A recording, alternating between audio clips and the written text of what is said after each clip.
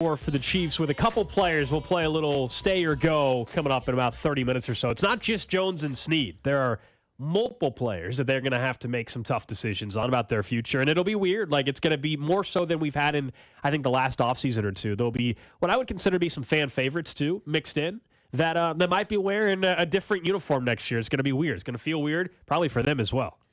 Well, especially because now some of these guys are 2 or 3 time Super Bowl champions. Like, I know you don't think about, like, Mike Dana is being the face of the franchise. That man's won multiple Super Bowls with this team. Yeah, Willie Gay, obviously, I think became more of a fan favorite towards the final Clyde year or so. Edwards-Helaire has won a bunch of Super Bowls for this team. It's so weird to think about now. But, I mean, it's just anybody who's been with this team for a couple of years is at least a 2-time Super Bowl champion. That's true. No, it's very true. And it's also another beautiful day in KC. I saw it, Drew. We talked him into it, I think, yesterday when we were discussing at some point, like, hey, man, you got to hit the links at some point in Kansas City. You haven't done it. You're the big golf guy. So he is in full-on golf attire today. Yeah, the golf pants, the polo. I'm assuming the clubs are in your trunk already. They are. Yeah, are you going to play after the show? I am going to go and play after the show. I believe we bullied him into it. I mean, he might as well. He's the golf guy. And this is it's February, and we're getting this kind of weather. I think you got to take advantage of it. Yeah, it was super Do you already warm. have the round booked? Yes. Tee time set? 9 or 18? Only 9 holes. Oh, okay. Just doing He's into it. Get his feet wet. You know? Well, I could also change my mind in the time that I get there and say, hey, can I, make it 18? I do walk, too, so it saves a little bit of money. A cart? He says he always walks. He told us that once. I mean, if you can do it still, why not? Yeah, I got one of those push carts. It takes forever. Screw that. What do they charge for a cart where you're going? You know? It was $7.50 for a cart fee. That's it? Dude, just take the cart. Pay it. I mean, just take the No, cart. it's the exercise. Okay. You can walk any other time. It's the I exercise. mean, if you're only playing 9, I guess no cart makes sense. 18, I think you just go cart. You say, especially for $7. Well, I also like to drink, and I want the cooler. And But he's just going by himself, right? You're just going by yourself. Yep. So it's a little bit. I'm sure I'll get paired up with somebody, but I mean, I have no problem with that. Pretty rare to just like them let you go out on the course solo. That is one of the most interesting interactions when you are paired up with a complete stranger. Like, hey, how's it going? And then you're just in your zone after that. You're doing your own thing. It's very interesting. Anyways, yeah, you guys convinced me. Well, good. I'm glad. Plus, I drove by the golf course yesterday that I'm going to play at, and it was packed, and it was warm outside. Drove with the windows down a little bit yesterday. I drive past it every day. I mean, and I still don't go, but I drive past it every day. Like, hi, golf course. Nice to see you. Okay, well, let us know how that goes. We'll check in tomorrow to see how that. Overall, how are things going in the Bay Area? How are they holding up, Cody? You checked in a little bit because there's been a narrative coming out of the 40 Winers territory. Yeah, look, for starters, this is actually Warren Sharp's fault. Not because he was trying to incite anything. He was simply pointing out a statistical fact. That statistical fact was then misconstrued by every single fan base, including the 40 Winers, as you had said, and every other fan base that hates the Chiefs isn't, well, I guess Mahomes isn't as good as we all think. Patrick Mahomes this year averaged the lowest yards per attempt on touchdown passes out of any quarterback in the entire league. In addition to that, his average air yards per touchdown in his career have been steadily going down every single year. 17.3 air yards per touchdown in 19, 13 air yards in 2020, 8.5 in 2021, 4.5 in 2022, all the way down to dead last place, 3.9 in 2023. What's funny about this is they're taking this as the leverage or ammunition to be like, told you the guy's not as good as our guy Burrow or Allen or Lamar Jackson. I'm like, you idiots. This is a great compliment you are bestowing upon him. All you ever ask great quarterbacks to do is win under the circumstances of which they are given. That man doesn't have a deep threat. He was throwing to people with feet for hands for 90% of the season. So what did Patrick Mahomes do? He became system quarterback. For 1 year, maybe 2, he became system man. Every pass is inside of 10 yards. Everything's conservative, safe, quick, long drive. Take your time. And he did that 2 years in a row and won a Super Bowl in both the years. Oh, and by the way, in 2019, when he was throwing 20 yards a touchdown pass, he won the Super Bowl that year too. This is a compliment, not an insult. They think they're going to get him just because Lamar Jackson threw some deeper touchdown passes. Well, there's a couple things with the numbers because, one, it's pretty obvious. He has shown that he can adapt as good as any quarterback in the league, period. And that's what, to me, that's what my first reaction is when I saw the stats. I'm like, wow, so he's shown he can win in different ways. He can adapt as a quarterback. I don't think that suddenly he's never going to be able to get the big deep play passes back in his repertoire. Like, no. Whether they, ideally they fix the wide receiver room this offseason and they get him some more weapons, and suddenly next year we're talking about the deep passes being there more consistently. But he has shown he can win just about in any way possible. That's a credit to him and Andy Reid, by the way, for adapting this offense and fitting, as we discussed all this past season. It took them a while to recognize who they were this year, what would allow them to win a championship this particular season, not the same way they were trying to play in years prior, and that's what he did. And so the numbers are like, when you watch Mahomes, I never watched games this year where like, man, you know what happened to the days where Mahomes just knew how to throw the deep ball? Like, who was actually saying that? Like, we all like the big play, but nobody was saying, man, I don't care. Mahomes just, he just can't throw the deep ball anymore. Like, what? It's also just ignoring, like, because some people were turning into this like, well, I thought he had arm talent. Like, I'm sorry, did you not see the throw to McCole Hardman in the Super Bowl across his body, traveling 60 yards in the air? Or are we ignoring what we watched in 2019 and 2020 when they were some of the most high-flying offense in the NFL? There's no Tyreek Hill. Exactly. Man's got to throw the ball closer to the line of scrimmage. It's not a mystery for why he's throwing the ball shorter. It's also weird to try to be like, got him, when he's in the middle of 3 Super Bowl titles in 5 years. Got him to what? You thought he was this all along, and now it's just being exposed? Purdy guys, too. I mean, Big Purdy, because, he averaged 9 yards in a attempt this year. He did. Double that just in an attempt, not even touchdown passes, where he averaged like 15 yards. But this is also what we, and I say just we in generally, like speaking, we do sports media or sports fan with the greats in sports history. Well, LeBron, MJ, Mahomes, Brady, whoever, that you will try to find, for whatever reason, stats that question any ounce of what they've accomplished, and it gets tougher and tougher because the great ones continue to overcome obstacles. We know Mahomes has done that with what this group was this year, a frustrating season overall until the end. And the numbers there, as you said with Tyreek Hill, I think that's the key part. Take away one of the best deep threats in NFL history. And, of course, the deep threat numbers, the deep passing game numbers are going to go down. If they are able to, in the next year, hopefully it's this offseason, find a way to get Patrick Mahomes one or two legit weapons that now teams are going to have to actually be concerned about downfield, or just guys that can get open that consistently can catch the ball down the field, then that changes everything again. I do expect, whether it's this year or next year, that's going to come back to this offense. I actually think it'll be next year where suddenly we're going to be like, it is great to see it again. And we know that they can win in even more ways. I would argue Patrick Mahomes is more dangerous going forward in his career than what he's already been. And what I mean by that is now I know he can truly win in so many different ways. Before it was like, man, just big play offense. He has had to be a little bit more of, as you said, like a little more game manager, system quarterback at times. And then in the future, when he's got the deep threats back, and let's say it's just one particular game where the deep ball's not there, I now know he can alter that and shift to being a different type of quarterback. You and I both know that eventually what occurs is that the teams go back to, like, they flip back to the old method because this method isn't working. Okay, for 2 consecutive years, not just because they didn't have Tyreek Hill, but he fundamentally changed the way the teams were playing defense because he had no choice but to do so, because teams were playing 30 yards off wide receivers and way deep so that there was no choice. He adjusted because as it is. Now, because he's beating them that way, some teams will try to scoot in closer again. They'll come back in because they'll be like, well, you know what? They don't have a deep threat wide receiver right now. We're going to test that theory, and we're going to get up close to the line of scrimmage and see what happens when we take away their short passing game. And my assumption is, just like yours, the deep passes will work just fine. He's already proven to me he can win any way. This was the best possible news. I'd be more worried about Mahomes if they'd only won their championships in years in which they were high-flying offenses that scored quickly, scored in big plays, and that was the way they went about their business.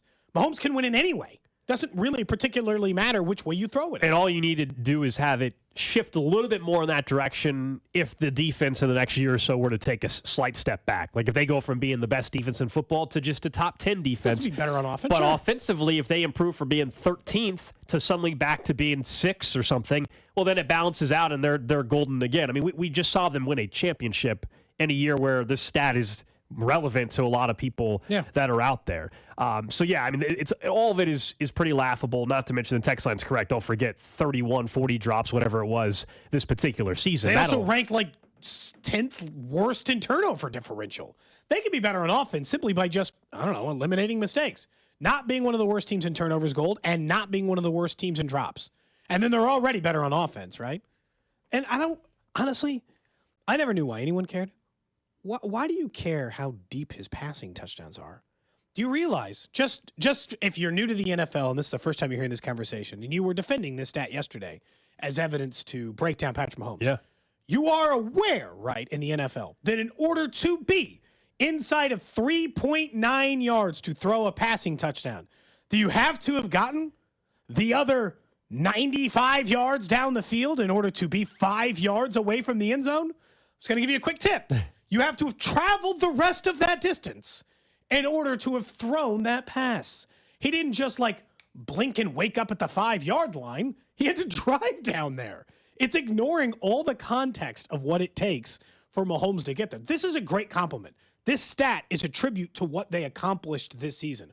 I in no way look at it as a negative or that the offense is heading in the wrong direction from an overall perspective. Yeah, they weren't as good on offense, and they still managed to turn it into what they turned it into. Yeah, no, and they'll shift from that. I bet you if we revisit that same stat in a year from now or even 4 years from now, I bet you we're going to see it go from where it was at the top down to where it was this year, and it's going to go back up. But ultimately, it doesn't matter. They just won a championship. Like, we recognize they were a flawed team at times, but they still overcame it.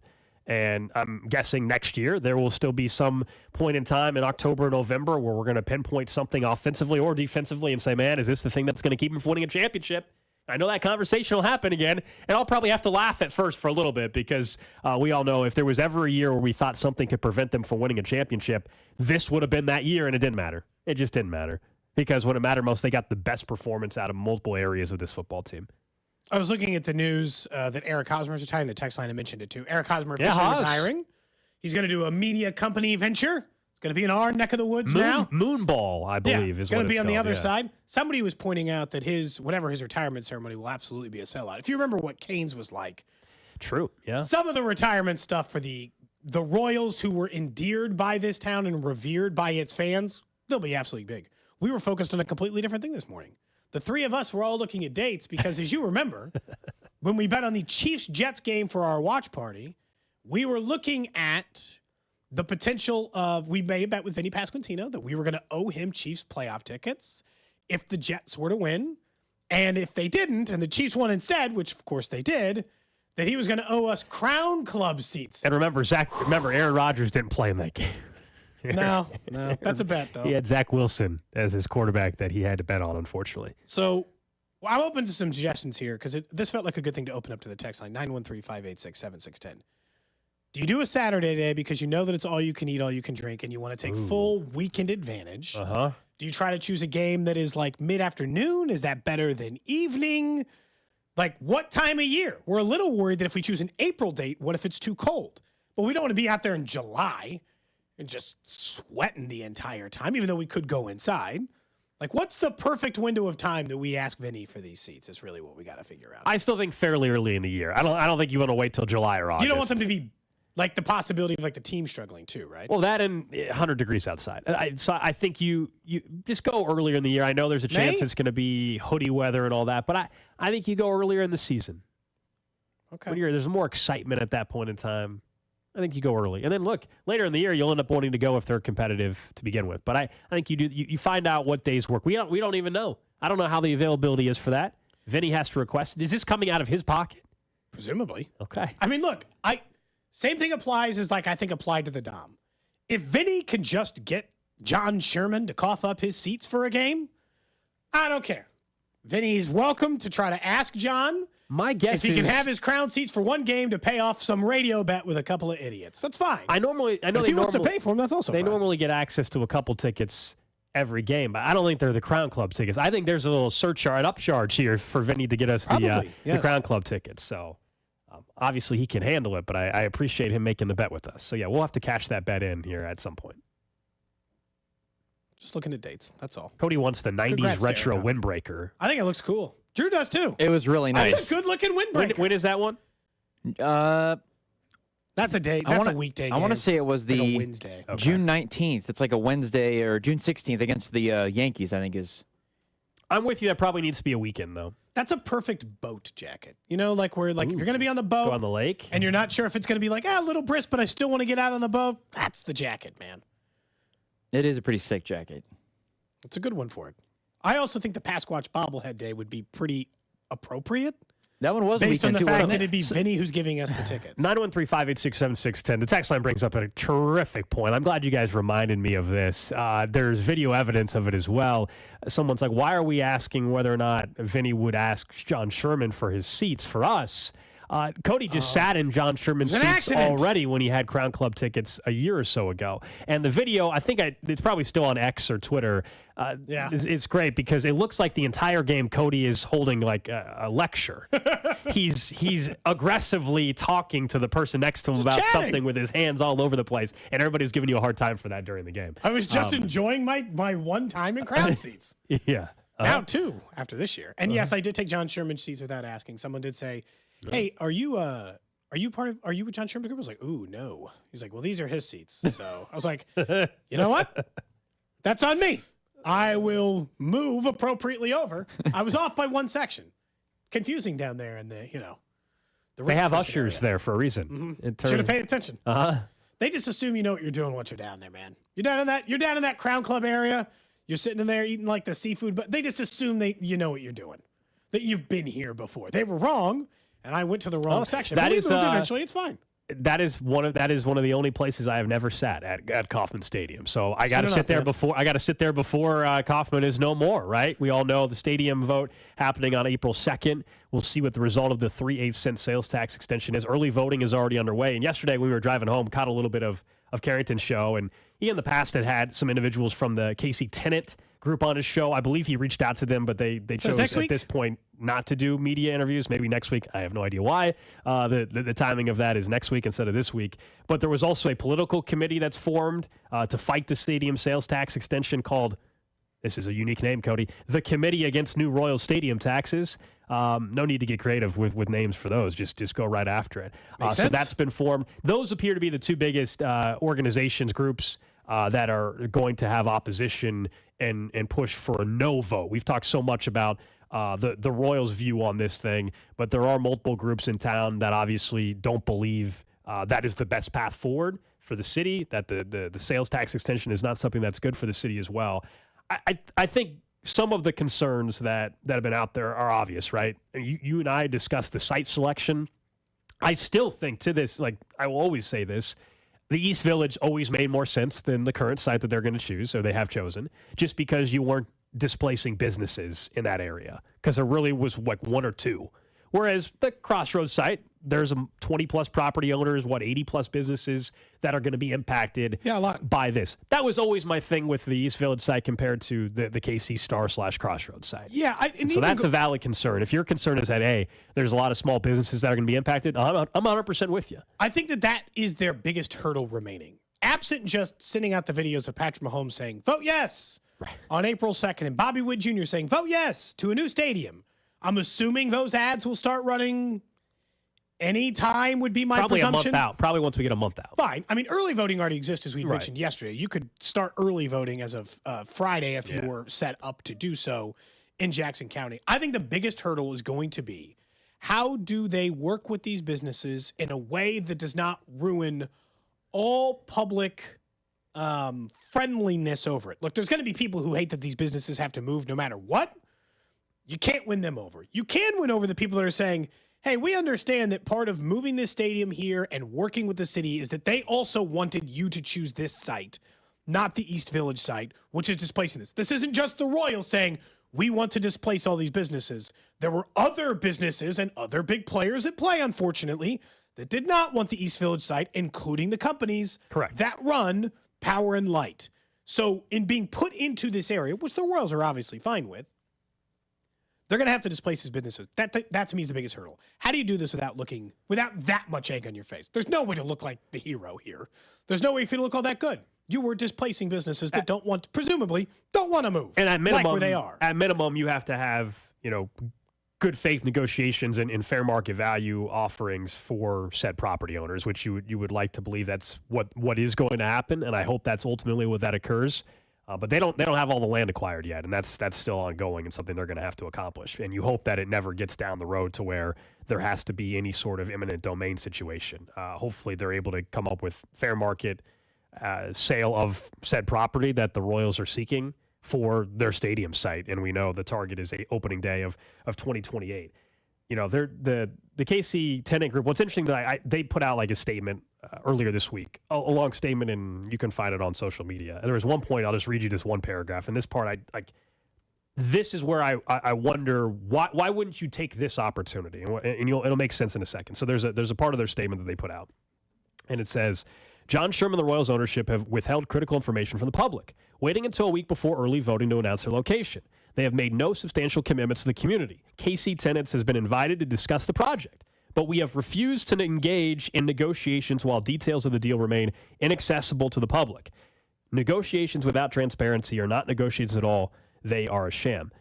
So they have been invited to talk with the team. Now, you can read into it and whether or not they actually would be negotiating as much as it is to just to meet with them. But when you're trying to come out with these statements, Cody, as an organization and voice your opposition to a project, if you're given an opportunity to meet with said party that you're opposing, take the meeting. You're not taking the meeting, at least? That makes no sense to me.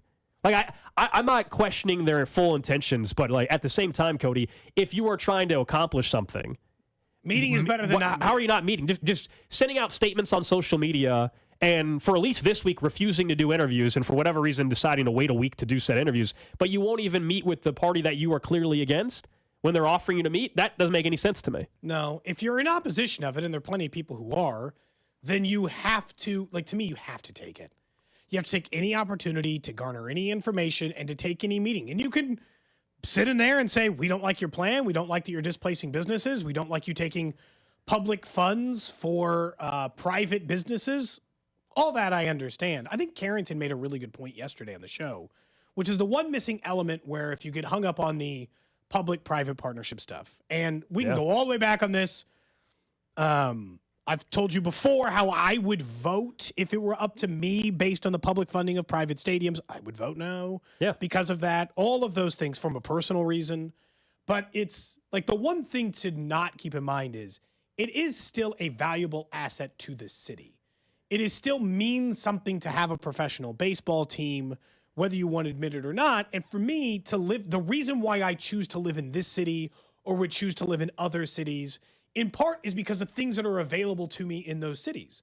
Sports teams, museums, entertainment options. That's part of why you choose a city, choose to live in a city, love being in a city, is the things that are available to you inside of it. I think the Royals and the Chiefs fall under that umbrella. I don't want to lose sight of that as it comes to looking at these stadium projects and the importance of these teams to the city. Yeah, and I know that there's been a lot of studies done on the direct economic impact that it has, and some of the numbers have been misleading when used in other situations in other cities as well. But what you just said there, I think, is key.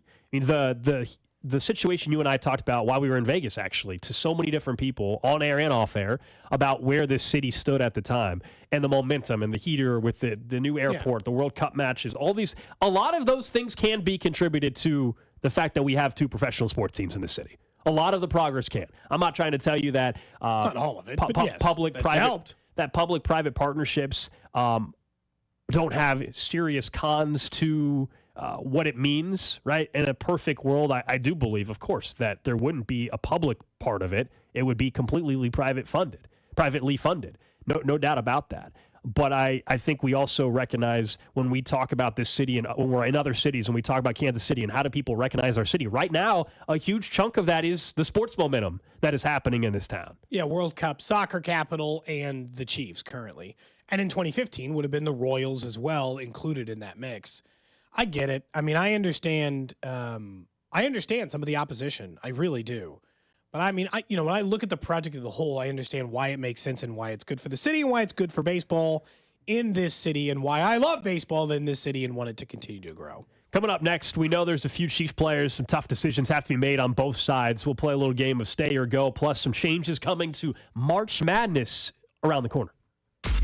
Cody and Gold. Watch the show on YouTube by subscribing to the @610 Sports KC channel. 610 Sports Radio. Well, with pitchers and catchers reporting for spring training, that means baseball not only is right around the corner, but also some warmer weather, the springtime, eventually the summertime, and that means not needing those contacts or glasses if you're like me, not needing to remember them, not needing to deal with it if you're trying to put on your sunglasses, if you're going to the pool or the lake. I don't need it anymore thanks to my friends over at Dury Vision and my LASIK procedure that I had about 4 years ago, and it has been the best decision ever. And right now, you can make that best decision as well. Not only choosing the best in Kansas City at Dury Vision, who've performed over 65,000 vision correction procedures, but right now you can take advantage of their Friends and Family Sales event going on for a limited time only, where you can save up to $1,000 on a LASIK procedure. You just have to go online to DuryVision.com or give them a call like I did, 913-491-3330. That's 913-491-3330.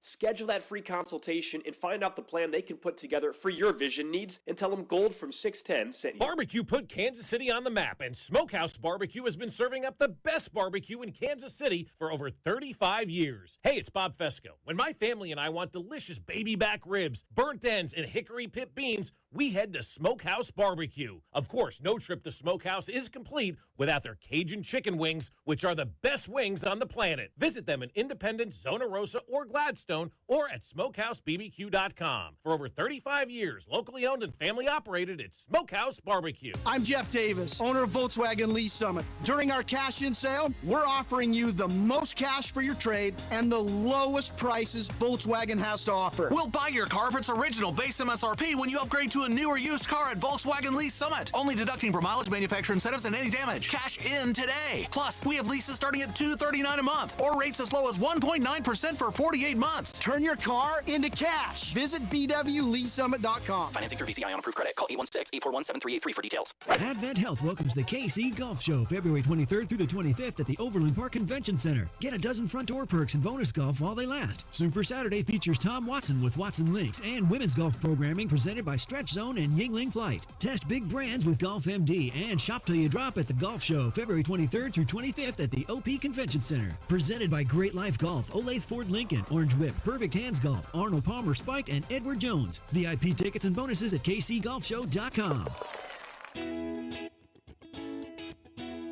For John's 60th birthday, his family planned to drive down Old Route 66. But the trip took a detour when his wife got sick with RSV. It's a highly contagious virus that can lead to breathing problems and hospitalizations. This year, we don't want to cancel our plans. We're protecting ourselves with Pfizer's RSV vaccine, Abrysvo, respiratory syncytial virus vaccine. Abrysvo, a vaccine to prevent lower respiratory disease from RSV in people 60 years and older. It's not for everyone and may not protect all who receive it. Don't get Abrysvo if you've had an allergic reaction to its ingredients. A weakened immune system may decrease your response. Most common side effects are tiredness, headache, injection site pain, and muscle pain. For full prescribing information, please call 1-844-989-7284 or visit abrysvo.com. So don't wait. Ask your pharmacist or doctor about Pfizer's RSV vaccine, Abrysvo, because every breath matters. This is a special alert to all Americans who own a vehicle with less than 200,000 miles with an auto warranty about to expire or with no warranty coverage at all. Due to a decline in the economy, CarShield is announcing a low-cost month-to-month vehicle protection plan that is now available to the public to save any driver out-of-pocket expenses on future auto repairs. Call now to find out how you can pay almost nothing for covered auto repairs. Yes, you heard that correctly. Pay almost nothing for covered auto repairs. An open phone line has been established for all drivers to call for a free quick quote. Call 800-973-7809 now. Drivers who are covered will not have to pay for covered repairs again. This protection plan is at an all-time low. Additionally, drivers who activate this vehicle protection today will also receive free roadside assistance, free towing, and car rental options at no additional cost. Call us for your free quick quote today. 800-973-7809. That's 800-973-7809. What do you have to lose? Call 800-973-7809. Again, 800-973-7809. You need parts? O'Reilly Auto Parts has parts. Need them fast? We've got fast. No matter what you need, we have thousands of professional parts people doing their part to make sure you have it. Product availability. Just one part that makes O'Reilly stand apart. The professional parts people. O'Reilly Auto Parts. The smarter way to clean your floors. It's time to make the swap. Swiffer Power Mop. Introducing the new Swiffer Power Mop, the all-in-one tool that gives you a mop and bucket clean in half the time. The solution's built right in, so no heavy bucket, and the pad has hundreds of scrubbing strips to get deep into grout. Don't mop harder, mop smarter. Swiffer Power Mop. Swiffer Power Mop. With your choice of select sandwich, nugs, fries, and a drink, Wendy's $5 Biggie Bag is your go-to. Your nugget wingman. Your hot and crispy fry co-pilot. Just like us. We're like the bag boys. What? Bag boys, bag boys. What you gonna do? What you gonna do when we bring your food? For a deal you can count on, bet on Biggie and choose wisely. Choose Wendy's. Bag boys, bag boys. U.S. price and participation may vary. Includes choice of JVC or crispy chicken sandwich with 4-piece nugs, junior fry, and small soft drink. Third-party delivery pricing may be higher. It's that time of year. Cash the ticket. Jim Costa with Mike Valeni. We shift the focus from football to college hoops. Playing that system that's not a system, but sure plays like a system leading up to the tournament. We're looking for that value with the daily dimes. We look for the gross lines, getting us ready for the tournament where we're going to break down all the matchups and have an eye on some future plays too. This time of year, baby. Search Cash the Ticket on the Odyssey app or wherever you get your podcasts. The 610 Sports Radio phone line is brought to you by Onder Law Injury Lawyers. Visit getjim.com.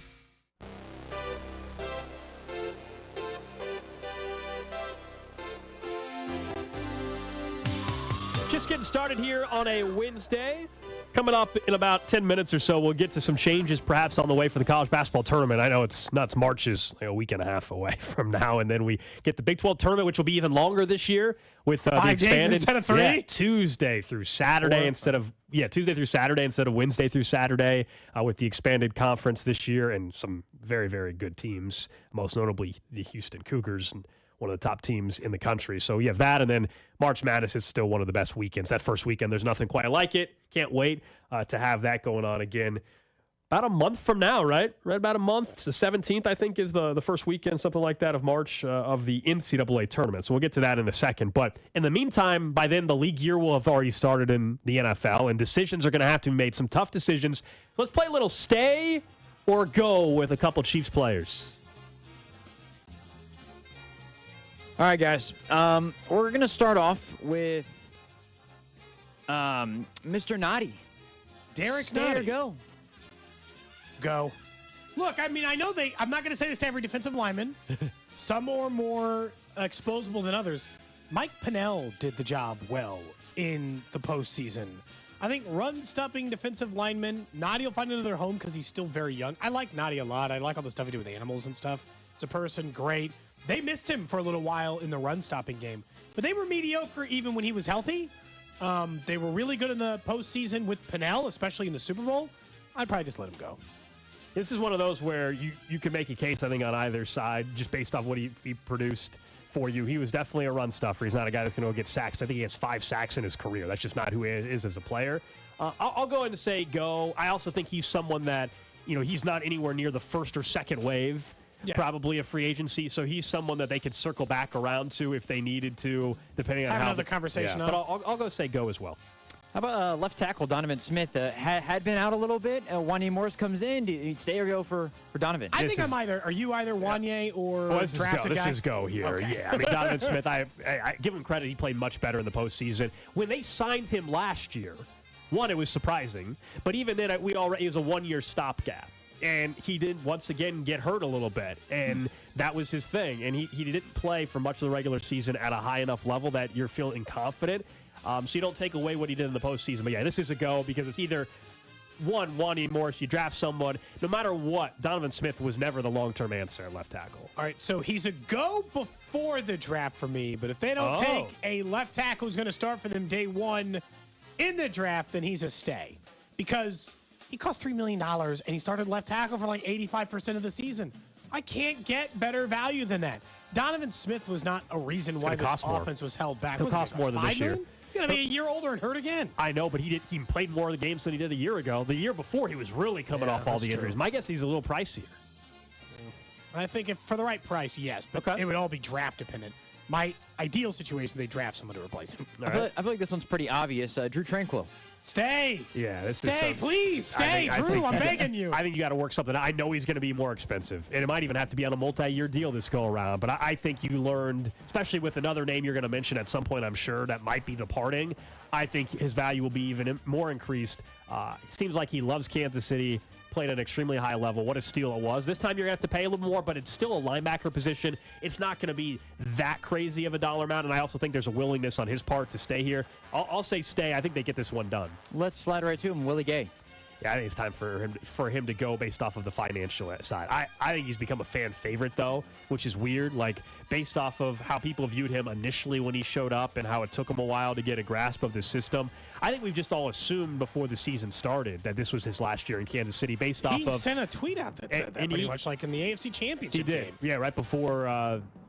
the Dolphins game or after the Dolphins game or something like that. Their final home game. So the Dolphins game. That might be my final game at Arrowhead. I'll say go. I would like him back. I just don't think it makes sense with what they have at the linebacker spot. You drafted Chanel for a reason. At some point, you got to cash in on that draft ticket.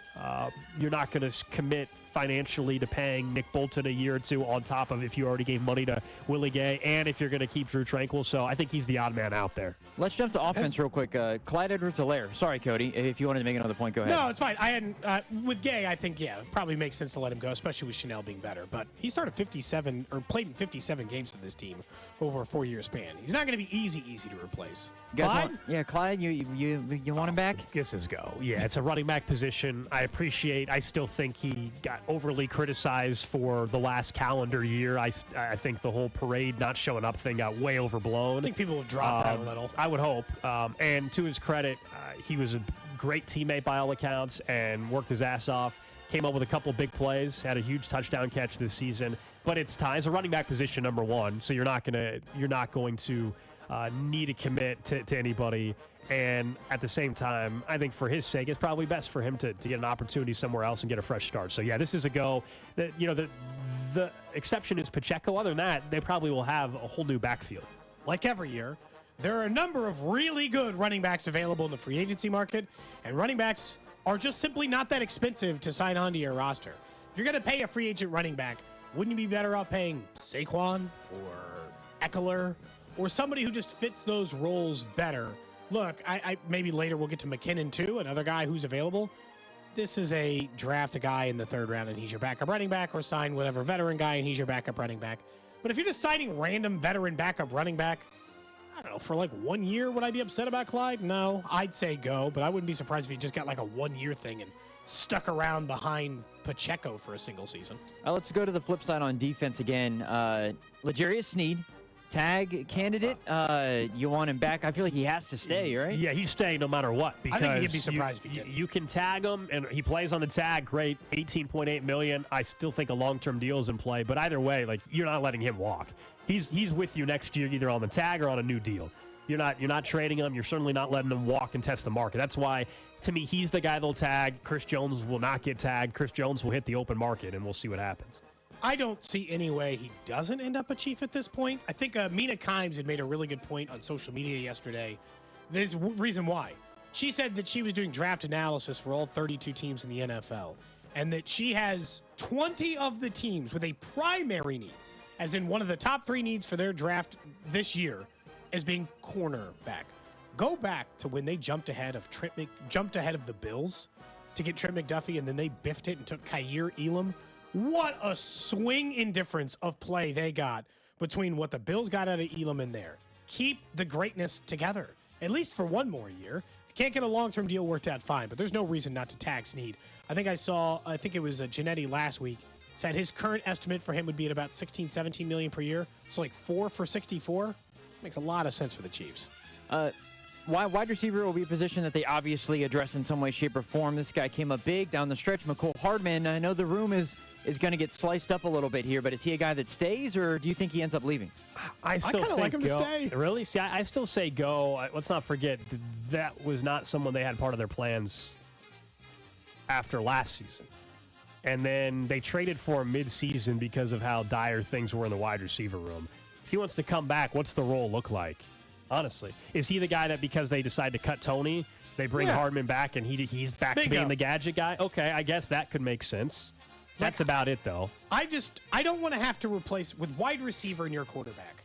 I don't want to start totally from scratch on a wide receiver unit, even if I don't particularly like it. And if you're getting rid of, let's say, the veterans of the possibility could go Sky, Tony, MVS, like you're just getting rid of a lot. I would keep Watson. Watson's got a year left. I have no problem with Watson being back. I think he's a good special teams player. He came up with some big-time catches. They trust him. If he's their 5 next year, I think that's great. I just think a combination of, okay, Rice, McCole, Watson, your number 1 is free agent, your number 2 or 3 is drafted wide receiver. That's a good unit with McCole just kind of like fitting a role a little bit. That's all. It's not going to cost that much. Tommy Townsend, best punter in the league. You want him back? So, Tommy's great. He had a heck of a postseason. I think the tricky part here is, they didn't give him the long-term deal last offseason, right? They went ahead and I don't know what the exact terminology was. There was 2 different types of tenders they could have had. I'm not talking about swiping right, Tommy. I'm talking about tender from a contract perspective. Tommy gave you dating advice. He did. Don't be critical of him. He did at the Super Bowl. But I think you can't have the highest paid kicker and the highest paid punter and the highest paid quarterback and the highest paid corner and all these kind of things. Kicker and punter in particular. Can you have the highest paid of both of those? So it's important, but also on a team that typically this year they punted more though, right? In the past, we would have argued these don't punt, so what's the point? I don't know. That's a tricky one.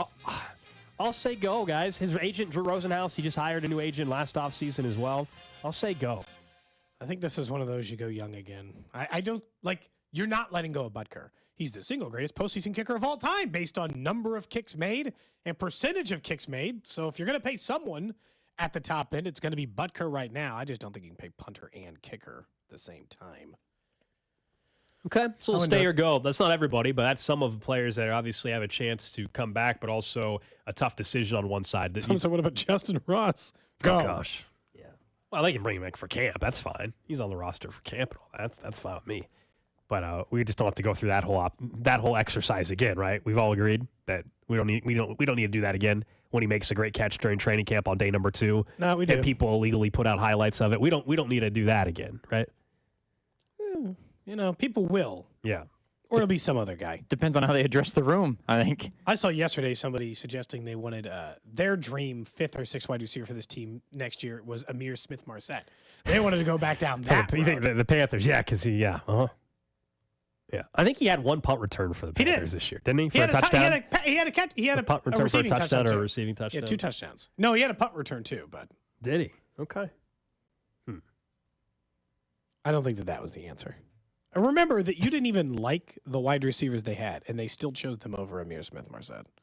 He finished the season with 8 catches for 51 yards. No scores. Gotcha. In the air. Mm-hmm. He had 1 rushing. Who do you think's going to be the big wish list player? Like every year. I'm not talking about in camp, but from now till April 1st. Who is going to be the one player that we get texted about the most on the show that is like, gotta have this guy, make it happen? How could they not sign him? I don't get it. You suck as a GM, that kind of crap. Evans? I think Higgins gets tagged at this point. I got to assume it's a wide receiver, so Evans. Maybe you're right. Or their own player in Chris Jones, depending on. But he's a day 1 free agency sign. Like, if he doesn't sign with the Chiefs, he's immediately signing with some other team. He's a day 1 transaction guy. You might be right on Evans. I've told you where I'm at on Mike Evans. He's a hell of a player. He's had, 9 straight 1,000-yard seasons or 10? Yeah. I am very concerned about a multi-year deal for someone at his age. And that would also just go against what the Chiefs have done in the past. Doesn't mean you can't change your philosophy. But now we've started to see more of Brett Veach as a GM. Like, it's not just a 3-year sample size anymore. So that's my big concern on Mike Evans. I would totally understand if they said, we aren't signing Mike Evans. And I would totally get the logic behind it. But that'll be the one. Okay. It'll be that or like trading. Someone for a says wide Calvin receiver. Ridley. That's probably... Yeah. Or it'll be trading for DK Metcalf. Well, yeah, I mean, trading is That's just... popped up multiple times on the text line. If there was an offseason where DK Metcalf could be available, this would probably be it. Coaching change, transition period, all that. They got Jackson Smith and Jigba to go with an aging Tyler Lockett. Maybe they decide to reset it a little bit. To get him away. There's no maybe. doubt. But also DK Metcalf, if I'm not mistaken, he's doing a new contract, too, on top of it. Mhm. He's not going to be happy with what he's making in a year. So you got to also go with that and get a new deal attached to it, probably, if you trade for him. Let's see, what is his contract? He signed a 3-year, $72 million deal. He has 2 years remaining on the deal. So, I don't know, hypothetically, Gold, you could just let it live. Someone says the getting old argument needs to stop. DeAndre Hopkins, you guys said, was old and he had a good year for Tennessee. I wanted DeAndre Hopkins, in fairness. And now people are talking about trading for Brandon Ayuk. Wow. Brandon Ayuk would be amazing here. You kidding me? I would love It does seem like that might be the option that the Niners have to. It doesn't seem like he wants to stay there. Like he wants to be paid by somebody, and I don't think the Niners want to pay him. But it's just weird. A lot of the other trades for wide receiver last year did really actually work for the teams who traded for him. Like, a couple of years, over the last couple of years, the big wide receiver trades have worked. A.J. Brown, Tyreek Hill. But look at the names you're mentioning. I know. They worked because they're some of the top 5-10 But receivers that might be why in football. Brandon Ayuk would also work for a team. You see what I'm saying? Yeah. He had 1,500 yards last year. He's not a slouch. I would love Brandon Ayuk in Kansas City. But, yeah, like, they work because they're also some of the known commodities, best receivers in football. Who would you guys rather have if you could pick between T. Higgins or Brandon Ayuk? I mean, who are you taking? Because it would be trade situations. Brandon Ayuk, yeah. And also, we just know Cincinnati's not trading with Kansas City. Correct. I mean, it's just a non-starter. I guess that would be. I know we once said that about Orlando Brown Jr. with the Ravens. Like, why would they trade? I don't think Cincinnati in particular, especially a wide receiver, they would is not doing that.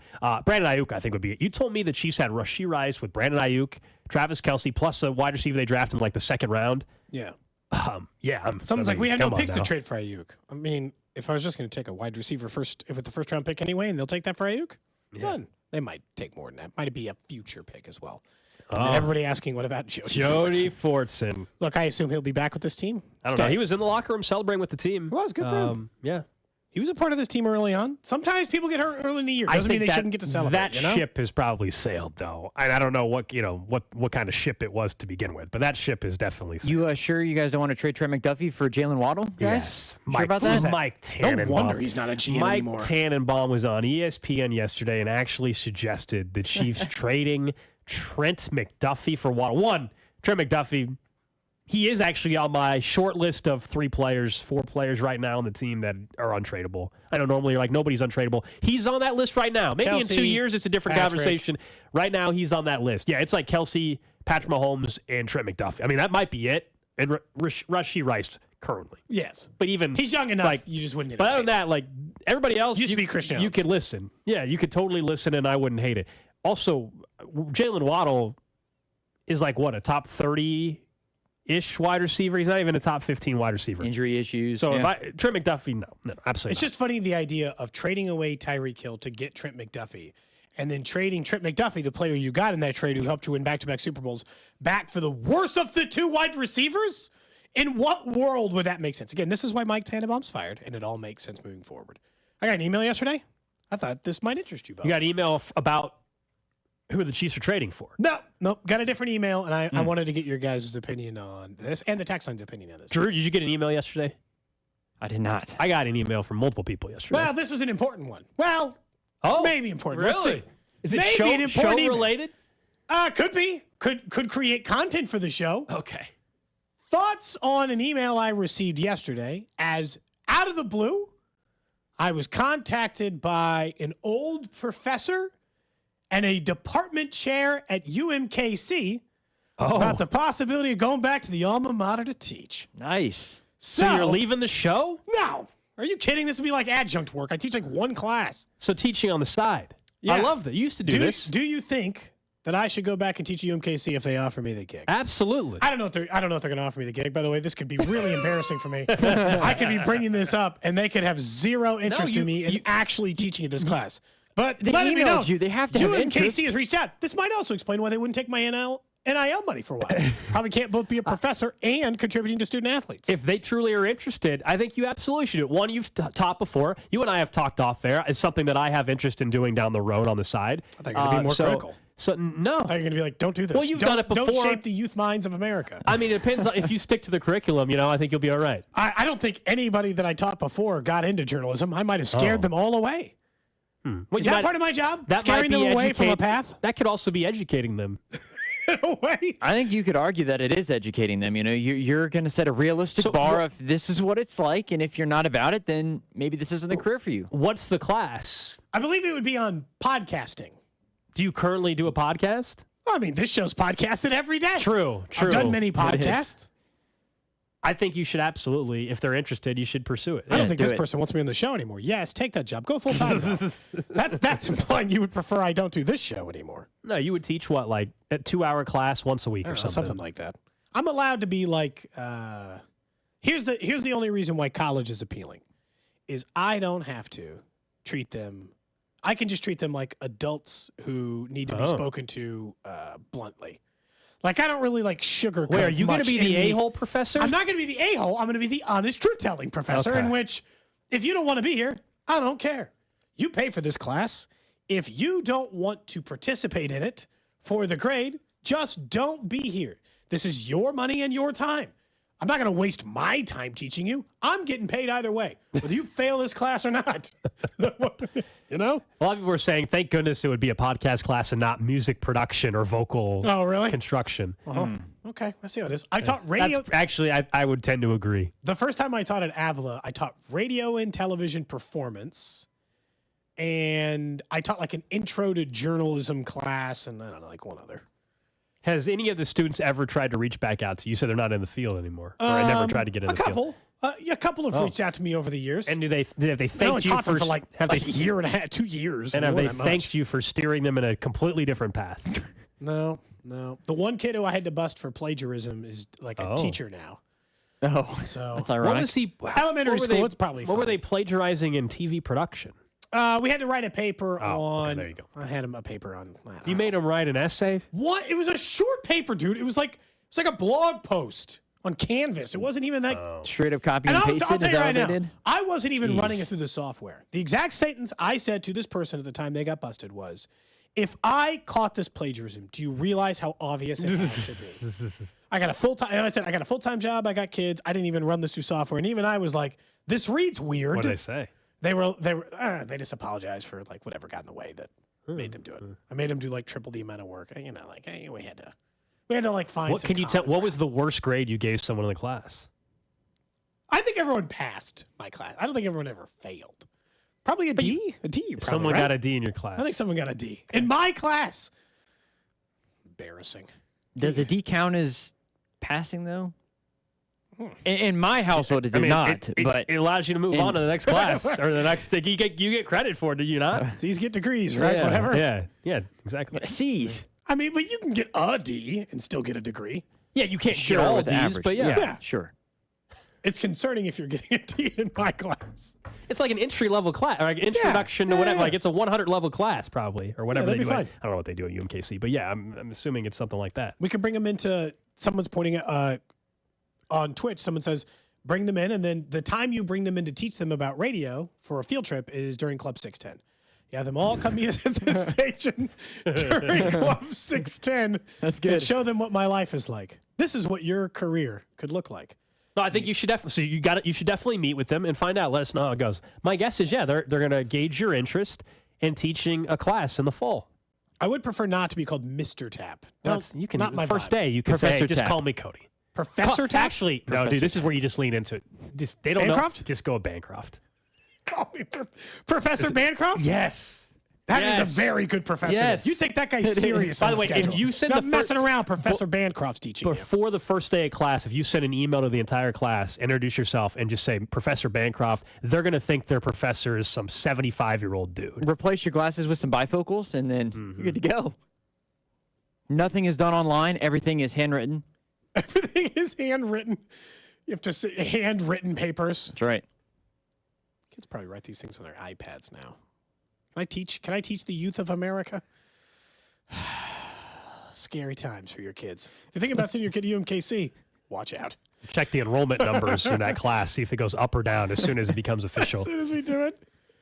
Oh, man. Let us I'll know, let you man. No, it's exciting. I have a meeting with multiple people. It sounds fun. It's something that we've talked off air about at some point down the road.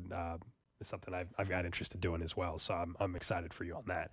All right, coming up next, let's get to some Royals baseball. The pressure question yesterday around Daniel Lynch. How does that apply to the rest of the rotation? And what cap moves do make more sense for the Chiefs going forward? Next. You're listening to Cody and Gold. Don't miss the Chiefs Red Half Hour every weekday starting at 11:30 on your official broadcast partner of the Chiefs, 610 Sports Radio. 20 pounds. That's how much I'm down since I started visiting my friends at Supplement Superstores, and I'm keeping off the weight. Hey, it's Bob Fesco. For all of my life, losing weight and keeping it off has been hard. Losing it has never been as easy as it is now because of Supplement Superstores. I love talking about how easy it was to drop the extra pounds I was carrying around. Supplement Superstores helped enhance my workouts and provided me with the perfect meal plan. So I'm taking Flashpoint Complex. It's one shake in the morning and one at night. That's it, and I look and feel great. The product is designed for an AM and PM drink to help with fat loss. The 213 Flashpoint increases metabolism, kills cravings, and gives you focused, sustained energy all day without the jitters.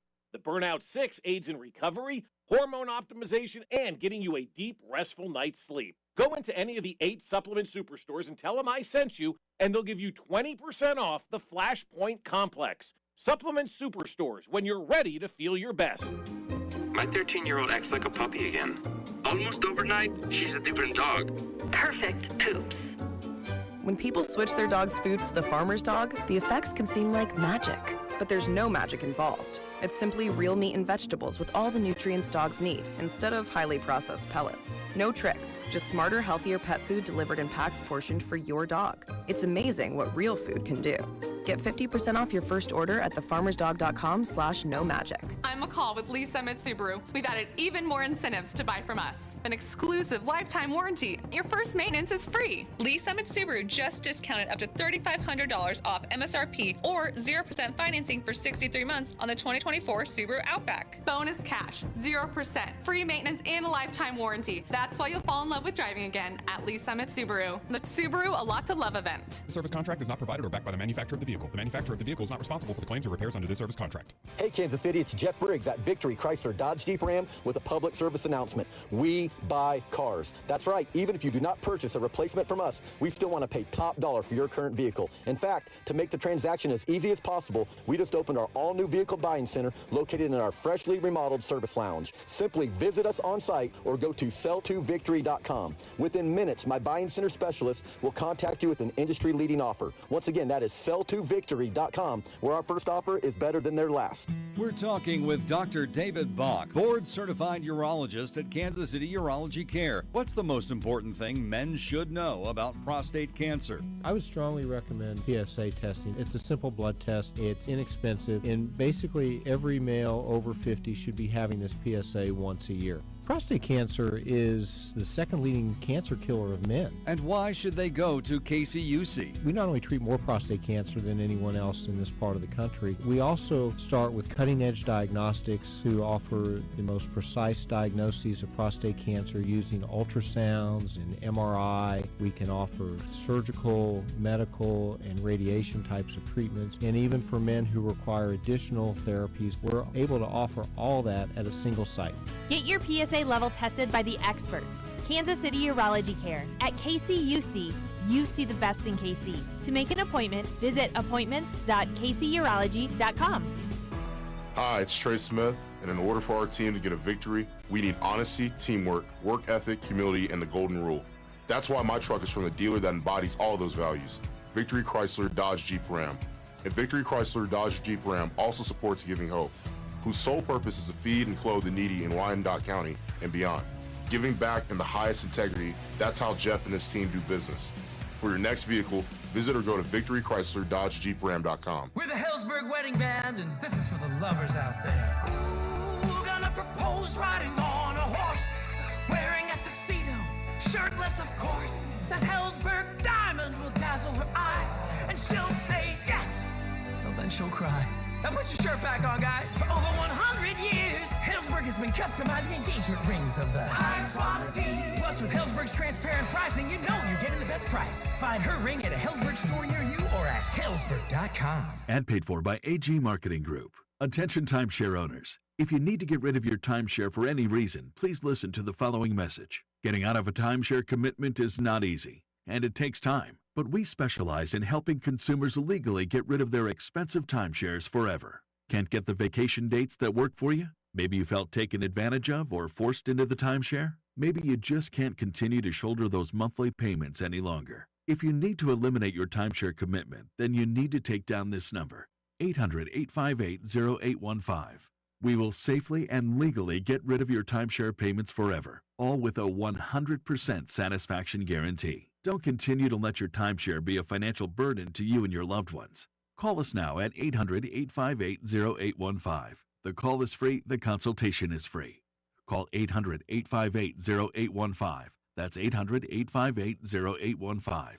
Again, 800-858-0815. Gas, groceries, utilities, you name it, the price of everything is going up. And if you're stuck in a bad timeshare with rising maintenance fees, the financial burden can be crushing. It is time to get your finances in order and get the real facts about that timeshare that you are stuck in and your options to get rid of it. Chuck McDowell, founder of Wesley Financial Group, has been helping families out of horrible timeshares for over 10 years and has put together a complete timeshare exit information kit that he will send you absolutely free. To date, over 30,000 families have trusted Wesley Financial Group to help them out of financial hardship by getting them out of bad timeshares. Get the facts about how the timeshare industry works and your options for cancellation. Simply call Wesley now for your free timeshare exit kit and see how you can become timeshare free. Call 800-462-3333. That's 800-462-3333. Once again, 800-462-3333. You're listening to 610 Sports Radio from the Mission Plumbing, Heating, and Cooling Studios. Defense played out of mind. How about that D, baby? 610 Sports Radio, KCSB Kansas City, WDAF HD2 Liberty. Always live on the free Odyssey app.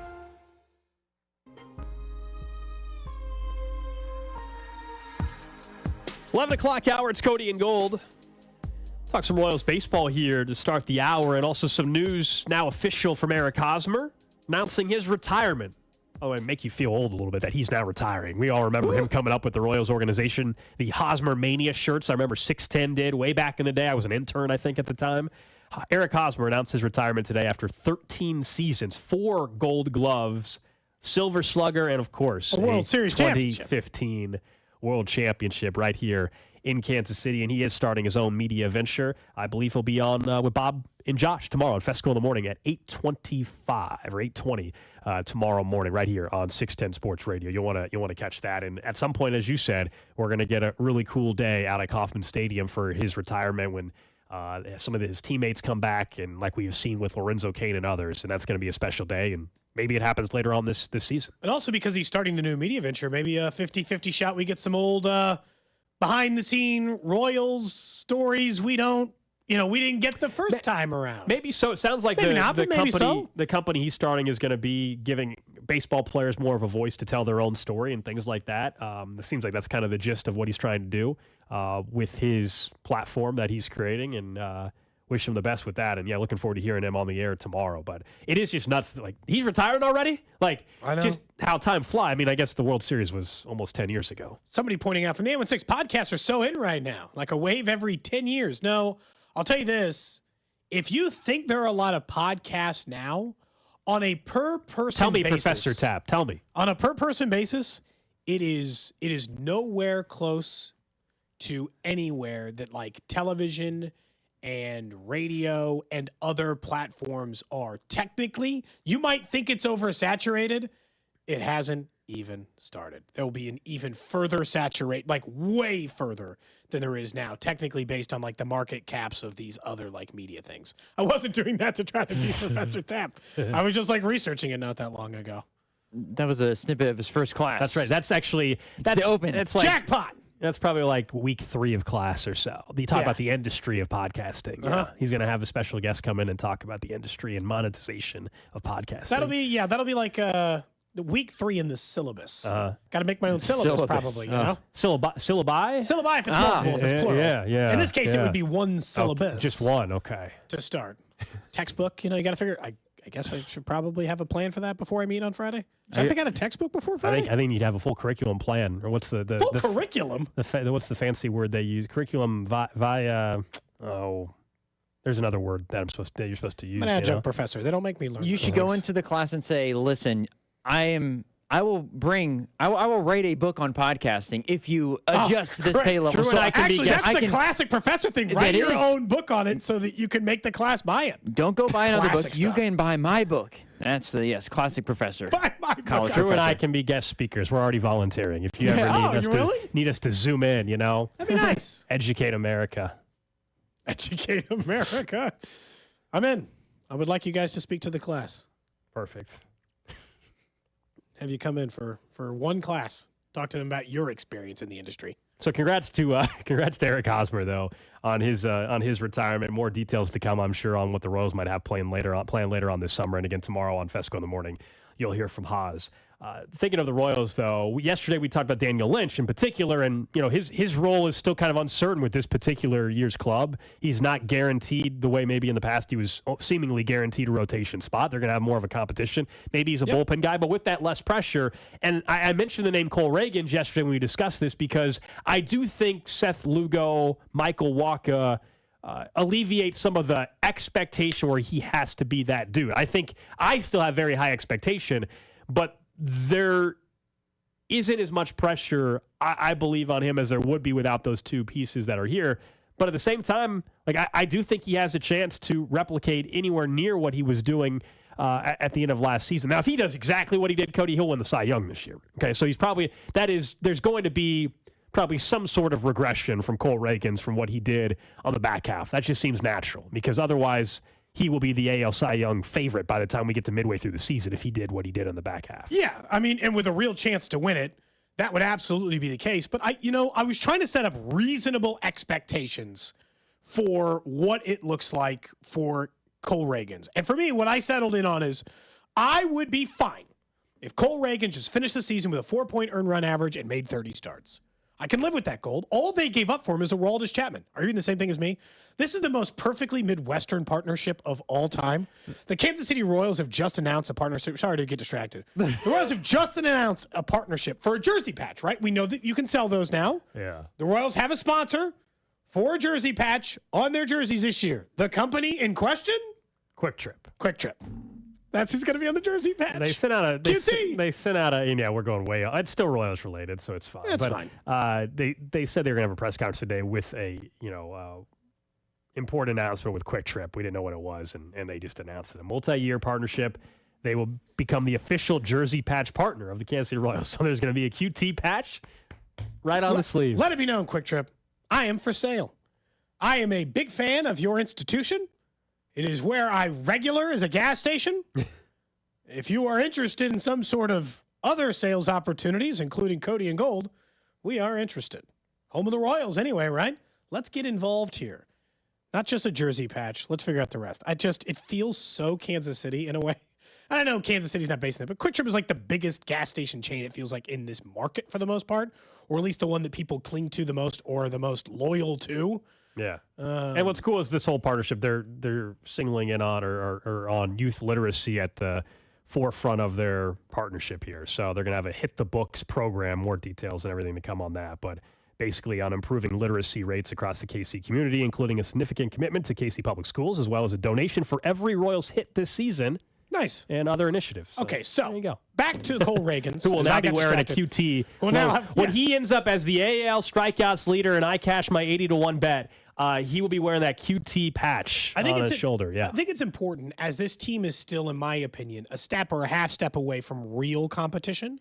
As in, I don't think you should fairly put on this team an improvement of 30 wins and all of a sudden in there. I know people want to point out last year's World Series, the two teams in the World Series last year, both had less than 60 wins 2 years before.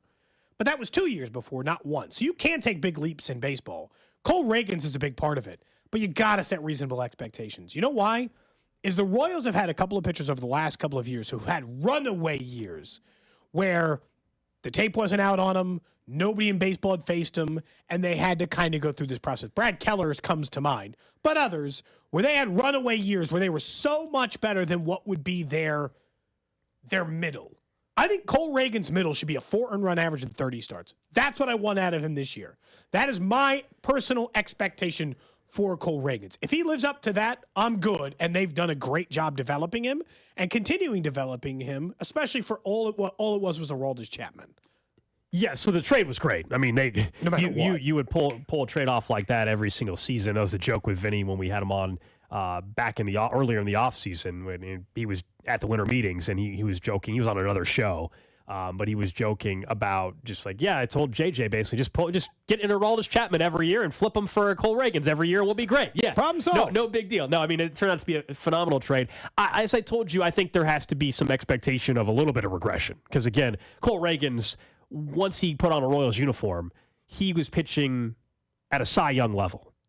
And so if he were to do that again this year, he would be the Cy Young in the American League. So I think there will naturally be some sort of regression, and the question is how much. I think your number there isn't all that unfair. I probably have a little higher. Like I'm getting greedy. I expected even more than that. And that's where you're like, hey, are we expecting too much? But it's hard not to watch what Cole Reagans did on the back half of last season and not be a little greedy, with the understanding that I do like that they're not asking him to come in and be the ace of the staff, though. Yeah. Which is what was looking like was going to be the case this year until they went out and acquired a couple veterans. And that's why I think both those signings were so vital. What do you think? So here's the problem. What's the floor and ceiling for Cole Reagans right now? Because it is wild. Because we don't have enough time. Gold, his floor might be like, 5-starter, and we just don't know because we haven't seen him pitch. And his ceiling might be Cy Young candidate. That's why I'm trying to set the reasonable expectations. The spread is so wide for Cole Reagans. You're right. I am glad that Waka and some of these other, in Lugo and these other experienced pitchers can come in and take them. Because it already feels like Cole Reagans is an experienced pitcher. I don't know why. He just kind of has that vibe about him. But it's objectively not true. The man's barely pitched in the majors. Yeah, so overall he's what? How many starts has he had? 24 starts or so, something like that. Maybe actually 33 starts, I'm sorry, in the big leagues, it looks like, if I'm doing my math properly, is where he's at. So, yeah, there's still a lot to learn. I think you're selling him a little short, though, at 4. Maybe my expectations way out of whack. 3.5? I think, 3.5 ERA is, to me, where I would put as kind of where I expect him to be. And maybe that's completely unfair. But, we all watched him pitch last year. He was dominant. He dominated. And, again, he had a 2.64 ERA. I'm not telling you that again, Cy Young, if he does That'd be cool. It'd be one of the best seasons we've seen in a long time. So that's not happening. But even if he fell back, quote-unquote, to a 3.5 across the season, that'd be a hell of a season for Cole Reagans. League average ERA last season in Major League Baseball, 4.33. Year before that, 4.96. But remember how depressed offense was that year. Year before that, 4.36. So, a little, 4 is better than league average. Does that make sense? And you make all your starts. That's really hard to contend or argue with for me. 3.5 is a fantastic year. Oh, I would lock that in now. If you told me 3.5 ERA and 30 starts, lock me in. I don't even need to see the man pitch. That's the key. 4 is maybe not the lock-in number. It's just what I want. He had, in 71 2/3 of an inning last year with the Royals, he had 89 strikeouts. And that's where, all jokes aside about my bet on him to lead the strikeout, which you really do have. It is a real bet. The reason why I like the AL Central, the division he's going to pitch a majority of his games in, 3 of the top 10 teams in strikeouts, or 3 of the top 7, I think it is, in strikeouts reside in the AL Central in terms of striking out. So the lineups, unless there's some surprise here, strikeouts should be viable to where he could have that type of season. That's fair. And be towards the top of American League in strikeouts. I think you should be excited about what he can do. And I do think 4 is selling him a little short. I'll be slightly disappointed if it's a 4 ERA. Slightly disappointed? Yeah. We'll talk to Vern. Vern might think I'm crazy. We'll talk to Vern, our Royals Insider. Spring training's underway, coming up at 12:30. He might think I'm crazy. He might agree with you. See if he's a Quick Trip guy. Who isn't? You know? Is that your number one gas station? Yeah, it is. That's where I go. I have one right by me, and then one right by our work. They don't pay me anything. I'm just asking if that's your number one. Someone says Maid Mob did Quick Trip jackets? Well, that's cool. When? I am interested. They do a lot of good stuff. Okay. Look, now they got me sitting. Now the text lines got me down a rabbit hole. Someone said Casey's would have been more Midwestern instead of Quick Trip. I don't know, man. For the city, Quick Trip feels right. I don't feel like I hear people talk about loyalty to Casey's the way I hear them talk about loyalty to Quick Trip in this city. I got nothing against either. I'm just saying. But in Casey's, until what, the last 5 years, they were more in like rural areas, right? Like they weren't. They've come close. They've come now. Yeah, but that wasn't always the case. That used to be more in smaller areas, not as much as the KC area. Now that's different. They've modernized. They've changed their logo and all that kind of stuff. Never thought. Wasn't planning on getting into. Hey, we talk about new revenue opportunities. There you go. Get a jersey patch sponsor. I'll pay for. They gotta pay for Bobby Jr.'s contract somewhere, in all seriousness, right? Yeah. Is that what it comes down to? I mean, it doesn't hurt. Over at Arrowhead Pride, they were breaking down some of the cap stuff for the Chiefs because you and I both know that in about like a week or two, teams have to get right with the cap. The Chiefs do not have that problem this year. They don't have to keep finagling money every couple of days in order to be in line with the NFL's cap. They actually have more than $20 million available to them in cap space, so they don't have to do anything to get right. But they wrote an article up over there, and I'll give them credit for looking at the ways in which the Chiefs can save money. And you're like, well, do they need to? Always, man. Always looking for ways to save a few bucks. And a couple made a lot of sense to me, but 2 really got my interest, Gold, and I wanted your opinion. All right, so Mahomes restructure, Kelsey restructure. They can always move their money. Cool. Restructure Tooney. All right, we get it. They did that last year. Those moves make sense to me.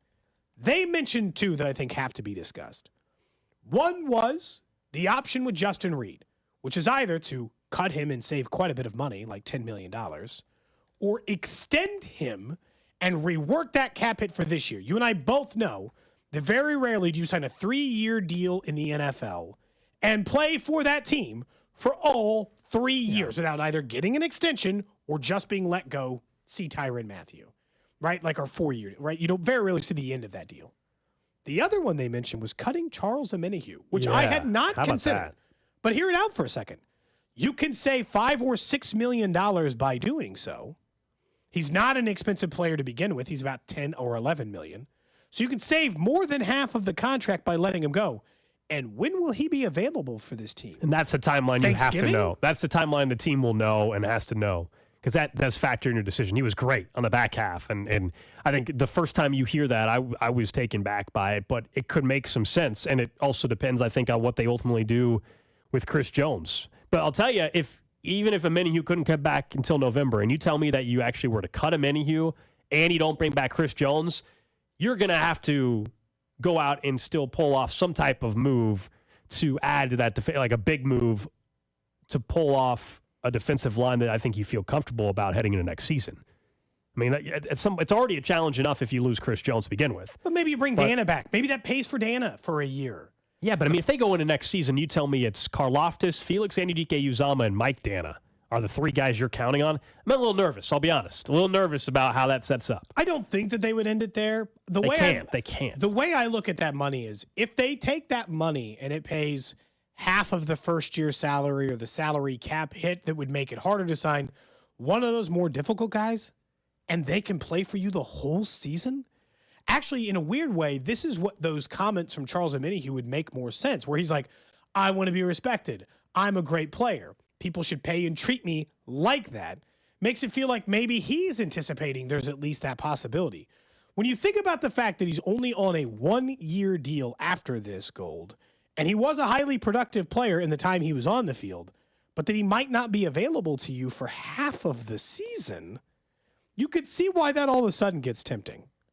What would you do about Justin Reed?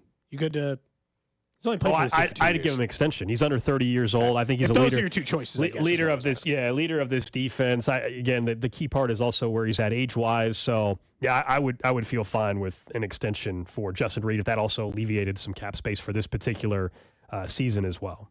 Someone says you can't cut an injured player. Nah, it depends on the way the injury In the NFL, works. you can. You have to designate certain things, but you're not making it a mystery. You can do it. It's just you have to do it under certain circumstances. It's not out of the question. But again, there's no option here. Like right now, he is a $10 million cap hit. He's only 3.7 in dead cap. You can save $7 million, Gold, by letting go of a player who might not be available to you for half of the year. Like when you signed him before, maybe you knew that was a choice anyway.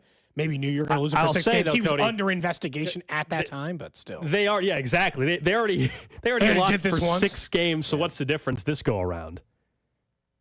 Are they? I mean, it depends how concerned you are about the player coming back from the ACL injury, and what do you think he's going to be after the ACL? If Chris Jones is not on this team, I think even more reason to go ahead and still be willing to wait until he comes back in November, because I think you're going to have to go sign somebody in either scenario. And I'd rather all of a sudden in November for them to get a potential reinforcement that can help them out, like they did this year, where it was in October, and all of a sudden Amenihu came back and turned out to be a big acquisition for this football team. By the way, the text responses of the jersey patch. Well, great. Here's what it People is. don't like advertisement on jerseys. It's not just the doesn't look as advertisement. clean. It's not just the.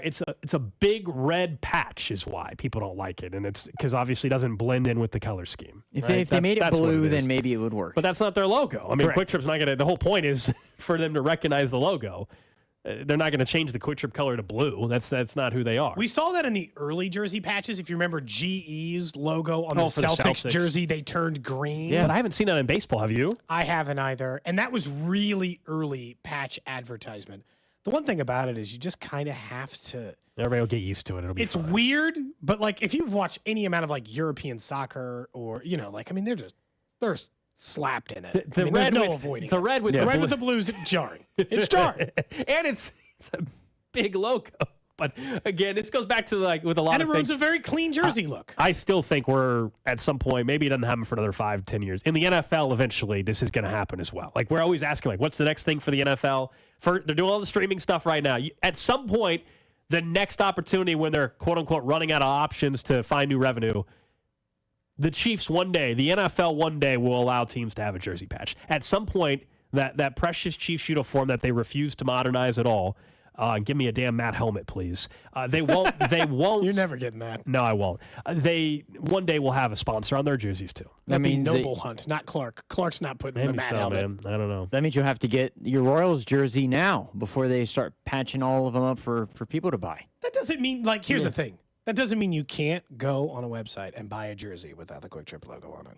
Like, I mean, you can buy. I mean, if they make them, then I mean, because I If think you're buying it from like websites in which you customize a jersey, you can choose not to have those things on there. You're not forced to have. I don't know how them. that works, honestly. I think you can personalize them in a way. Yeah. because I think the NBA jerseys all have. I thought that was the all whole have point. the If patch you're on there. Plus, you want to buy the jersey that's the jersey the players are wearing, right? And the Well, that one they makes sense. wear is the The sponsor. one with the Quick Trip logo. I would not want the one with the patch on it. Well, I mean, But yes, I hear you. agreed.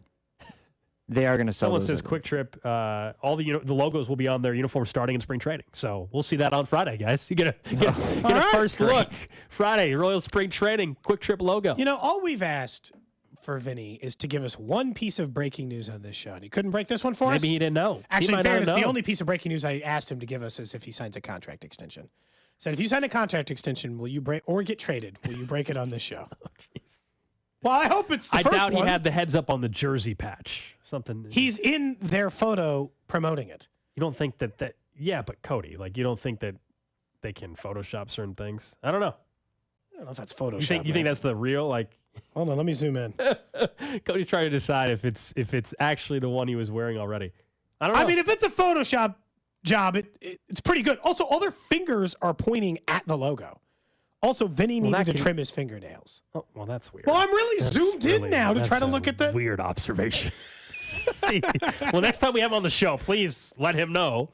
Just for that one photo. They looked a little long, that's all. That's your observation? You look that closely? I was trying to see if it was Photoshop, man. Okay? I don't know. It's going to be okay. Text line's asking, is Drew a Reds fan? Nope. His baseball fandom is up for grabs. Yeah, I do not. By the way, root- go ahead. My fandom is totally up for grabs. I don't have any rooting interest, particularly in baseball. Yeah. I'm not telling you you're wrong that it's not actually in the uniform, but also, like, if the argument is that it's real, they're pointing at it. Have we not seen, like, that? You don't think that, like, there's a commercial where Bill Self's holding a Wendy's burger. Do you think he's actually holding that Wendy's burger? Absolutely not. Absolutely not. I don't know. So, like, I have to look at it. I love the notion. Is like, well, they're pointing at it. It has to be the. I think they just took this photo and they're just pointing at their arm? Well, I'm not saying in this case, but I'm telling you that just if the argument is that, Cody, that I can't do this if I want. What are you, deep fake AI guy all of a sudden? No, but I think they probably knew about the jersey patch. I'm not saying that they weren't, but all I'm arguing is that if you're saying that because they pointed at a spot on their jersey that there's no way they couldn't Photoshop anything. Have we not seen team photos from teams in the past where the person wasn't actually at the photo day, but they still Photoshopped them in? There's a photo, I swear to God, of my family when we went to Colorado. There's a photo of the whole family. My sister didn't make the trip, and she got Photoshopped in. This is like mid 90s, man. I just want you to remember, like, Photoshopping technology was not that good in the mid 90s. They felt bad. We intentionally stood in a way where there would be a gap for her to stand there. I'll have to send you the photo, Gold. It is one of the worst Photoshop jobs of all time. She looks like she's in bright sunlight. The rest of us all have shadow on our faces. She's like a glowing figure in the back. It's been up in my grandparents' house for forever. Since the 90s. That's fantastic.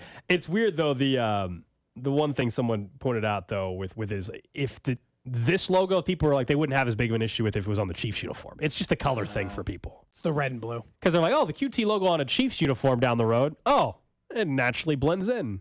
The red will pop. They'll definitely get their attention. And it's on the sleeve, so like every Well, that's where they right-handed put them on, batter, don't they? Don't they always put them on the sleeve? Yeah. Usually the right, the left sleeve, so that the right-handed batter's facing it out to the camera. There you go. Friday, we'll all get to see it, and we'll see what the reaction is to that. Coming up next, though, let's get back into the Chiefs a little bit, and then we'll work in the trash of the day a little bit later on. One thing that somebody's yelling very loudly about because audio wasn't released. We'll tell you who next. Cody and Gold, weekdays starting at 10 on 610 Sports Radio and the Odyssey app. Winter is more than half over, and things are looking up. But before we start thinking about spring lawn care, I'd like to ask you to look up at your trees. This is Larry Ryan at Ryan Lawn and Tree. And right now, before the leaves fill in, is a great time to find and take care of old storm damage, remove dead branches, and carefully prune trees for better growth and storm resilience. Now is also when you can save 15% with our winter rates. Our team of master pruners and certified arborists is unmatched in both skill and care. And at Ryan Lawn and Tree, they're also employee owners. You're not just a customer, you're their customer. I think you'll be impressed with the difference that makes. So will your valuable trees. Take advantage of our winter rates and enjoy 15% off all tree services when you book before March 1st. Call today or book online at ryanlawn.com/tree. Hey, it's Kling. There are many reasons I love Hy-Vee, the great values, the selection, the service, and I love to rack up fuel savers. And you can as well. Shop Hy-Vee on Monday, earn a fuel discount equal to the high temperature on Sunday and the amount you spend. If the high is 68 degrees on Sunday, I'll save 68 cents per gallon when I spend $68 on Monday. Heat up the savings every Monday through April 29th only at Hy-Vee. Must look up code 80007 at checkout or promo code HEATUP when shopping online. See store for details. The best deals at the pump happen when you shop the aisles of Hy-Vee with help from the first Warn 5 weather team. This is KCTV5 Chief Meteorologist Luke Doris. Watch KCTV5 Sunday night at 10 for our official high temperature. Whatever it was on Sunday means you save on Monday with your Hy-Vee Perks card. If the high was 63 degrees, you save 63 cents a gallon when you spend at least $63. Watch First Warn 5 weather on KCTV5 this Sunday at 10. Advent Health welcomes the KC Golf Show February 23rd through 25th at the Overland Park Convention Center. See Tom Watson with Watson Links and enjoy new women's and kids programs Saturday at the show. Front door bonuses and tickets at kansascitygolfshow.com. We'll buy your car for its original base MSRP when you upgrade to a new or used car at Volkswagen Lease Summit. Only deducting for mileage, manufacturer incentives, and any damage. Your car is worth thousands more than you think. Cash in today. Visit VWLeaseSummit.com. 2012 and newer. See dealer for details. Low testosterone affects many men today, even men as young as 30. But finding someone you can trust for quality low T treatment isn't so easy. This is Jeff, the CEO of Promenic Restorative Men's Health, and that's why I'm pleased to announce the opening of our second location of Heartland Men's Health right here in Independence, Missouri. Because as a Promenic affiliate, Heartland Men's Health has the experience and expertise to get you the right treatment for your particular medical situation. Heartland Men's Health is a leader in treating low testosterone. In fact, we've successfully treated thousands of men for low T and seen the amazing impacts low T treatments have. If you're like most men, you'll sleep better, have more energy, and improve mental clarity, get better gains in the gym, and your sex drive will likely improve as well. So call us. Just $99 gets you a PSA and T test and a medical consult. And if you start on testosterone the day of your appointment, your visit is free. Call 844-447-6600 or go to heartlandmenshealth.com. That's heartlandmenshealth.com. We have 2 offices, Overland Park, Kansas, and our new office in Independence, Missouri. Barbecue put Kansas City on the map, and Smokehouse Barbecue has been serving up the best barbecue in Kansas City for over 35 years. Hey, it's Bob Fesco. When my family and I want delicious baby back ribs, burnt ends, and hickory pit beans, we head to Smokehouse Barbecue. Of course, no trip to Smokehouse is complete without their Cajun chicken wings, which are the best wings on the planet. Visit them in Independence, Zona Rosa, or Gladstone, or at SmokehouseBBQ.com. For over 35 years, locally owned and family operated, it's Smokehouse Barbecue. Getting your guaranteed maximum refund with TaxSlayer feels like discovering a refund tree has grown in your backyard. I'm the refund tree. Sawing off its branches. Hey. Feeding them through a wood chipper. My branches! My beautiful branches! And dancing in its refund rain. Start for free and get your guaranteed maximum refund. TaxSlayer. File fearlessly. Wendy's new breakfast 2 for $3 Biggie Bundles let you create your own delicious combo. Choose from a sausage biscuit, egg and cheese biscuit, small seasoned potatoes, and a medium hot coffee. But it's obvious which combo's the best. Sausage biscuit and small seasoned potatoes. Well, maybe it's the fresh cracked egg and cheese biscuit with a medium hot coffee. Or 2 savory sausage biscuits. Whichever you pick, you can't go wrong. Choose wisely. Choose Wendy's new 2 for $3 Biggie Bundles. Limited time only. U.S. price and participation may vary. Not valid in a combo. Single item at regular price. Is switching your wireless service to Total by Verizon easy? Totalmente. And you get unlimited 5G data, $25 a line for 4 lines on the unlimited plan, at an amazing price, with no contracts. Should you switch to Total by Verizon? Definitely. Totalmente. Find a store or switch suavemente at totalbyverizon.com. Monthly rate when you activate without a pay plus taxes and fees. Discount begins the month after you enroll. Additional terms apply. See website for data management practices. Some people just know the best rate for you is a rate based on you with Allstate, not one based on Carol. She's more focused on hitting a high note than the car in front of her. Why pay a rate based on anyone else? Get one based on you with DriveWise from Allstate. Not available in Alaska or California, subject to terms and conditions. Rates are determined by several factors, which vary by state. In some states, participation in DriveWise allows Allstate to use your driving data for purposes of rating. While in some states, your rate could increase with high-risk driving. Generally, safer drivers will save with DriveWise. Allstate Fire and Casualty Insurance Company and affiliates, Northbrook, Illinois. Hi, Discover. It's Jennifer Coolidge. I'm so glad I can talk to you 24/7. How can I help? I bought these yellow pleather pajamas, and I don't think I'm pulling them off. Discover 24/7 U.S.-based customer service. Limitations apply. Learn more at discover.com/credit card. A lot can happen between falling in love with a house and owning it. Having an advocate who can help you navigate negotiations, timelines, inspections, and more can make all the difference. That's what the expertise of a Realtor can do for you, because that's who we are. Realtors are members of the National Association of Realtors. The 610 Sports Radio phone line is brought to you by Onder Law Injury Lawyers. Visit getjim.com. Chiefs Kingdom. This is Mitch Holtis, and welcome into the Chiefs Red Half Hour on Cody and Gold. Every day at 11:30 on your official broadcast partner of the Chiefs, 610 Sports Radio. We were continuing to look at different jersey patch sponsors around the league. So we know the Royals announced that they have a jersey patch sponsor for the first time for this upcoming season, and a lot of people are commenting on the logo. It's the giant Quick Trip logo we've all seen for most of our lives. And so, it doesn't blend in with the uniform by any means. But I'll be honest, I'm looking at some of these other teams. Could be worse. There are some that definitely do blend in, but there's plenty that don't. Like the Blue Jays TD Ameritrade or whatever, or TD Canada is the one. And that's a giant green T&D on the, so it doesn't blend in with the blue. And then what was the one we looked at for the Mets? The Mets uniform, it's for New York Presbyterian. I think it's the hospital there.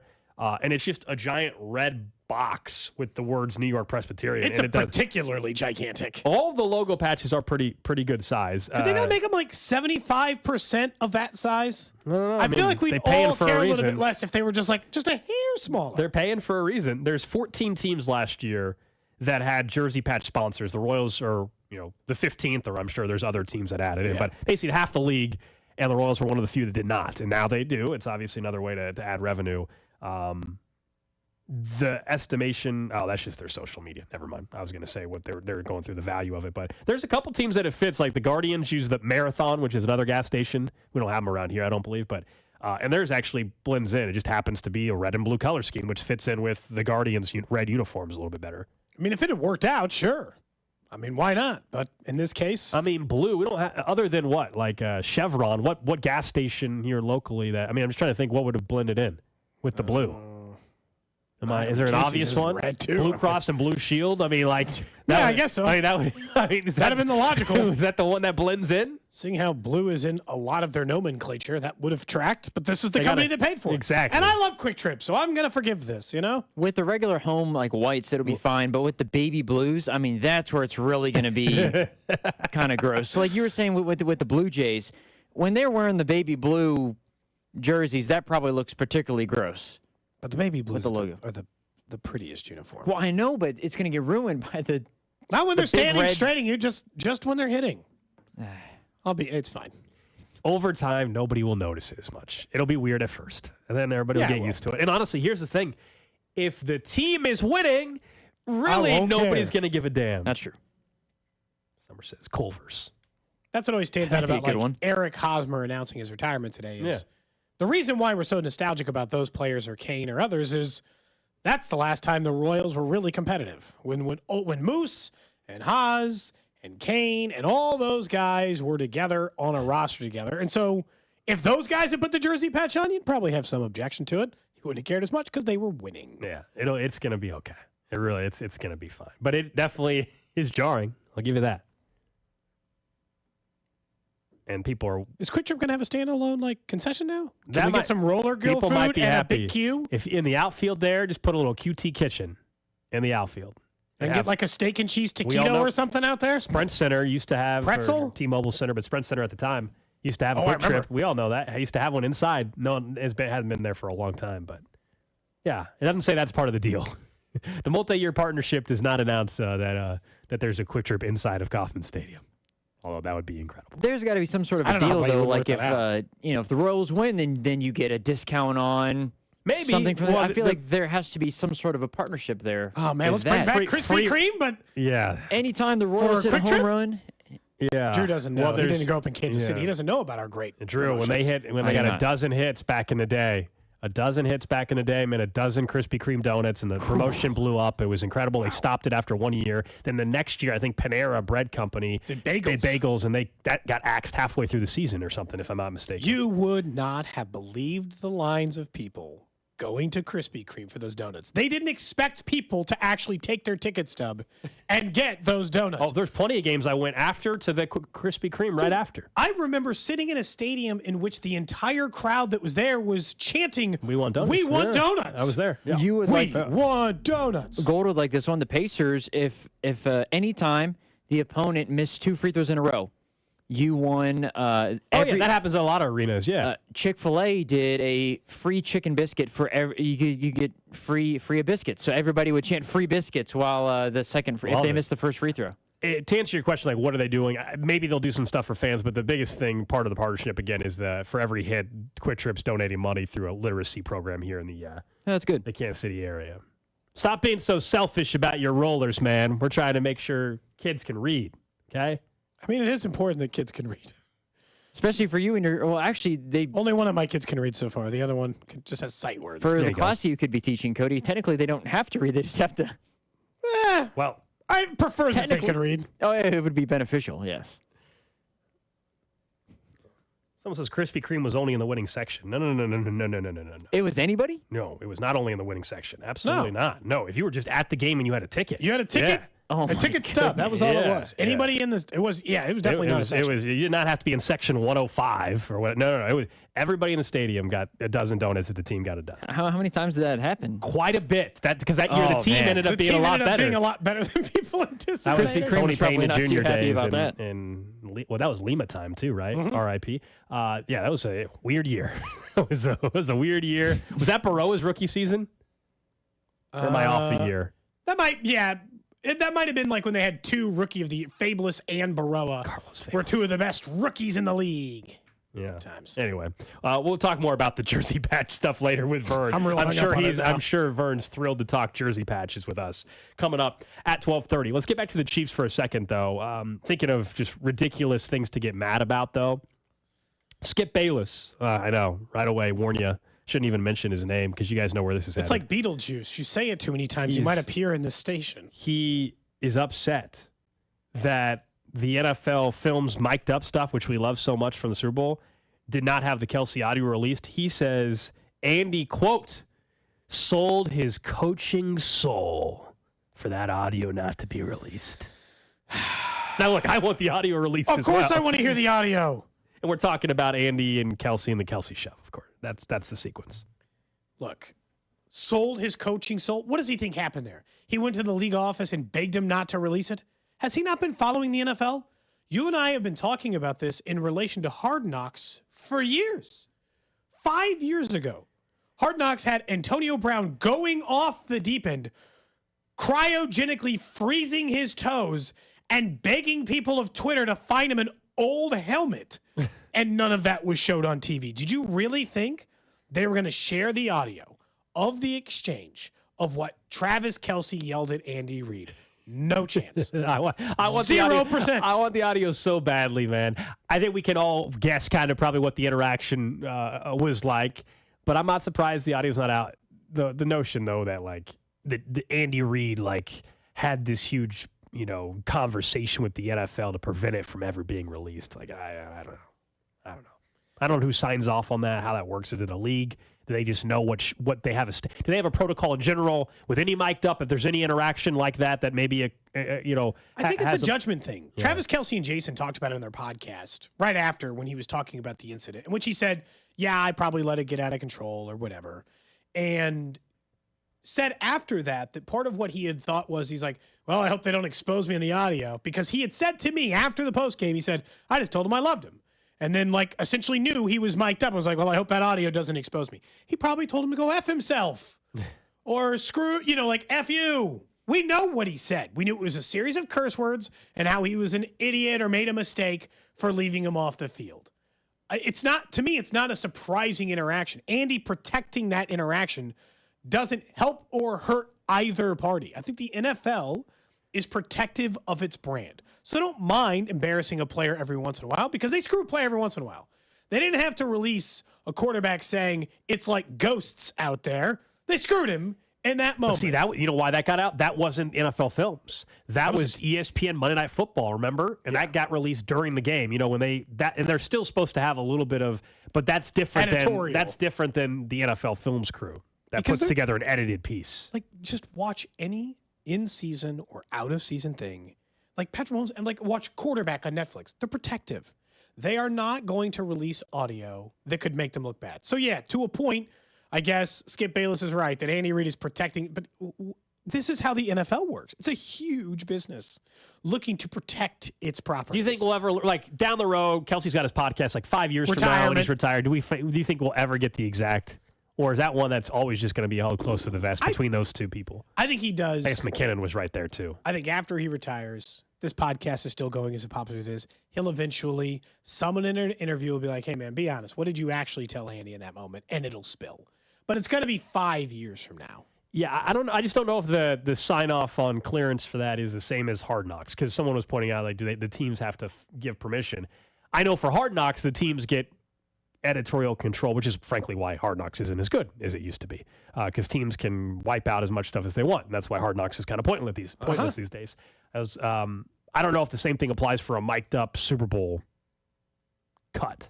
I don't know if that's the same deal or not. It's somewhere like the league would not, because this interaction, we all know the interaction happens a lot between players and coaches, et cetera, and players, but the league's like, this isn't really we don't want this to be one of the moments that people take away from this, as players yelling at coaches and, cussing them out or whatever. I don't, that might be part of why it wasn't released, is the league is like, we don't want that to be one of the takeaways. If that would have got released, we would have had some opinion piece in the Kansas City Star saying how bad that was for kids, too. That's Yeah, true. right. That's true. We can't have that. Okay. I mean, I just don't. I don't. Sold his coaching soul. And by the way, if you're going to sell your soul, sell it for 3 championship rings. Who cares?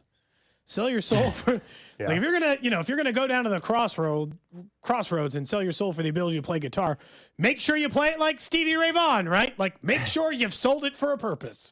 If selling your soul equals Super Bowl championships, oh well. Like it's just the idea that, and I seriously doubt, I'm dead serious, I seriously doubt Andy Reid himself asked the league not to release that audio. They just have respect for Andy Reid. I doubt Travis or Andy had anything to say. There might have been a Mark Donovan or someone higher up in the organization like, hey, can you leave a couple of these things out? But I'm telling you right now, if you let them release every piece of audio from an NFL sideline over the course of a game, it would get bleak. You'd be like, they said what about who to about this? There would be some your mom stuff that would make you uncomfortable. They got to draw a line somewhere, Gold. They're not going to release the audio of him yelling at Andy. I'll sign up for an NFL Plus subscription if they start offering that. You know what? I'll pay you. Unfettered access. I'll pay you NFL. I'll pay you $12.99 or whatever the heck it is for NFL. Who pays for that, by the way? Some people out of market for, believe it or not, even the preseason games and stuff that aren't in the city. I'm guessing. But no, I would pay extra. If you told me if you told me after every game I got uncensored mic'd up, I would pay $12.99 I don't even think you month. get. Well, that's the reason why I don't. Full audio. Well, that's the reason why I don't have it, is because you only get in market games. So it doesn't do you any good for it does me absolutely no good. Bungles, I would have to get Sunday ticket. Like if you guys were living somewhere else, you'd have to get Sunday ticket. It would mean nothing. That's true, but the Chiefs are on all these primetime slots. I don't know if you really would have to. True, yeah. Maybe for one game a year. It'd only be like one game. Royals confirmed. It is not Photoshop that was done there. They've released a video on social media of a pretend group of players being like the person to announce Quick Trip as the jersey partner. So they got like a full produced video. Oh, there it is. I see. Of these guys pretending. So like they were really pointing at the patch. It was not AI. Which is so like if I go like this, it automatically means whatever you guys put there is real, right? Is that what you're saying? Which, by the way, someone can do immediately based on the fact this show is streamed on video, YouTube, Twitter, Twitch, Facebook, wherever you might want to find us. We exist somewhere, but yeah, just funny. Just a really funny day for this kind of stuff. Good to see Vinny getting at least in the mix on that end. Let's move on from Skip Bayless and up to other idiots. Real quick. Okay, all right. I was going to say real quick. fine. Would you rather have the Quick Trip patch? Okay. Or I told you that the new stadium is Quick Trip Stadium at Kaufman or something. They're not going to call it Kaufman, right? The They new have said stadium there to will me be. is not Kaufman. I agree. I think they have said there's some element they understand that they've got to include the legacy of Ewing Kaufman. So whether it's sponsored field at Kaufman Stadium or something, but would you rather have the I'm fine jersey with Quick patch, or Trip if I Field. told you it was Quick Trip Field at Kaufman? Quick Trip Field. You'd rather have Quick Trip Field than the It's going to be a new stadium. So Quick Trip Field. Okay. Like, I'm washing away the, like, if Arrowhead can change its name. Which we still call it Arrowhead anyway. Of course we do. Now, writers, I don't know, like, this is something that It's an AP thing. This is, by the way, AP style thing. This is why I'm not teaching writing, maybe, for college, is I do not understand the insistence by professional writers to call it GEHA Field. Who's making you do this? I think in their writing, GEHA didn't pay anything. This is a guess. It must just be something with AP style. Yeah, you're probably right. And that's why in their articles they spell it out. GEHA Field at Arrowhead. We on radio. Arrowhead. It's Arrowhead. Or Geehaw, like Chris Jones said. that one time. GEHA. I like Geehaw better. It's got a better ring to it. Sounds a little more fun. No, outside of what Skip Bayless had to say about this team, I do think a stat that was getting thrown around for the Chiefs was being misused. And the stat was that the Patrick Mahomes was dead last. He really was. Dead last in qualified starters in the NFL in passing yardage per touchdown thrown. Less than 4 yards per passing touchdown. The thing I can't really understand about it is you have to do two big things in order for that to be a negative for Patrick Mahomes this year. First, you have to ignore the first 2 years of his career in which he was throwing touchdown passes from 30 yards down the field regularly. And you have to ignore the fact that you have to get that close to the end zone in order to throw those passing touchdowns. And he was still near the top of the league in passing touchdowns. It'd be different to me if he had done that and only threw 19 of them. He threw a lot of passing touchdowns. He got his team down there to do it. And he has years of evidence in which he's thrown them deep. How can this be a negative stat unless you're just a Cincinnati fan, a Bills fan, or some other 49ers fan, some delusional fan that wants to pretend like this means something? What was the actual stat, though? What was it? What was 2019 compared to this past year? 17.3 yards per attempt on touchdown passes his first year in the league. Yeah. All the way down to 3.9 this year. It has decreased in every single year. So that's why the stats brought up, and it just speaks to how he has adapted as a quarterback. He now has shown he can win being the flashy highlights all over the place, every football game guy. I also think that's going to come back either next year or the year after, hopefully next year with the wide receiver room being revamped. But now, I more than ever, he has shown he can win in different ways. Andy Reid has shown they can adapt the offense to win in different ways, and it also helps that their defense was the best defense in football. You couple that together, that's why they're Super Bowl champions again. And it's weird. I think we do this with great athletes. We try to find any stat that maybe just puts a little bit of doubt, even though it's their legacy. Even though if you step back, you talk this one out, you recognize it actually speaks to how he's just adapted and won in different ways. Like, and how it's the league even more made him impressive adapt because they took away the deep ball from him. They didn't let him do it anymore. But people did this with Brady. People do it still with LeBron. People did it with MJ to a certain extent. Like the great athletes, somebody will try to find one particular stat that's like, he's decreasing in something over the years. What's wild even is though my guess is it'll go right back up in a year or so. In the AFC title game and in the Super Bowl, look at a couple of the throws he made. Look at the throw he made to McColl down the field, and I know that wasn't a touchdown, but just look at the throw. Look at the arm talent. They had 40-something drops this year, Cody. There's like 41 or whatever the final number was of drops by by the way, receivers. How much better is that number if MVS just catches one 50-yard bomb, right? Yes. It actually goes in his hands and he catches it. Does it go from 3.9 to 5.6? Because there's only so many touchdowns, and a couple got dropped that were deep throws from a distance, at least on this end. It's two things. The reason why it's gone down is, one, the league completely took away the deep ball. They chose to do it. League defenses across the board, not just for Mahomes, because of what he was doing to defenses, coupled with the fact he doesn't have Tyreek Hill.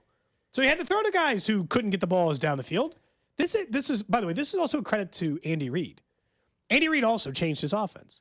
He has Patrick Mahomes. Do you think Andy Reid and Patrick Mahomes, do you think that they want to operate their offense 5 yards from the line of scrimmage? Hell no. They want to go downfield just like you want to see them go downfield.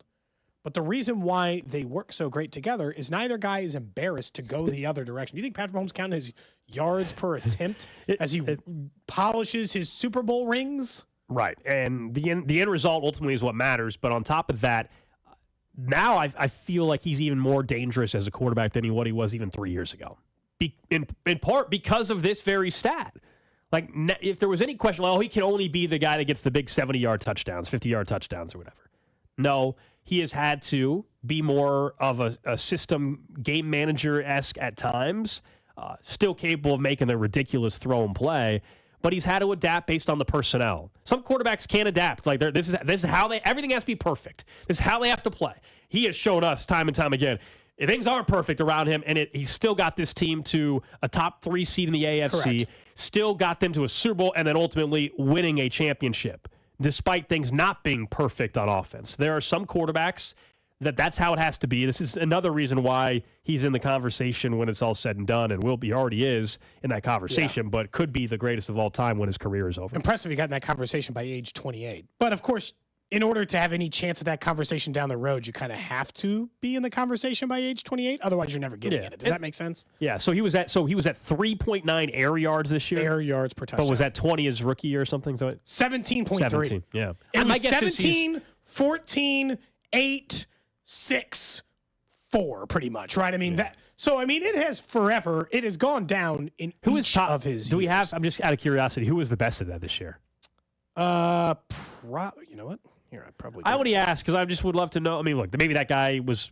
Oh no, it's a list of bad quarterbacks. Well, that's the guys at the top of the list are, and I'm not even kidding. It's like Kenny Pickett Yeah. And, I mean, it's... Air yards, okay, that was my point. That's what I was trying to ask. It's losing quarterbacks at the very, very top. Obviously somewhere near the top, it's a little bit better. The top one was Tyrod Taylor. This is no qualifiers. Will Levis, Kenny Pickett, Nick Mullins. Okay. At 5th, okay, real starters, okay? Those guys barely played. 5th, real starters. Trevor Lawrence, Jalen Hurts, Derek Carr, Justin Fields, C.J. Stroud, Joe Flacco. Other than Stroud, who would you rather have? Other than Stroud, all quarterbacks that struggled this year. Honestly, every single one struggled except for C.J. Stroud there. So and look, there's guys that are way above it. Brock Purdy was at 12.1. Josh Allen was at 11.8. There are guys that are certainly double, triple that of the number that Patrick Mahomes had. Patrick Mahomes was dead last. He was just above Zach Wilson and Bryce Young and Taylor Heineke. But you and I can both watch football. We can watch football and understand that it looks different when he does it versus other people. All right, coming up next, we'll get to what's trending other than the Quick Trip jersey patch, I promise. And we will get into who's staying, who's going this offseason. Cody and Gold. Watch the show on YouTube by subscribing to the @610 Sports KC channel. 610 Sports Radio. Is switching your wireless service to Total by Verizon easy? And you get unlimited 5G data, $25 a line for 4 lines on the unlimited plan, at an amazing price, with no contracts. Should you switch to Total by Verizon? Definitely. Find a store or switch suavemente at totalbyverizon.com. Monthly rate when you activate with autopay plus taxes and fees. Discount begins the month after you enroll. Additional terms apply. See website for data management practices. Hey, Joe Montana here. Back in my football days, I knew the importance of a strong defense. Now I'm sharing how you can help defend your health against pneumococcal pneumonia, a bacterial lung disease that can be life-threatening. If you're 65 or older or 19 or older with certain chronic conditions like diabetes or asthma, you're at increased risk. Talk to your doctor or pharmacist about vaccination and learn more at knowpneumonia.com. That's KNOW pneumonia.com. Sponsored by Pfizer. Well, with pitchers and catchers reporting for spring training, that means baseball not only is right around the corner, but also some warmer weather, the springtime, eventually the summertime, and that means not needing those contacts or glasses if you're like me, not needing to remember them, not needing to deal with it if you're trying to put on your sunglasses, if you're going to the pool or the lake. I don't need it anymore thanks to my friends over at DuraVision and my LASIK procedure that I had about 4 years ago, and it has been the best decision ever. And right now, you can make that best decision as well. Not only choosing the best in Kansas City at DuraVision, who've performed over 65,000 vision correction procedures, but right now you can take advantage of their friends and family sales event going on for a limited time only, where you can save up to $1,000 on a LASIK procedure. You just have to go online to DuraVision.com or give them a call like I did, 913-491-3330. That's 913-491-3330. Schedule that free consultation and find out the plan they can put together for your vision needs, and tell them Gold from 610 sent you. Do you have 3 ex-wives and your current trophy wife wants a life insurance policy 3 times the size of the policies you had to purchase for your previous mistakes?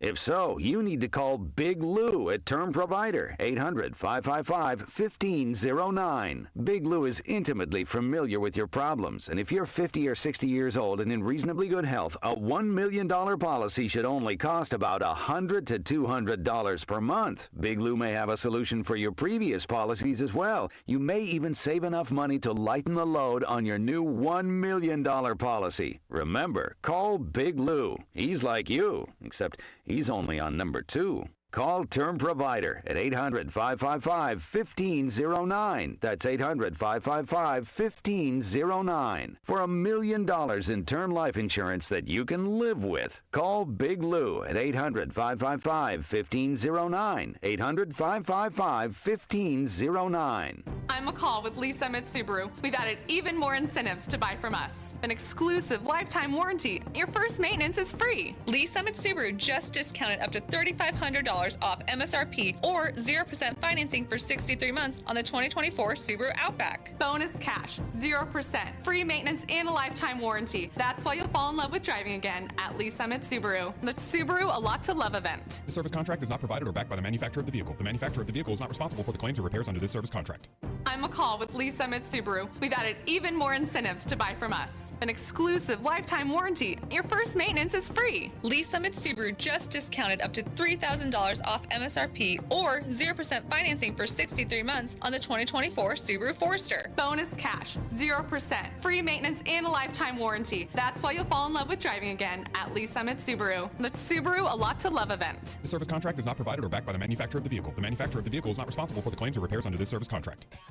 Join Mark Patrick's seminars and lose the weight, guaranteed. Early bird special only $49.99. Hypnosis designed to destroy unwanted cravings, late day eating binges, boredom eating, stress eating. Also, stop smoking with Mark Patrick. No matter how many times you tried to quit, this hypnosis is designed to destroy your desire to smoke without cravings, irritability, weight gain, or your money back. Seminars Sunday, February 25th at the Wingate by Wyndham in Kansas City and Monday, February 26th at the Holiday Inn and Suites in Overland Park. Register markpatrickseminars.com. It's a mystery where Old Spice finds its amazing scents like Himalayan sea salt, but I'm thrilled they have because no other body wash exfoliates and moisturizes 24/7 like Old Spice Gentleman's Himalayan sea salt body wash. Now, if only there was a mountain range separating the Indian subcontinent from the Tibetan plateau where I could hide my Old Spice and keep my family from stealing it, my impossibly smooth skin will finally be safe.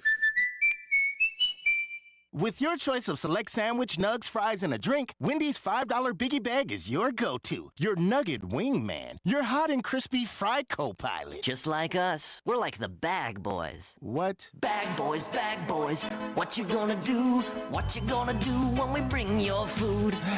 For a deal you can count on, bet on Biggie and choose wisely. Choose Wendy's. Bag boys. U.S. price and participation may vary. Includes choice of JVC or crispy chicken sandwich with 4-piece nugs, junior fry, and small soft drink. Third-party delivery pricing may be higher. For John's 60th birthday, his family planned to drive down Old Route 66. But the trip took a detour when his wife got sick with RSV. It's a highly contagious virus that can lead to breathing problems and hospitalizations. This year, we don't want to cancel our plans. We're protecting ourselves with Pfizer's RSV vaccine, Abrysvo, respiratory syncytial virus vaccine. Abrysvo, a vaccine to prevent lower respiratory disease from RSV in people 60 years and older. It's not for everyone and may not protect all who receive it. Don't get Abrysvo if you've had an allergic reaction to its ingredients. A weakened immune system may decrease your response. Most common side effects are tiredness, headache, injection site pain, and muscle pain. For full prescribing information, please call 1-844-989-7284 or visit abrysvo.com. So don't wait. Ask your pharmacist or doctor about Pfizer's RSV vaccine, Abrysvo, because every breath matters. You're listening to 610 Sports Radio from the Mission Plumbing, Heating, and Cooling Studios. Back-to-back Super Bowl champions. Derek Johnson with us here on 610 Sports Radio. When it's all said and done, he will be the greatest, and I'm okay with saying he's the greatest right now. That's totally fine with me. 610 Sports Radio, KCSP Kansas City, WDAF HD2 Liberty. Always live on the free Odyssey app. What's trending? All right, let's check in on the hot topics trending. Number one on What's Trending, former Royal Eric Hosmer announcing his retirement today. Of course, 4 Gold Gloves, Silver Slugger Award, and a World Championship right here in Kansas City back in 2015. He gave some details on what's next. He's starting something called Moonball Media, and their first project is called the Diggin' Deep Podcast. And he said, quote, "The playing days are unfortunately over, but I'm committed to giving back to the baseball community that helped shape my life." There's a video that he put out today. We retweeted it on some of our social media accounts as well.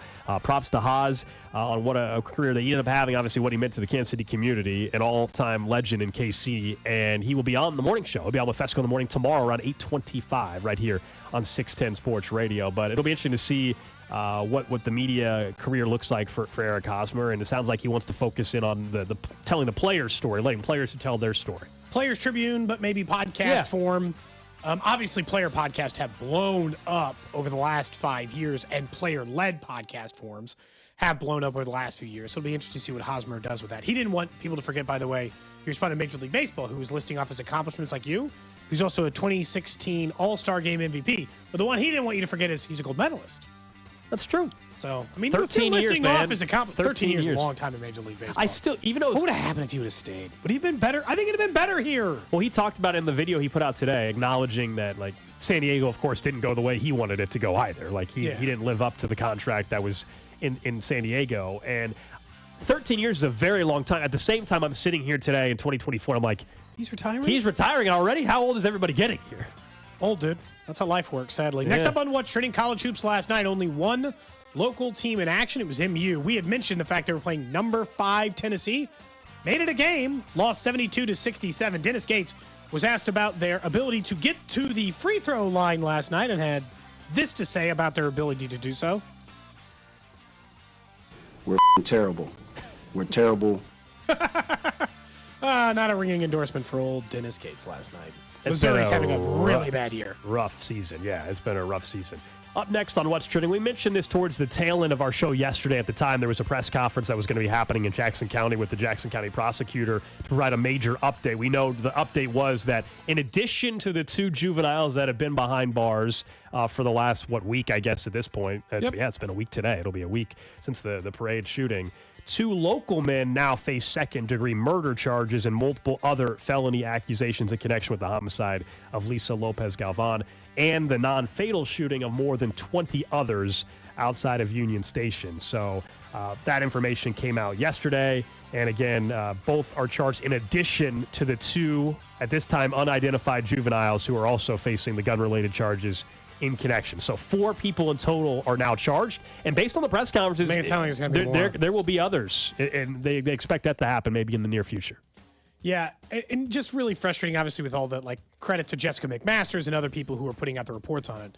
I mean, the guy, he's been accused of brandishing a weapon in Belton a year and a half ago. He was under probation up until just a few weeks ago for a similar action. But when you do that in a large group of people, you can see how quickly things can go bad in a really big hurry. Next up on What's Trending, according to multiple reports, Big 12's moving away from individual pro days ahead of the Combine and instead will host their own Big 12 mini Combine. So those pro days may be the thing of the past where someone shows up at the University of Kansas and watches their guy run routes. Instead, they're going to host their own mini Combine for scouts to come to, specifically for Big 12 players. This makes a lot of sense as these conferences grow and grow and grow, especially if you can get everybody on site to take a look of a variety of your players. It does kind of make sense. I'm guessing the scouts for the NFL love this. I'd probably prefer it. Maybe I'm off base. I'm just viewing it as you can go to one site and see everybody versus having to travel to 13 different schools or whatever. It's one of those things that Brett Yormark, I guess, instilled I think right from the get-go is something that he wanted to. Yeah, I think he's done a great job to do. So it's modernizing, becoming more modern, I guess, for the changing and all the college football and all that. They also announced this week that the Big 12 football media days are going to be in Las Vegas. So don't worry, the championships for now, Kansas City and Dallas. Yeah, that was the whole big thing from all the new Big 12 members. They were Yeah. trying to get everything moved to Las Vegas. Fine. You need to throw a bone to Arizona for conference media days, put in Vegas, fine, whatever. That's going to be a mess. Why? Not just people Conference drinking media it. days? That's a heavy Why do you think drinking that's a group. mess? No, it's you good. mean from the A media? good You mess. think the media? Yes. Oh. It's a hectic time, yes. Well, I'm sure Very much a so. lot of the media doesn't care. We don't go to the media days for that, but I'm sure there's plenty of media that's thrilled they get to go to Vegas. I was glad that Brett Yormark came in with skepticism about why the Big 12 conference tournament was in Kansas City every year. Saw it one time and was like, nope, I get it. It's pretty cool. And then immediately signed up for multiple years after that. We just got to hope that it lasts here forever. My problem is I think it might move around. They might not let Kansas City have it in perpetuity forever, and instead it might start moving around. I think it just depends where the conference is at in 4 years. What's the makeup membership-wise? Do we see a consolidation? Does the whole landscape look different? That'll shift a lot of that discussion, I think. But Kansas City continues to be a great host for it, and now you get an extra day of the Big 12 tournament this year. I am excited to see what that means versus just having the Wednesday, Thursday, Friday, Saturday. We get Tuesday through Saturday. And Drew's going to his first Big 12 tournament. Excited for you to experience that. And credential up? If the weather is good, man, it's such a fun time because right outside the building, there's all this energy and power and light with all the different fan bases. We know that, Iowa State travels very well, but being the fact that now you've got more member schools in the conference, I think it just adds to, and the product is incredible too. So yeah, I'm really looking forward to it. I'm credentialed up, and there you go. I've been to the area. Right, have you been inside T-Mobile Center? No, I've been in the college basketball experience. I went last week. Yeah, so literally right next door. When you walk in, you can see the stairway or whatever to get into the arena. So yeah, Nice. I'm looking forward to watching some college hoops here in a couple weeks. You had mentioned Hosmer retiring. Just real quick, does that everyone's favorite moment of him is the same, right? Like his is the mad dash home. Like if we took a poll of 100 people in this building and I said, "What's your favorite Eric Hosmer memory?" We're all saying the mad dash. Well, and I can't even imagine there's any flexibility in that. Yeah, I mean there were other moments, but that's the one that stands out the most for obvious Sports reasons. picture, everyone holding their heads. Yeah, and the story behind the mad dash, like what we would learn about the research that they did, and how much they knew about every team research. But still, that was a heads up IQ play from not only Hosmer but the Royals organization in terms of their preparation for knowing the fielding capabilities of some of those players on the Mets. And there's a lot. I mean, I remember at this station the push when he was first coming up from AAA, or did he go straight from AA? I can't remember. But when he was coming up through the minors, and the Hosmer 610 did this whole Hosmer Mania T-shirt thing. Those were very popular at the time. It wasn't wrong in the sense that he's a 13-year pro. Yeah. Very few guys you come up in your system. That's the thing with Alex Gordon too. Maybe they didn't live up to they became future Hall of Famers perspective, because Hosmer won't be a Major League Baseball Hall of Famer. Certainly be in the Royals Hall of Fame for all of the accomplishments he's had. But yeah, it just feels like the one memory we'd all agree on is that one. He's got plenty of great memories, but that's the one, man. That photo, that dash, that slide to win a World Series, that's his moment. That's not just his Royals moment. That is his career moment. Yeah, there's a lot of people, I think, on a personal level in Kansas City that will remember if they were out at Power and Light. He's buying Ace of Spades for everybody and stuff. Yeah, because it was Hosmer and a bunch of these young guys that obviously came up together, and then in 14 and 15, the success that they had.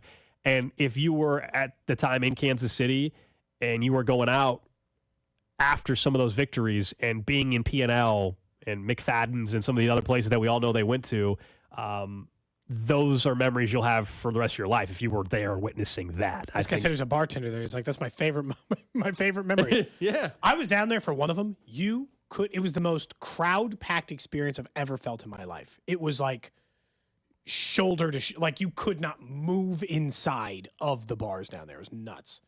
Absolutely nuts. Great times, though. Congrats to Eric Hosmer on a 13-year career. Oh, hell of a career. I still think it was, you asked what would be different. I still think it was the right decision for all parties involved there. I know that the performance. They offered him a competitive contract. Yeah, I think it was the right, but I think where they limited themselves was correct. And then obviously he went and took some of the money, and his performance wasn't the same in San Diego, and it didn't pan out in that regard. But I still think, looking at everything transpired, if he would have stayed in Kansas City, they would have had, if he was performing at the level that he performed in San Diego, you become the villain. That would, our view of him, unfortunately. Well, maybe not. I don't think that way about Salvi. Salvi's been here through all the losing. I love Salvi. It's not the losing. I'm talking about Eric Hosmer in San Diego. His play wasn't his performance, and so if his performance would have dipped and he was making that money here, I think some people would have changed their view to a certain extent on him. Salvi was losing, but still hitting 48. Correct. That's what I'm saying. It's not the same with Salvi, because he was still performing at a top end level, especially for his position. Yeah, there's no doubt about that. That makes sense. Look, I think they made the right decision at the time. They probably should have moved on a little sooner. But try to convince a team that had been to back-to-back World Series to shift. If you knew what you knew, you would have traded them all in 2016. That would have been the right decision. It would have just felt so wrong at that time. I just want the Royals to get back to relevant baseball. More than any of this just reminds me, the last time I cared about the Royals, a player who is now retiring was on the team. Cared as in thought they had a chance to win, was excited about the possibilities of the playoffs. Believed in their chances. Yeah. This is the most excited I've been for an offseason in a while, because they've actually spent and put some resources into it and have one of the 10 best players in all of baseball.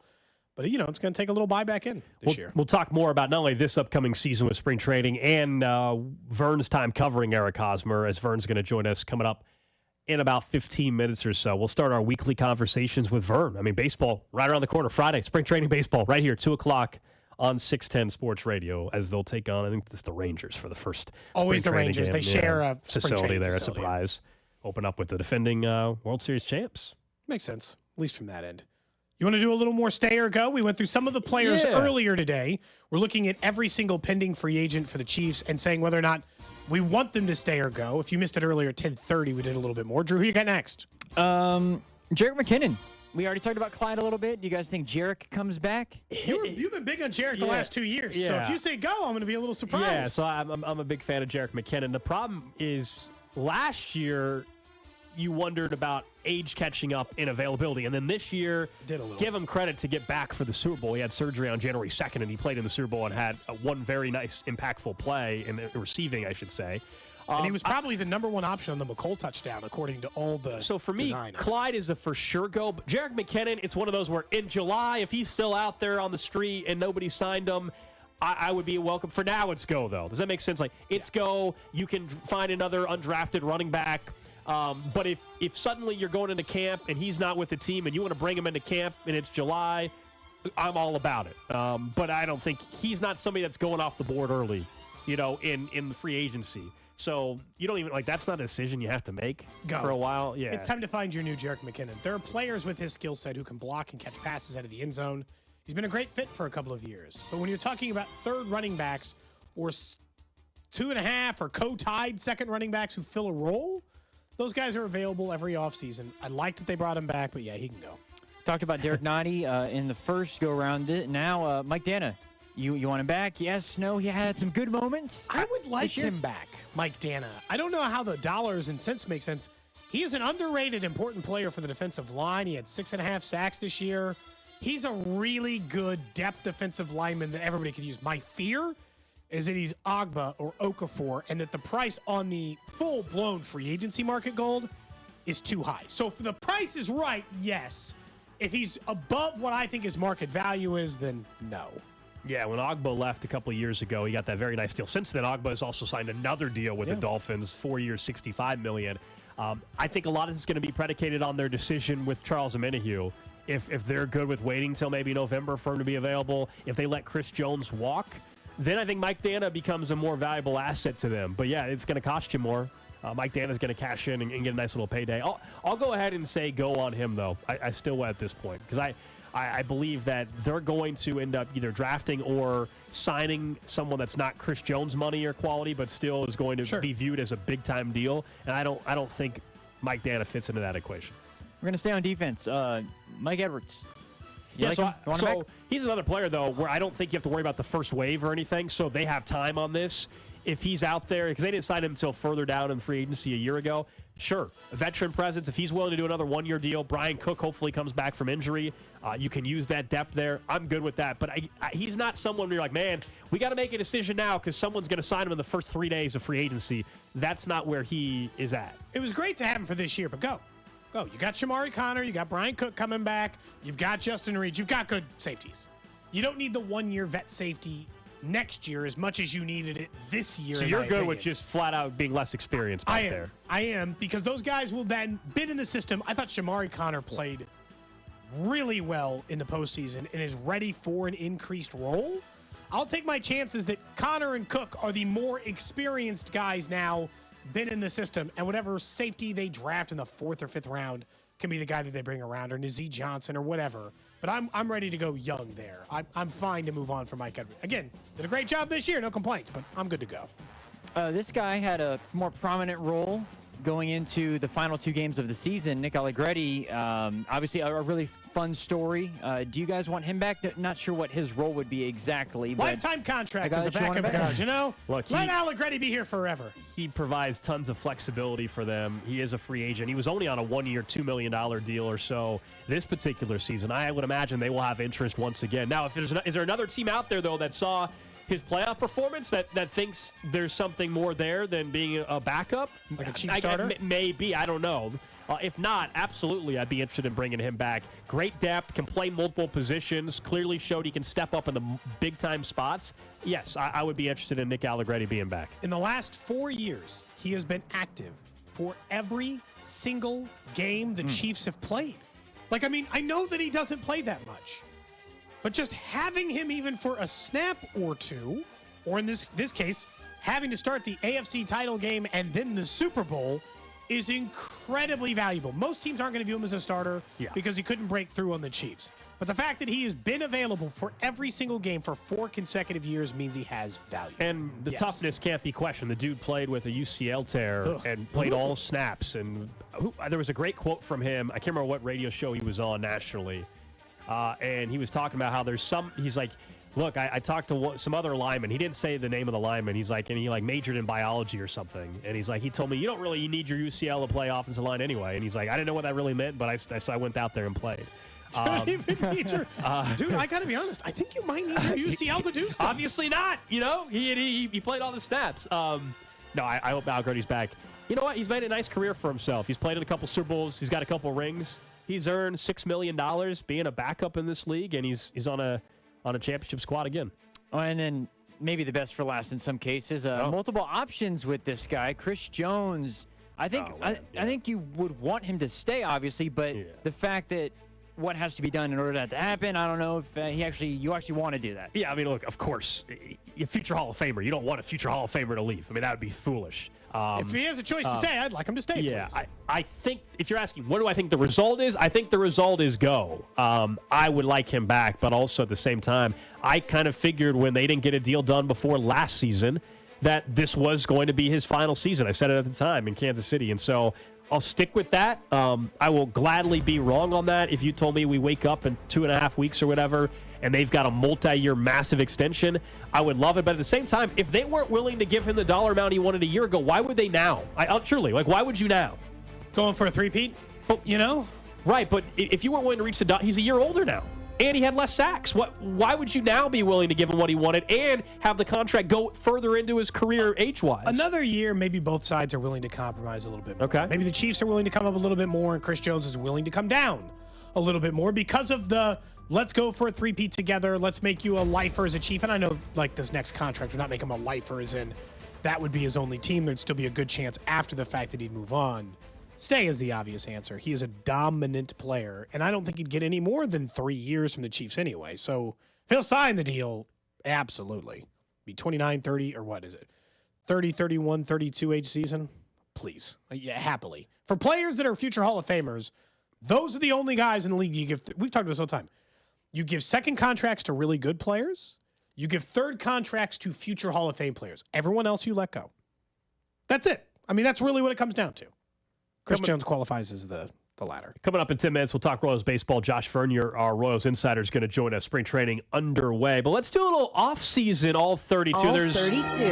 Plenty going on in the NFL. I'll start with one outlet suggestion, Pro Football Focus, that the Commanders should bring back Kirk Cousins. All right. Welcome home. I don't Shouldn't get let him go in the this first place. at all. Yeah, different ownership, different GM. Sure, it's different Nobody tied ownership. to letting him go still It's there. not that.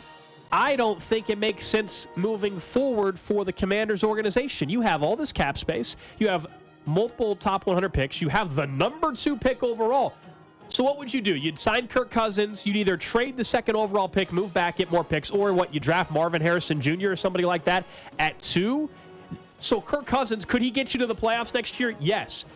But it's a short-term stopgap. Then what happens is in 2 years when Kirk Cousins starts to dip down, then you need a top pick, but you're good enough to be a 10-win team, and so you're picking 19th, and then you can't get the top-tier quarterback. No! Go get your franchise quarterback, your Drake May, your Jaden Daniels. Signing Kirk Cousins, if you're the Commanders, makes no sense. If you're the Falcons or somebody, signing Kirk Cousins makes way more sense. You're ready roster-wise to go and win. And now, you're not picking low enough to Kirk Cousins, and Kirk Cousins, if you're the Falcons, can elevate you to a higher level than what I think he can do in D.C.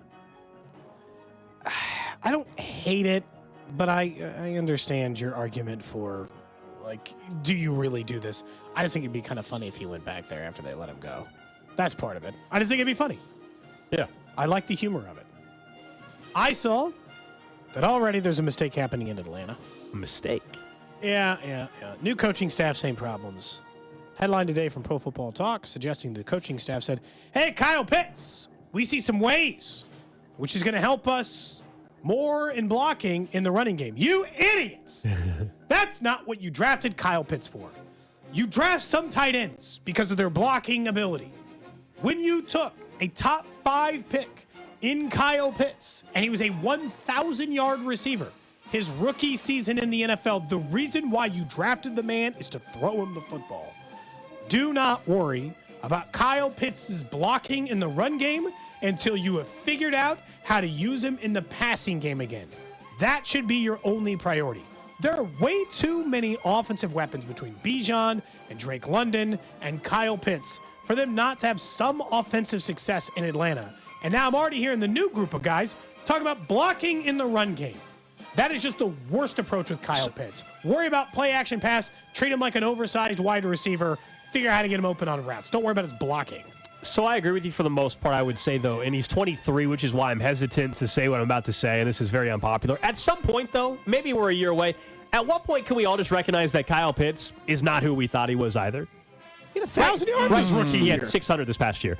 No. That's tough. And so I get he's 23, and that's why I'm really hesitant to say it, because he's so young still. And we both thought his coach was an idiot? Yeah, right. And you know my feeling on Arthur Smith. Absolutely horrific.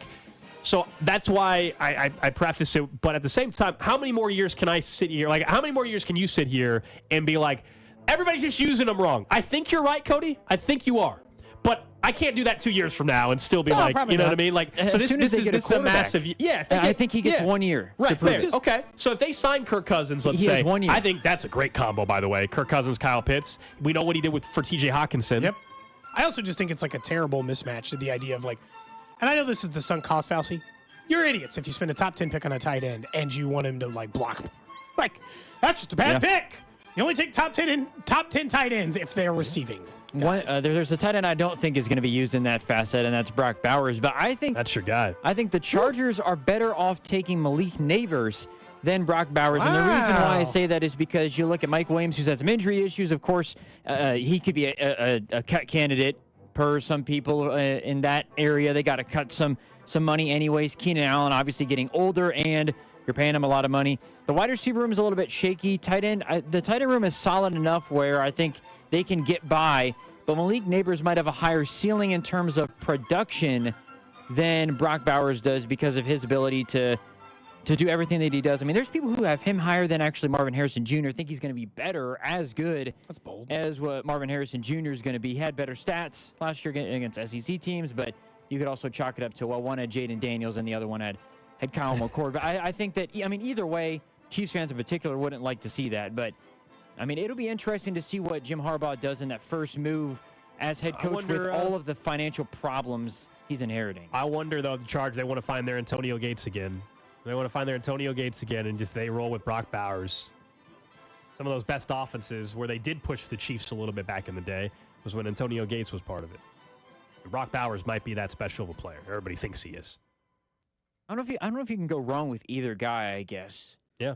But and maybe you're playing, well, they have Trent McDuffie and they have L'Jarius Sneed. Let's try to find a guy who could potentially beat those guys. Of course, they're looking up to the Chiefs, who are king of the AFC West. That is all 32. Up next, we get back to the Royals. Spring training underway. Our guy and our Royals insider, Josh Vernier, stops by next.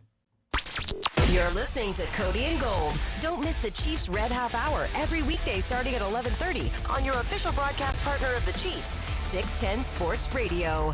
Advent Health welcomes the KC Golf Show February 23rd through the 25th at the Overland Park Convention Center. Get a dozen front door perks and bonus golf while they last. Super Saturday features Tom Watson with Watson Links and women's golf programming presented by Stretch Zone and Yingling Flight. Test big brands with Golf MD and shop till you drop at the Golf Show February 23rd through 25th at the OP Convention Center. Presented by Great Life Golf, Olathe Ford Lincoln, Orange Whip, Perfect Hands Golf, Arnold Palmer Spiked, and Edward Jones. VIP tickets and bonuses at kcgolfshow.com. Barbecue put Kansas City on the map, and Smokehouse Barbecue has been serving up the best barbecue in Kansas City for over 35 years. Hey, it's Bob Fesco. When my family and I want delicious baby back ribs, burnt ends, and hickory pit beans, we head to Smokehouse Barbecue. Of course, no trip to Smokehouse is complete without their Cajun chicken wings, which are the best wings on the planet. Visit them in Independence, Zona Rosa, or Gladstone, or at smokehousebbq.com. For over 35 years, locally owned and family operated, it's Smokehouse Barbecue. Which business owner would you rather be? Oh, please, oh, please, oh, no, no, no. Don't be the fire marshal, not the fire marshal. Why me? Why me? I'm doomed. Or this business owner? Hey, it's the fire marshal. Come on in. Oh, this won't take long. I see Keller has been here. Keller Fire and Safety has businesses covered in Kansas, Missouri, and throughout the Midwest for fire protection and safety. One less thing to worry about. Call Keller Fire and Safety. Keller Fire and Safety. KellerFire.com. Erectile dysfunction affects many men in America today, but it's not just the man who's affected, it's also often their partner. But successful treatment of ED can truly bring relationships back to life. This is Jeff, the CEO of Promenic Restorative Men's Health, and that's why I'm pleased to announce the opening of our second location of Heartland Men's Health right here in Independence, Missouri. As a Promenic affiliate, Heartland Men's Health is a part of a group that has successfully treated tens of thousands of men over the last decade with treatments that are shown in medical studies to be effective in well over 90% of men. And unlike wave therapy groups or online pill sellers, we offer a variety of treatments to help you get the results you want. You could even find you're performing like you haven't in years. So call Heartland Men's Health today. Your initial visit is only $99 and includes a medical consult, blood work, and if medically advised, a test dose. And if that test dose doesn't work in the office, your visit is free. Call 844-447-6600 or go to heartlandmenshealth.com. That's heartlandmenshealth.com. Kansas City is the national football champs. And Academy Sports and Outdoors has everything you need to celebrate the win. Shop in-store or online for official team shirts, hats, and other licensed gear. All at prices you'll love. New styles are arriving daily. Academy.com. Supplement Superstores has helped me lose close to 15 pounds, and they can do the same for you. Try what I use, Flashpoint Complex, and save 20% when you tell them I sent you. Supplement Superstores has 8 Kansas City area locations. Supplement Superstores when you're ready to feel your best. Getting your guaranteed maximum refund with TaxSlayer feels like discovering a refund tree has grown in your backyard. I'm the refund tree. Sawing off its branches. Hey. Feeding them through a wood chipper. My branches! My beautiful branches! And dancing in its refund rain. Start for free and get your guaranteed maximum refund. TaxSlayer. File fearlessly. Wendy's new breakfast 2 for $3 Biggie Bundles let you create your own delicious combo. Choose from a sausage biscuit, egg and cheese biscuit, small seasoned potatoes, and a medium hot coffee. But it's obvious which combo's the best. Sausage biscuit and small seasoned potatoes. Well, maybe it's the fresh cracked egg and cheese biscuit with a medium hot coffee. Or 2 savory sausage biscuits. Whichever you pick, you can't go wrong. Choose wisely. Choose Wendy's new 2 for $3 Biggie Bundles. Limited time only. U.S. price and participation may vary. Not valid in a combo. Single item at regular price. I'm getting vaccinated with Prevnar 20, a Pfizer vaccine. So am I, because I'm at risk for pneumococcal pneumonia. If you're 19 or older with chronic conditions like asthma, diabetes, COPD, or heart disease, or are 65 or older, you are at increased risk for pneumococcal pneumonia. Ask your doctor or pharmacist about Prevnar 20, pneumococcal 20-valent conjugate vaccine. It can help protect you against pneumococcal pneumonia in just 1 dose. Even if you've already been vaccinated with other pneumonia vaccines, Prevnar 20 may help provide added protection. Prevnar 20 is approved for adults to help prevent infections from 20 strains of the bacteria that cause pneumococcal pneumonia. Continued approval may depend on a supportive study. Don't get Prevnar 20 if you've had a severe allergic reaction to the vaccine or its ingredients. Adults with weakened immune systems may have a lower response to the vaccine. Side effects include pain and swelling at the injection site, fatigue, headache, muscle, and joint pain. For full prescribing information, please call 1-855-213-2138 or visit Prevnar20.com. A lot can happen between falling in love with a house online and owning it, between imagining living there and breathing in your new home for the first time. Having an advocate who can help you navigate the complex world of financing, inspections, negotiating, analyzing the market, and talking through any anxieties that may pop up, that can make all the difference. That's what the expertise of a Realtor can do for you. Realtors are members of the National Association of Realtors and bound by a code of ethics, because that's who we are. The 610 Sports Radio phone line is brought to you by Onder Law Injury Lawyers. Visit getjim.com.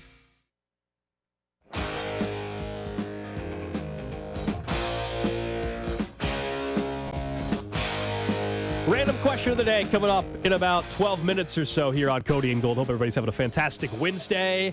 Baseball will be back on the air beginning Friday. A little spring training baseball, 2 o'clock right here on 610 Sports Radio. And that means our weekly visits with Josh Vern, our Royals insider, start up. We'll get it going here today. But Vern, before we get to the on-field product, the news of the day, you're a Quick Trip guy, right? You like the Quick Trip patches.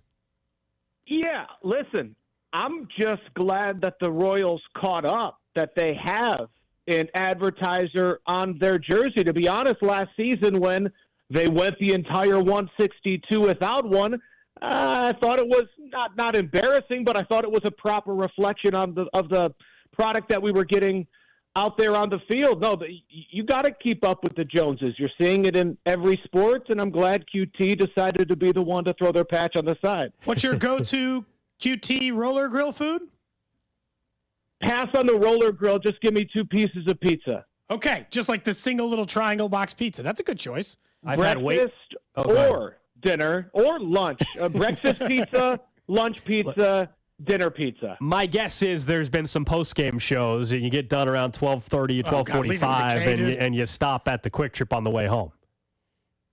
Well, no, because there really isn't a Quick Trip near the stadium, and if you know.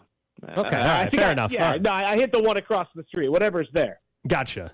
And there's enough crap in the press box where I'm like, hey, I need to eat more crap leaving the ballpark. That's fair. That does create a different problem for you, Vern, in fairness. When you when you look at where the Royals are, I don't know if this says anything about it, but this is easily the most exciting. Like Eric Hosmer announced his retirement today, and this is still the easiest, most excited I feel like fans have been probably since during that time, right? 16 or 17. Because of the Quick Trip logo? No, just because the team is better. They traded for Cole Reagans. They gave Bobby Wood Jr. Sure. a Scrooge McDuck pile of gold coins. Yeah, but how much does that say about, I'm not trying to be negative Nancy here, but since Eric Hosmer left, let's go through it. It was Ned Yost's swan song where he may have been the biggest draw in 2019. 2018 was crap. 2020 was a tease. 21 was garbage. So was 22. Last year was putrid. So it's a rather low bar that the 24 squad is leaping right now. We're talking to Vern, our Royals insider. Of course, Cole Reagans at the end of last season, the way he pitched, that was Cy Young type of stuff. What's realistic for him this year? We've acknowledged that we like the fact that they're taking some pressure off of him by going out and getting Walker and Lugo. But Cody threw out, what did you say, 4.0? I said I take 30 starts and a 4 earned run average. And I said I'm a little greedy, Vern. I'm thinking 3.5 or better. Still with the 30 starts, though, Gold? Absolutely. Listen, 30 starts of a 4 ERA, I'll sign up for that. 30 starts of a sub-4 ERA, of course, I'll sign up for that. To me, Cole Reagans is the pendulum swinger of 2024. I always go into a campaign, if the team has really any hope, I always go into a campaign saying if X, Y, and Z can meet or exceed their expectations, this team should be in the playoffs. And I think that begins with Cole Reagans. A good Cole Reagans ends the season as the best pitcher this organization has had since Danny Duffy in 2016. And if that happens, now all of a sudden, a very sturdy Michael Wacha's your number 2. Lugo and Singer fighting for that 3 and 4 spot, and you don't worry about a number 5 spot later on in the season. So Reagan's good. Reagan's hitting that 3.5 or better ERA, to me, is the difference between this team competing and not. An ERA north of 4, I think he stays in that 2-3 spot. It's not one of those. A 4 ERA or larger to me is certainly a step back in, I think, what most Royals fans are expecting. Reagans, to me, if he's just good, if he's average, then I think the team will fall short of average. I think he's the linchpin to this entire season. I think that's why I was holding a little reservation, not to just not set myself up for the punchline, Vern, but because in retrospect, Cole Reagans has almost no big league experience, right? I don't have 3 seasons and I just know what he is. I'm just banking off of how dominant he was last year and that the Royals just struck absolute gold with a guy in a trade, which does happen. But that's why I'd take 30 starts and a 4 earned run average. I have a hard time thinking they're just going to get run out of the building every night with Walker, Lugo, and a steady, solid Cole Reagans. And a bullpen that you think it you assume, shoot, you know it's better than last year's bullpen. It's tough to be much worse than that squad was a season ago. And listen, your point about the inexperience or the yet to make 30 big league starts over the course of a full campaign, yeah, you always have to take that into account because whether it is Danny Duffy or Jacob Junis, Yordano Ventura, we've seen over Brady Singer, Daniel Lynch, we've seen plenty of young arms put together really good months, really good 2 months. Now, nothing that compares to what Cole Reagans did in the second half. I'll acknowledge that, not since Zach Greinke back in 2009. I'll give you that. But it's a horse of a different color to do it when it's expected, when other teams are preparing for you to be the guy that stares down the ace of our team, the Dylan Cease, the Pablo Lopez. Whoever the ace is, that's the guy that right now Michael Wacha and Cole Reagans are expected to beat. If this team's going to be good, those guys need to be wins 4 out of every 5 times they take the ball. That's a lot to expect of Cole Reagans. It's certainly a lot to bank on. And, Cody, I'm probably with you where I'm not banking on it, but, man, I'll be rooting for it. What about during spring? I mean, we know that both positive and negative things that occur during spring training can make a lot of people look stupid based off of just how much stock do we put into that. But is there somebody that you're keeping an eye on or will be keeping an eye on once spring training really gets going with these games that you think has an opportunity to, I guess, maybe either secure a spot both in the back end of the rotation, or is there somebody that maybe sets himself up better in the bullpen? When I look at the back end of the rotation, Jordan Lyles has the leg up, but shoot, man, how often is it that you enter spring saying these are our top 6, 7 starting pitchers, and then at the end of spring training, those are still your top 6 or 7, meaning someone hasn't fallen victim to an injury. When I look at swing guys, pitching-wise on this team, Alec Marsh is the name that jumps out to me. Now, Andy Rogers put out the list of who's going to be starting the first few games for the Royals, and Alec Marsh is, I believe, second up. To me, his stuff out of the bullpen can be dangerous. Now, I'm not pushing to punt on him as a starter just yet. No, let him compete, let him stretch out. But he's a guy that I think could be a difference maker. I'm talking 7th, 8th inning type of difference maker. So that's the guy that excites me most this spring. The battle for the 5 spot, I'm glad that's the only battle. To me, every team in Major League Baseball has a battle for the 5 spot. The fact that we're not looking at spots 1, 2, 3, or 4 sure does reflect positively on what could be in 2024. How about our guy Vinny Pasquantino? Obviously, he had the surgery that ended his season after 60 games last year. How important is it for their offense that if Vinny is just what he's been in his big league career, a really above average major league hitter, how much better does that make them offensively? Cody, he has to be that guy. I have no doubt he will be that guy. We were talking last year, and my 2 comfortable bets were Vinny's going to hit 300 and MJ's going to run into 25. Now, MJ fell short, but I'd run that bet back this year, and I'd run the Vinny hitting 300 back this year. Vinny has to be that guy, in my opinion. Look, I view Bobby as a certainty. I know I'm going to get MVP type of performance from Bobby Witt Jr. Man, I haven't said that about anybody in Kansas City before. But I know I'm going to get MVP production from Bobby Witt Jr. I got to have an 850 OPS from Vinny Pasquantino, the type of bat that can truly support and hit behind Bobby Witt Jr. That's a must. Those 2 things got to happen.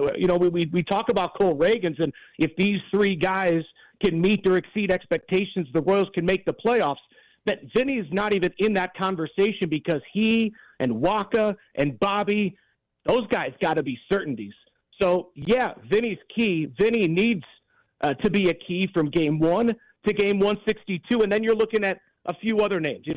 Where are the 4 consistent bats? To me, it needs to be Bobby, Vinny, Salvi, and Hunter Renfroe, and then Michael Massey and MJ Melendez right there with Cole Reagans. those are the guys that are going to swing the pendulum of are we competing in August or not. What about Garcia? I mean, he obviously sprung onto the scene last year. I thought maybe when you were listing those guys, you might mention him. What are your expectations for him?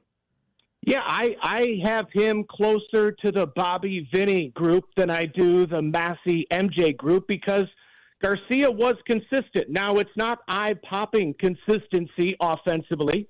It's not eye-popping defensively, but it's consistent.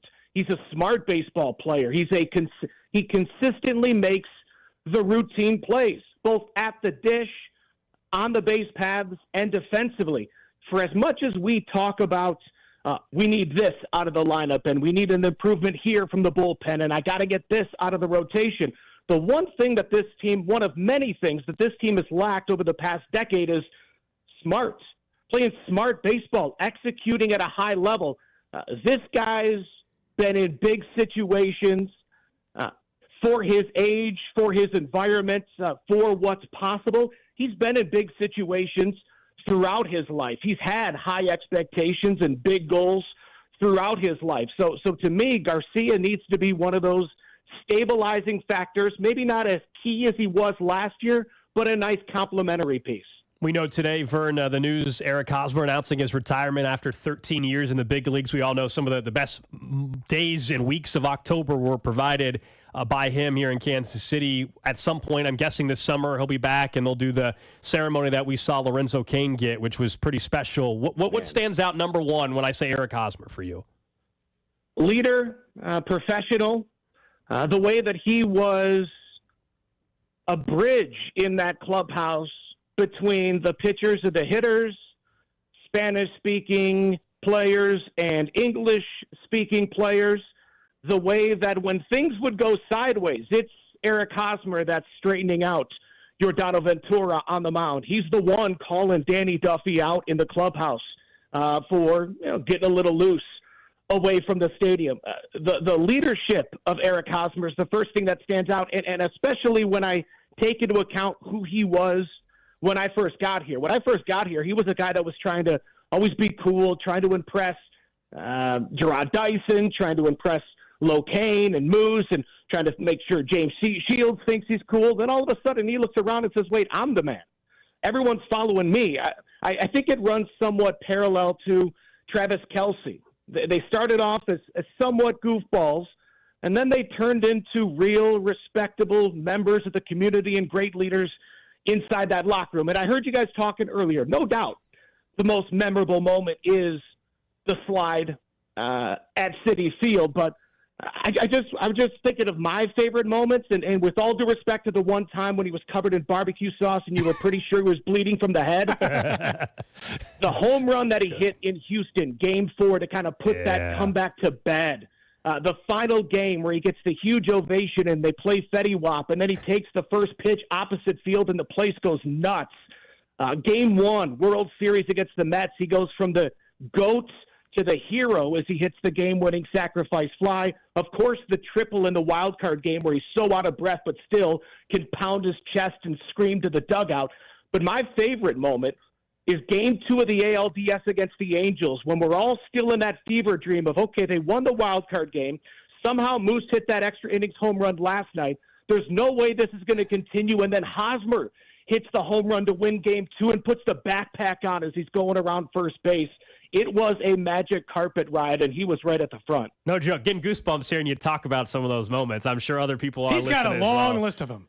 That's funny, Vernon. 15, he didn't even hit that well for the postseason in general, but every single hit was big. You look at a lot of those guys that we love. Not many of them were consistently studly. They all had their moments, but outside of Ben Zobrist, there wasn't anyone that was just George Brett, right? There wasn't someone that was just consistently carrying the freight. And yeah, Hosmer certainly had his moments, but again, you can go 1 through 9, and Cody, I'm sure you remember that lineup. You can go through every single one of them and think of a specific moment where they were key to one of the pennants. Josh Vern, you're our Royals insider. We'll be, of course, excited to have you on every Wednesday the rest of the way. And you and I are doing 2 hours of radio on Friday. You'll be doing the noon to 2 hours for me and Cody on the show. Looking forward to that, hosting with you. Yeah, looking forward to it, man. I'll see you then. There you go. That's Josh Vernier, our Royals insider. Yeah, you're out on Friday, so Vern's going to join me. We'll talk baseball, but also we'll have some fun. We'll do a normal Friday show. I don't think I've co-hosted with Vern before, so I'm looking forward to that for a little while. I mean, we've had Vern in studio with like the three of us, but maybe not just the two of you. Yeah, you can cover all also, kinds no of joke though. I'm sure it brought a smile to a lot of people's faces here, and Vern just going through all the memories that he had of Haas. Like, truly got some goosebumps. Specifically, it is true, the feeling we had in Game 2. I forgot about just the exact sequence, but at that point, you were like, Are they really going to do this? And then going to happen for sure. Then they get the early 2-0 lead on the Angels, and you're like, oh wait a second here. Are they really going to go to the freaking World Series? That was the same thing. So Kurt Nelson, who works over the Royals Hall of Fame, we had mentioned that I said the Mad Dash is like everyone's moment because of that. And he mentioned a lot of the ones Vern did. It's just so many of those. The extra inning home run against Houston in Game 4, the walk-off RBI in the 15 World Series. There's just so many massive moments for him and for this team. It does make me miss playoff baseball. I want playoff baseball back October so bad. We've been spoiled, obviously, on the football end, but the month of October when the Royals were going on their runs in 14 and 15, like there's nothing better than a whole month of that. It's fun, man. Two of the biggest. Just give me competitive baseball in August and September to start, please. Just make me feel like it can still be possible. Get me there, please, this year. Two of the biggest, playoff environments, I think, are a lot of people would say are hockey and baseball. And just growing up in Indianapolis, we don't have an NHL team, we don't have a Major League Baseball team. So being able to experience that would be, with baseball, obviously, would be a whole lot of fun. At that time, like when the Royals went through this, you have to remember. Like, it's hard now, Drew, especially you coming into this. This city was starved for winning. Starved for it, man. The Chiefs were coming off of, like, a couple of years before. The Chiefs were the worst team in football 2 years before the Royals made their first World Series run. They were back to relevancy under Andy Reid and Alex Smith, but the team hadn't won a Super Bowl in 50 years. The baseball team hadn't won anything since 1985. And then all of a sudden, the plucky little small-town Royals were making a run after the best game I'll ever go to. I have no doubt. Oh, the AL wild card. 0% chance I'll ever go to a better game in my entire life than the AL wild card game in 2014. Then they make this miraculous run where they're just sweeping teams up to Game 7 of the World Series, come up short, only to be the best team in the American League. And every single one of those players, this wasn't littered with Hall of Famers. It was just a collection of really good big league players, a bunch of 10-year big league players. Esky and Hosmer and Moose, and it all just worked together. And we all know the All-Star, right around the All-Star break of the 2014 season, like that, a lot of people thought Ned Yost was going to be out the door. You know what I mean? Like think about. He was going to be out the door. Not even think they were definitely going to. And then, shove him out. Heck, even in that wild card game, if they would have lost the wild card game, that might have been. He might have still been gone then. And then just to think the rest, how a win. By the way, did find the call of the Mad Dash from Haas. In comes the pitch. Broken bat, one hopper to third. And over to first in time. Runner going to try to score. And the pass is going to be intercepted of Kadarius Toney. Why did someone label it? I don't know. Haas's Mad Dash. That's the Tony clip in there. The hell? Who's trying to screw us? I swear, Cody, the cut says Hosmer Mad Dash. That transition sucks. That's it? That sucks. I wanted the real call. Dang it. That's a bummer. Someone really duped you. Oh, really? Someone really duped you, man. That sucks. I'm nervous to play what I think is the real one now. I think this is the real one. You Cody. sure? No, I'm not sure. All right, we'll try. In comes the pitch. Good start. Bat, one hopper to third. And over to first in time. Runner going to try to score. Wild throw.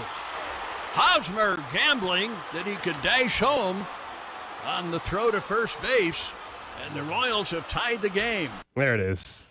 That earlier cut, I think that was something Bob and Josh used at one point during this football season. Obviously, when Tony was struggling, when the team was struggling with catches. Yeah, that's right. Hey, at least you got the right call. We did. We found the right call. That's all that matters. Random question. For you, Gold. For you, Drew. Over in the text line, 913-586-7610. And, of course, on Twitter, Twitch, YouTube, and Facebook. We'll make this one short. I just want to know whether or not, if you had the money, you would buy the airless basketball. I'm assuming by now you've seen Wilson's Gen 1 airless basketball. It's like 3D printed. It's got holes all the way through it.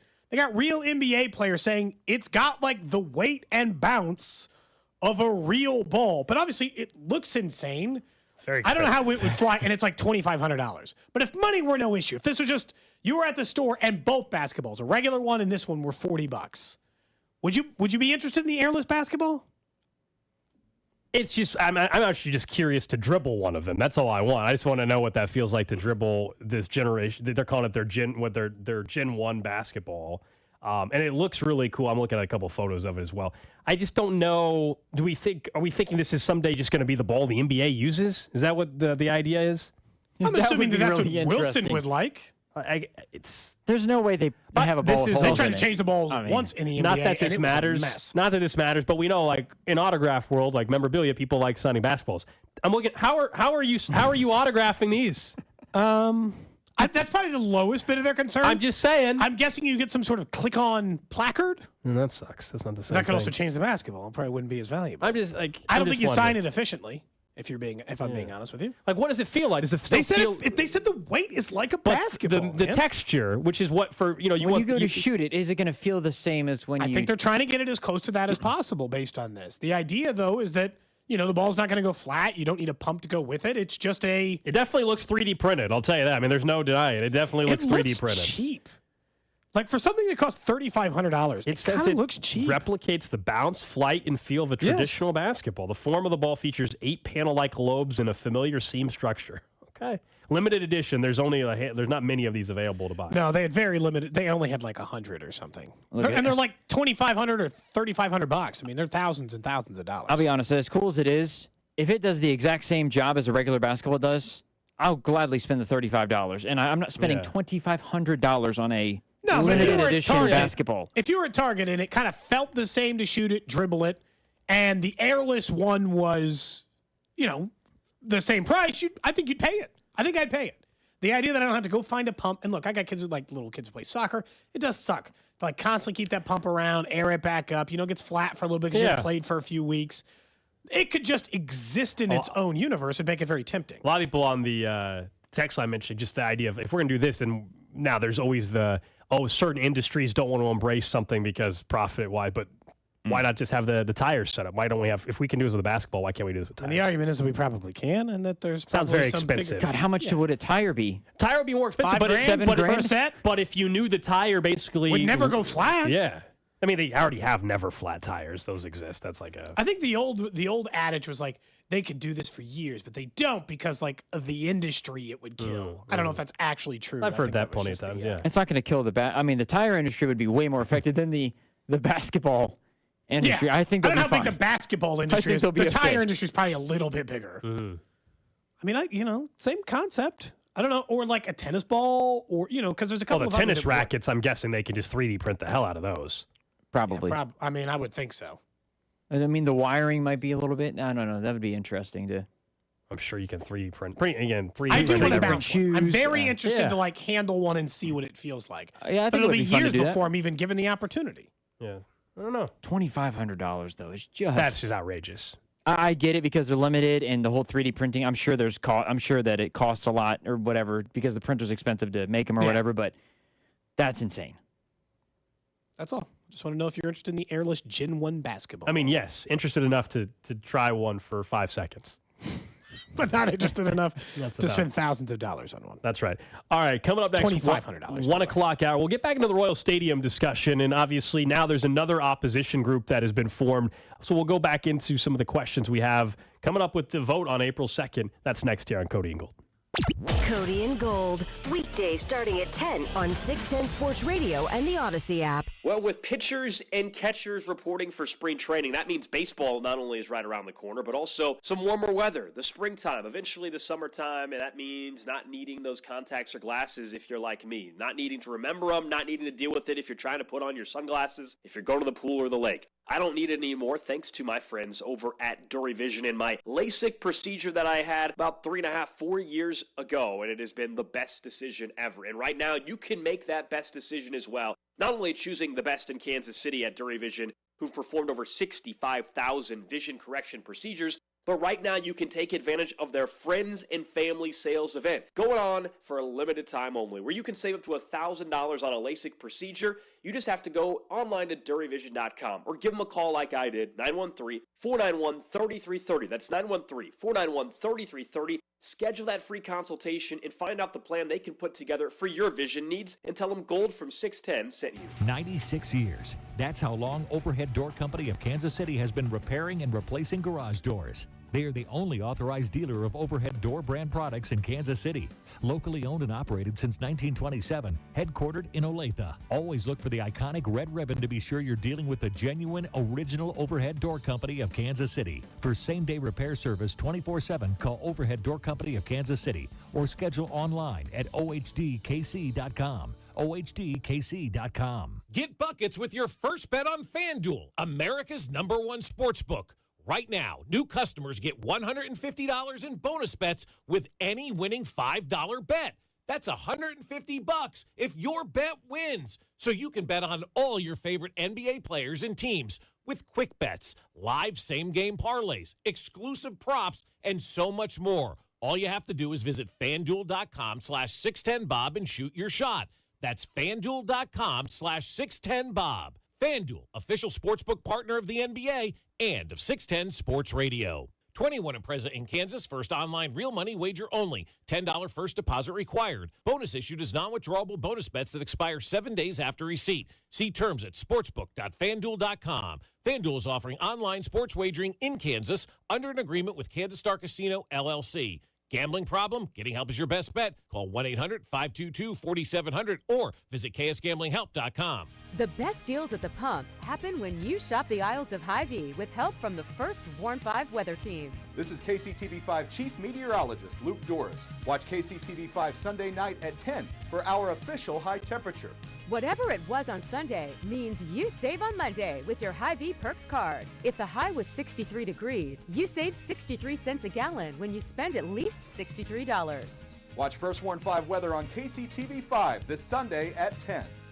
Hey, it's Kling. There are many reasons I love Hy-Vee, the great values, the selection, the service, and I love to rack up fuel savers. And you can as well. Shop Hy-Vee on Monday, earn a fuel discount equal to the high temperature on Sunday and the amount you spend. If the high is 68 degrees on Sunday, I'll save 68 cents per gallon when I spend $68 on Monday. Heat up the savings every Monday through April 29th only at Hy-Vee. Must look up code 80007 at checkout or promo code HEATUP when shopping online. See store for details. Hi, I'm Henry Winkler. My eyes are very important to me. My eyes connect me with everything I love. I loved my late father-in-law dearly. He always lit up a room, but his vision dimmed with age. He had age-related macular degeneration, or AMD. And since partnering with Apellis, I've learned there's an advanced form of dry AMD called geographic atrophy, or GA. His struggle with vision loss made me want to help others know about GA's warning signs. For some, colors appear dull or washed out.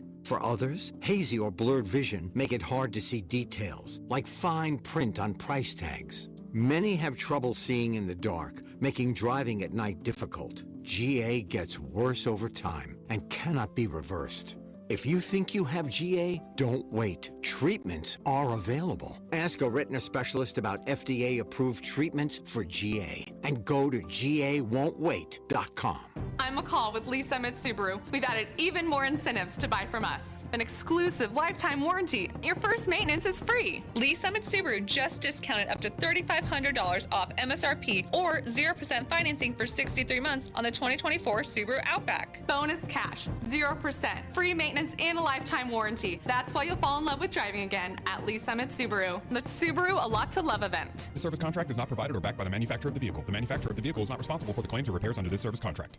I'm McCall with Lee Summit Subaru. We've added even more incentives to buy from us. An exclusive lifetime warranty. Your first maintenance is free. Lee Summit Subaru just discounted up to $3,000 off MSRP or 0% financing for 63 months on the 2024 Subaru Forester. Bonus cash, 0%, free maintenance and a lifetime warranty. That's why you'll fall in love with driving again at Lee Summit Subaru. The Subaru A Lot to Love event. The service contract is not provided or backed by the manufacturer of the vehicle. The manufacturer of the vehicle is not responsible for the claims or repairs under this service contract. This is is a special alert to all Americans who own a vehicle with less than 200,000 miles with an auto warranty about to expire or with no warranty coverage at all. Due to a decline in the economy, CarShield is announcing a low-cost month-to-month vehicle protection plan that is now available to the public to save any driver out-of-pocket expenses on future auto repairs. Call now to find out how you can pay almost nothing for covered auto repairs. Yes, you heard that correctly. Pay almost nothing for covered auto repairs. An open phone line has been established for all drivers to call for a free quick quote. Call 800-973-7809 now. Drivers who are covered will not have to pay for covered repairs again. This protection plan is at an all-time low. Additionally, drivers who activate this vehicle protection today will also receive free roadside assistance, free towing, and car rental options at no additional cost. Call us for your free quick quote today. 800-973-7809. That's 800-973-7809. What do you have to lose? Call 800-973-7809. Again, 800-973-7809. For John's 60th birthday, his family planned to drive down Old Route 66. But the trip took a detour when his wife got sick with RSV. It's a highly contagious virus that can lead to breathing problems and hospitalizations. This year, we don't want to cancel our plans. We're protecting ourselves with Pfizer's RSV vaccine, Abrysvo, respiratory syncytial virus vaccine. Abrysvo, a vaccine to prevent lower respiratory disease from RSV in people 60 years and older. It's not for everyone and may not protect all who receive it. Don't get Abrysvo if you've had an allergic reaction to its ingredients. A weakened immune system may decrease your response. Most common side effects are tiredness, headache, injection site pain, and muscle pain. For full prescribing information, please call 1-844-989-7284 or visit abrysvo.com. So don't wait. Ask your pharmacist or doctor about Pfizer's RSV vaccine, Abrysvo, because every breath matters. You're listening to 610 Sports Radio from the Mission Plumbing, Heating, and Cooling Studios. You're listening to the official broadcast partner of the back-to-back Super Bowl champion, Kansas City Chiefs. 610 Sports Radio, KCSP Kansas City, WDAF HD2 Liberty, always live on the free Odyssey app.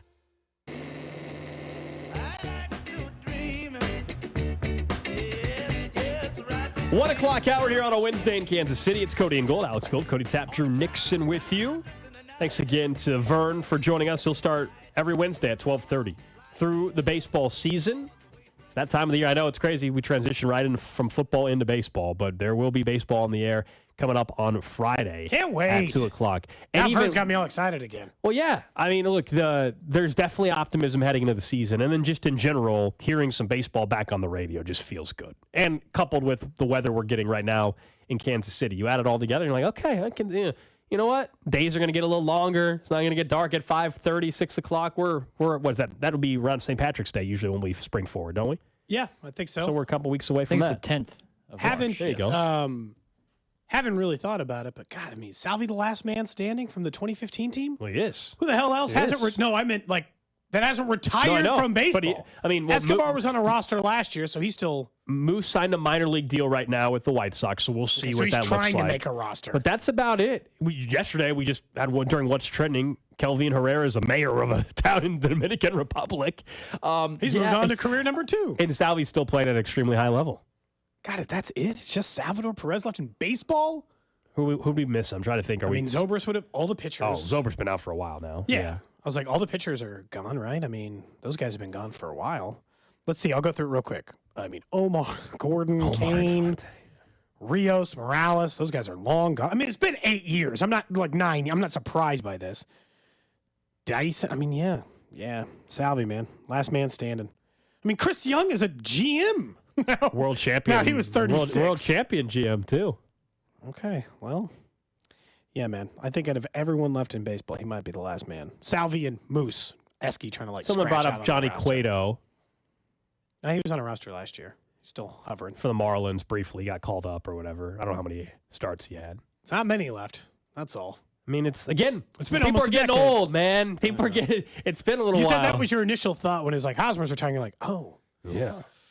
Well, there was 2 things that have happened this week where I'm like, man. So the one is Hosmer retiring, 13 years in the league. It's like, Well, I guess it makes sense. And then even on a much smaller scale, there was news in the NFL coaching world that the Rams just hired a new quarterback coach or whatever, and it's Nate Shieldhouse, who played high school football at Rockhurst the same time I was in high school here, and he's already played college ball. Duh. Now and he's a passing game and now he's quarterback coach for the L.A. Rams, and he's only 33. But just like all of that, I'm just like, I remember when that kid's name was being. I say kid, he was my age. He was a kid then, but yeah, so was I. Like.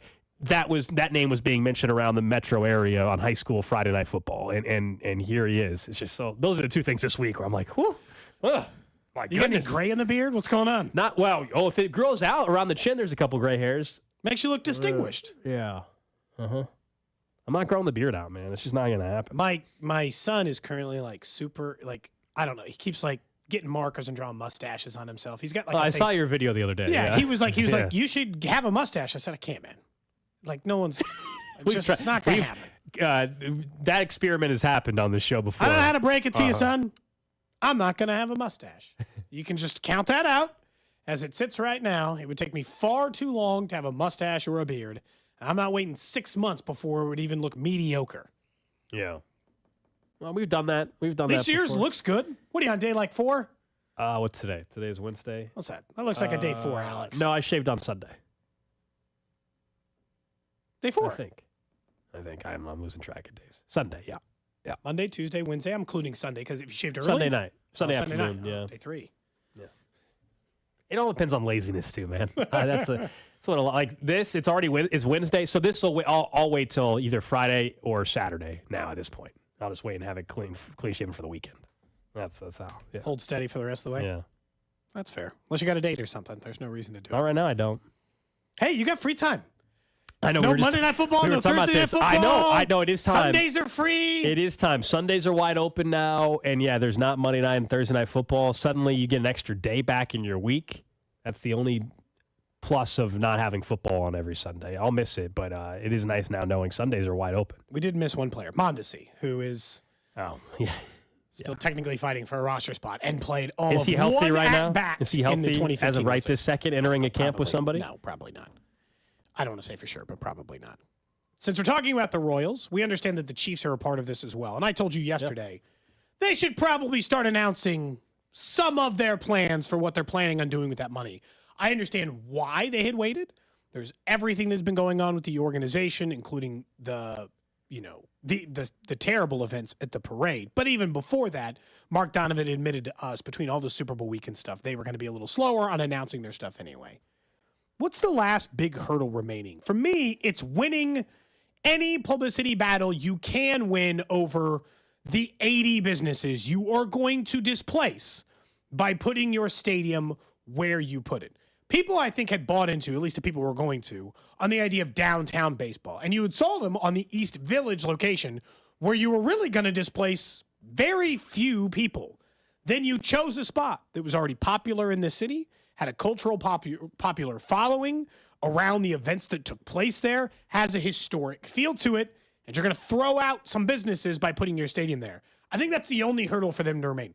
Coming out of that not stinking too bad. I don't think you can come out of that looking like look, you're buying property from property owners to eliminate at that point in time where they're currently located for your ballpark. Yeah. I mean, that's always going to be a tough conversation to be had. And I know John Sherman spoke out at spring training a day or two ago and acknowledged like the timing, admittedly, like it's happening a lot quicker in terms of the site shifting to the Crossroads site and then the vote happening to where some of those conversations are happening later than they would have in terms of negotiating. Hopefully fair market value is what is negotiated and given, and they can hopefully set them up in that particular way, because I think it clearly will have a much different feel on top of what you already feel right now if this were to end up in an eminent domain type of situation with anything. You're hoping you can get fair market negotiations for both parties and move on from there. But that was my thing with the East Village site compared to this site. I'm with you, where I still believe that site where you weren't going to move out. I think there was like 3 or 4 businesses max at that site in East Village, whereas here we're talking 80 plus, 20 property owners. And it was going to be less like businesses that you were like attached to like a bar, like it Less might have been local spots. It was, that's the difference. Now, ultimately, we know this is the site they have chosen. This is where they're going ahead. April 2nd is the vote. Early voting is underway, and there's two groups in particular that have opposed. There's a new group as well.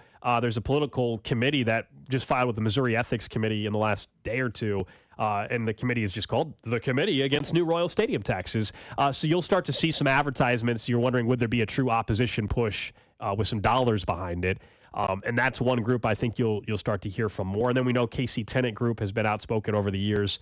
They put out a new statement. I know Carrington offered them a spot to come on a show yesterday. They chose not to, but maybe next week.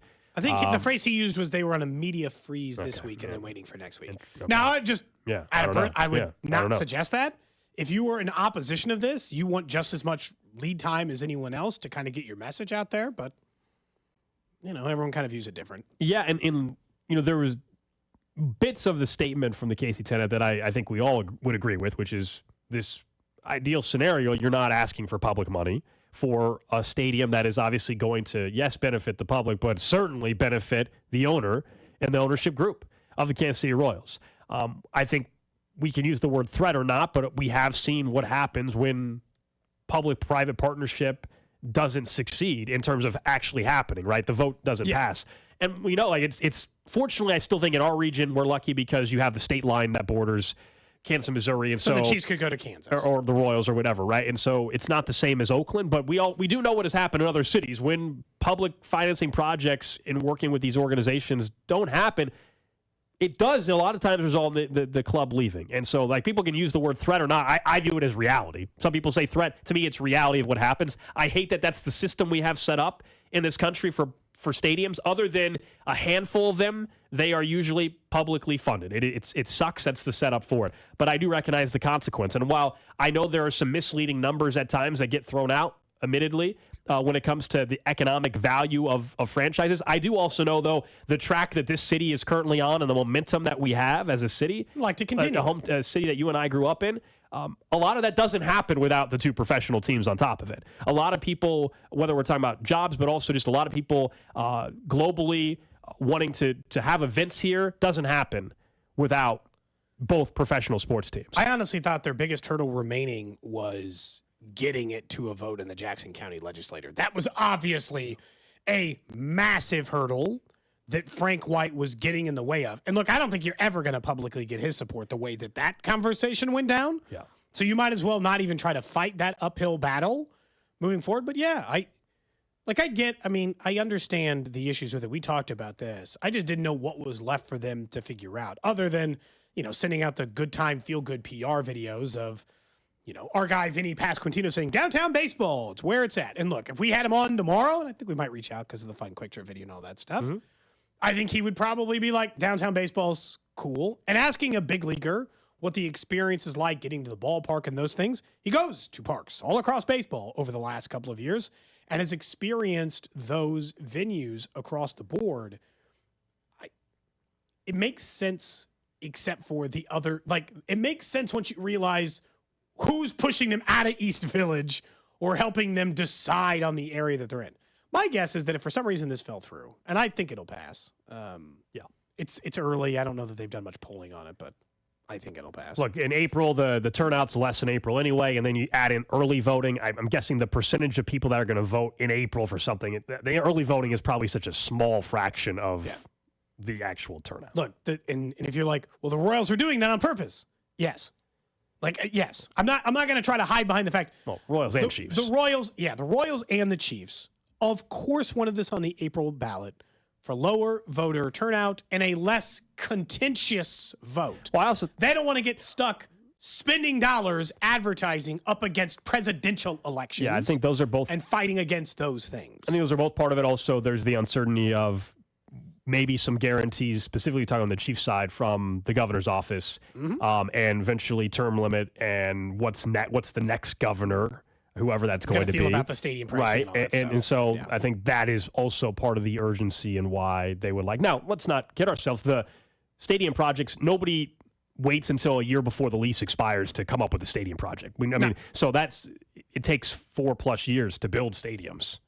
Because right now they're still probably pushing it to get to 2028, which means Opening I guess day, technically they could have waited 2 more years. But that's just the Royals. You think the Chiefs want to wait on getting their thing going? The whole thing with the Chiefs that bothers me is they're not going to spend that money in as big of a way as you will see the Royals spend it. The Royals thing will feel grander that they used those same tax dollars in the Chiefs, because the Chiefs know the same thing you and I know, that eventually Arrowhead won't exist, which means everything they do on the other side of the parking lot will be limited in scope, in my opinion, until they build new Arrowhead where Kauffman is now, eventually when they build new Arrowhead 25 years from now. Let's just call it 25 years because that's the term that they have asked for. Yeah, that's been something I still don't think gets talked about enough. You and I have brought this up for a while, which is the 40-year lease. Yeah, that's for the Royals. It's 25 for the Chiefs. And at that point in time, yes, the stadium obviously, are they going to, is that when the Chiefs-Kansas thing becomes more realistic?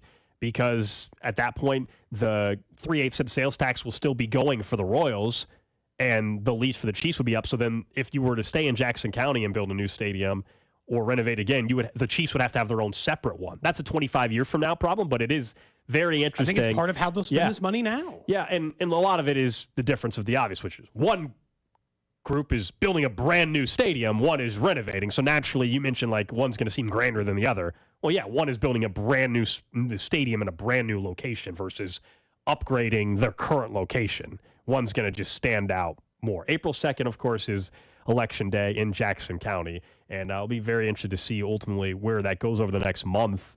As you said, with some of the marketing efforts and campaign efforts, as there is now actually a political group that will be trying to oppose that. Normally, I don't make too big of a deal about college basketball in February, but I think you and I, we've covered sports enough now that usually there's like a moment where you're like, oh, this might not work out. I don't want to call it too soon for Dennis Gates, but after they lost to Tennessee last night and he got asked about their ability to get to the free throw line, and he said this: "We're terrible. We're terrible." That feels like we crown their ass. Like, like how sometimes when you make those comments and you're like, oh, that's the quote they're going to play when you're on your way out the door 2 years from now. He had such a good year last year. This is the worst position to be in. And this is where Lance Leipold saved himself. Dennis Gates got stuck in a bad position where he outperformed himself. And when you outperform yourself and then you have the fallback year, nobody wants to believe in you again. Leipold avoided that disaster. It's the hardest thing to avoid in all of college sports. Missouri's basketball program is once again in bad shape. Like, I'm just saying, like, transfer portal can save you quick. Yeah, but if you do bad years 2 times in a row, then you're buried 2 times in a row. It goes without saying, next year will be an extremely, extremely important year. Hot seat year for him. Dennis. Well, he just got. I don't know if I would say hot seat yet, Cody. I mean, he just got an extension after last season. Yeah, they overachieved, but you said it. Transfer portal, you can also fix it fairly quick if you hit it on the right spot. I think that clearly will be the emphasis again. Has to be. They have been a major disappointment this particular season. I mean, on a smaller scale, Jerome Tang, the transfer portal didn't work out as well. They also Tomlin, the whole controversy with the school president, right? That was a player they were counting on. They don't have over at K-State. So there's different circumstances. Next year will be if we're sitting here at this time next year, then I think it'll be an interesting conversation. But let's not forget where the Missouri basketball program was 2 years ago as well, and what Dennis Gates did in his first year. I don't think I know it's what have you done for me lately. I understand. Always in college. Always is. But I think it's way too early and unfair to a year later being like, oh, wait, are we sure this guy knows what the hell he's doing? When just a year ago at this time we were all like, wow, they found their guy. Hopefully they don't. We were just saying, hopefully Florida State doesn't hire him if what's his name, Hamilton leaves Florida State. So I always get worried when it falls on hard times this quick. It's easy to show up and win one time. It's like being the interim coach. It's easy to just show up, have success. It is difficult to repeat it. That's where I've been really impressed with Leipold at Kansas. I didn't think repeating it was going to be easy for him, man. He took over a mess. And look, it was more of a slow build for him. But Dennis Gates, unfortunately, put a standard on his program really quick where they were competitive immediately. They were a tournament team. They mattered again. K-State has mattered again. But K-State's fall from grace hasn't been close to that as Missouri's from his previous year. K-State's got maybe a 2% chance of making a tournament and is not it's a really terrible offensive basketball team right now. At jobs like that, though, I do feel like, particularly in hoops with Missouri and, I mean, even K-State a little bit as well, you have to use the portal because you're recruiting if you look at who you're recruiting against, you're in a region that's very difficult and a conference in the Big 12 and the SEC in particular that are the two best conferences right now. So it makes it even harder. The transfer portal is key. They also, and guys decommit all the time. Someone brought it up. But Missouri next year on 24/7 Sports has the 4th best recruiting class. Yeah, right this second. Yeah, but I mean, they've been watching Missouri play lately. Right, and that's part of the problem. And so that'll be the interesting part. But they have a bunch of studs coming in. Doesn't guarantee anything, but they've got a chance. This is why I think it'd be crazy to freak out about Dennis Gates yet. How many of those guys are you looking at the list right now? Yeah, five have signed their letter of intent. How many of them are from Missouri? 1. Okay. I was curious because of the whole Missouri state law thing with you being able to benefit earlier on. Right, NIL. For sure. So the 25th player in the country they have committed, 57th, 64th, the 100th, and 138th. That's how they get to top 4 ranking going. Just hope he can keep them, I guess, at this rate. Yeah, and last year was way more fun for the locals. All 3 mattered. All 3 around the tournament. All 3 coaches were cruising. This year, just going to get Kansas as like a 3 seed. That's it for the locals. Kind of looks I don't like think it's it, going to man. be this. I don't think it's going to be the year for the Ruse, man. I don't know what to tell you. No, you don't think they're going on a run through the Summit League tournament? They're not good, Drew. That's all you can. That's all you can give me? Here, let me look it up right now. I still think it'd be the coolest thing ever if you told me that Kansas City was in the NCAA tournament, because that would be incredible. UMKC right now is 12-15 overall. They're 6-6 in league play. The Summit League is tight, Cody. I mean, Summit League's tight. They're right in the middle. They're not in dead fairness, last. North Dakota, I think a team they've beaten this year is at the top of the conference. So yeah, never say never. You know, the Roos are 9-3 at home and 3-9 on the road. So there's your difference. That's because they just play a bunch of Power 5 teams on the road, dude. Like every other time. They'd be a 5 seed in the Summit League. They're a win away from somebody being like a 3 seed in the Summit League. They've beaten the number 1 team in the Summit League. They're right there. I've already told you, and this still stands. If UMKC makes a tournament, I will not be here for their tournament game. I will be absent from the show. I will be traveling to watch UMKC play in the NCAA tournament. And not just because they're possibly inviting me to become a professor. Yeah, but because I support my Roos.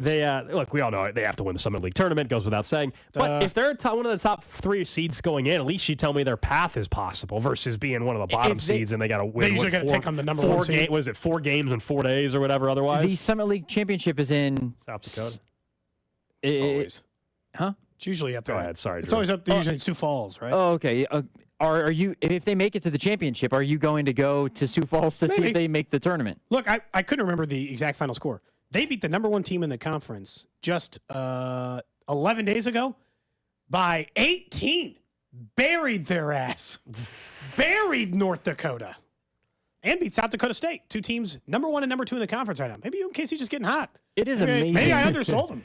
I take it back. It is amazing how your alma mater, Cody, you are talking as if they even make it into the dance at all. I don't care. 16 seed is in. Oh, yeah. Dude, I'm going to Dayton. Drew, they've never been in, ever. I know. Which is where, and then Gold, if Kansas gets eliminated in the Elite 8, it is an F for the year. It's not even a D or a C. Yeah, these are the conversations we always have. Like how I'll be you watch KU right now. I don't think anybody thinks Doesn't look like an Elite 8 team right now. Thinks they're cutting down the net. But I will watch college basketball, and outside of maybe 3 teams, it's wide open for everybody else. It's the Elite 8 for a reason. There's 8 teams that make it. Right. Who's to say that there's only maybe 3 or 4 teams where you know what, I could see them getting there. You never know come tournament time. That's why we like it. UConn looked like the most dominant team in the entire country and just got 20-balled by Creighton. College basketball is weird like that. And there's way more talent in college basketball because of NIL. College basketball's gotten better because of NIL. It has helped it so much. Yes. These players staying. Women's college basketball's gotten even way better. Cody's rooting for his Roos to stay off the 4 line or 5 line because then they got to play the 1 seed after that. You need to hope they get up to a 3 line somehow. They just beat the 1 seed. Okay.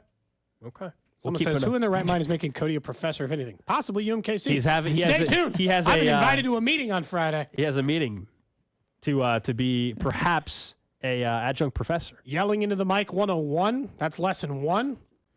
Incoherent thoughts. That's lesson 2. Doesn't matter. I'm teaching them. I'm a professional in this business. That counts for something. Coming up next, we'll get to what's trending and back into what we continue to get tweets about, which is the jersey patch the Royals are going to be wearing in 2024.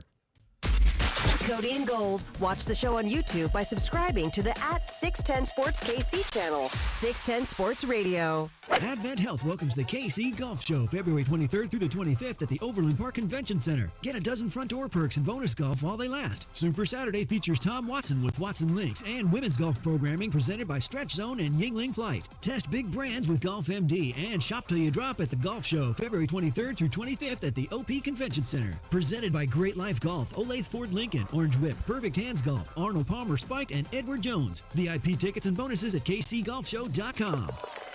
I'm Jeff Davis, owner of Volkswagen Lease Summit. During our cash-in sale, we're offering you the most cash for your trade and the lowest prices Volkswagen has to offer. We'll buy your car for its original base MSRP when you upgrade to a new or used car at Volkswagen Lease Summit. Only deducting for mileage, manufacturer incentives, and any damage. Cash in today. Plus, we have leases starting at $239 a month or rates as low as 1.9% for 48 months. Turn your car into cash. Visit VWLeaseSummit.com. Financing through VCI on approved credit. Call 816-841-7383 for details.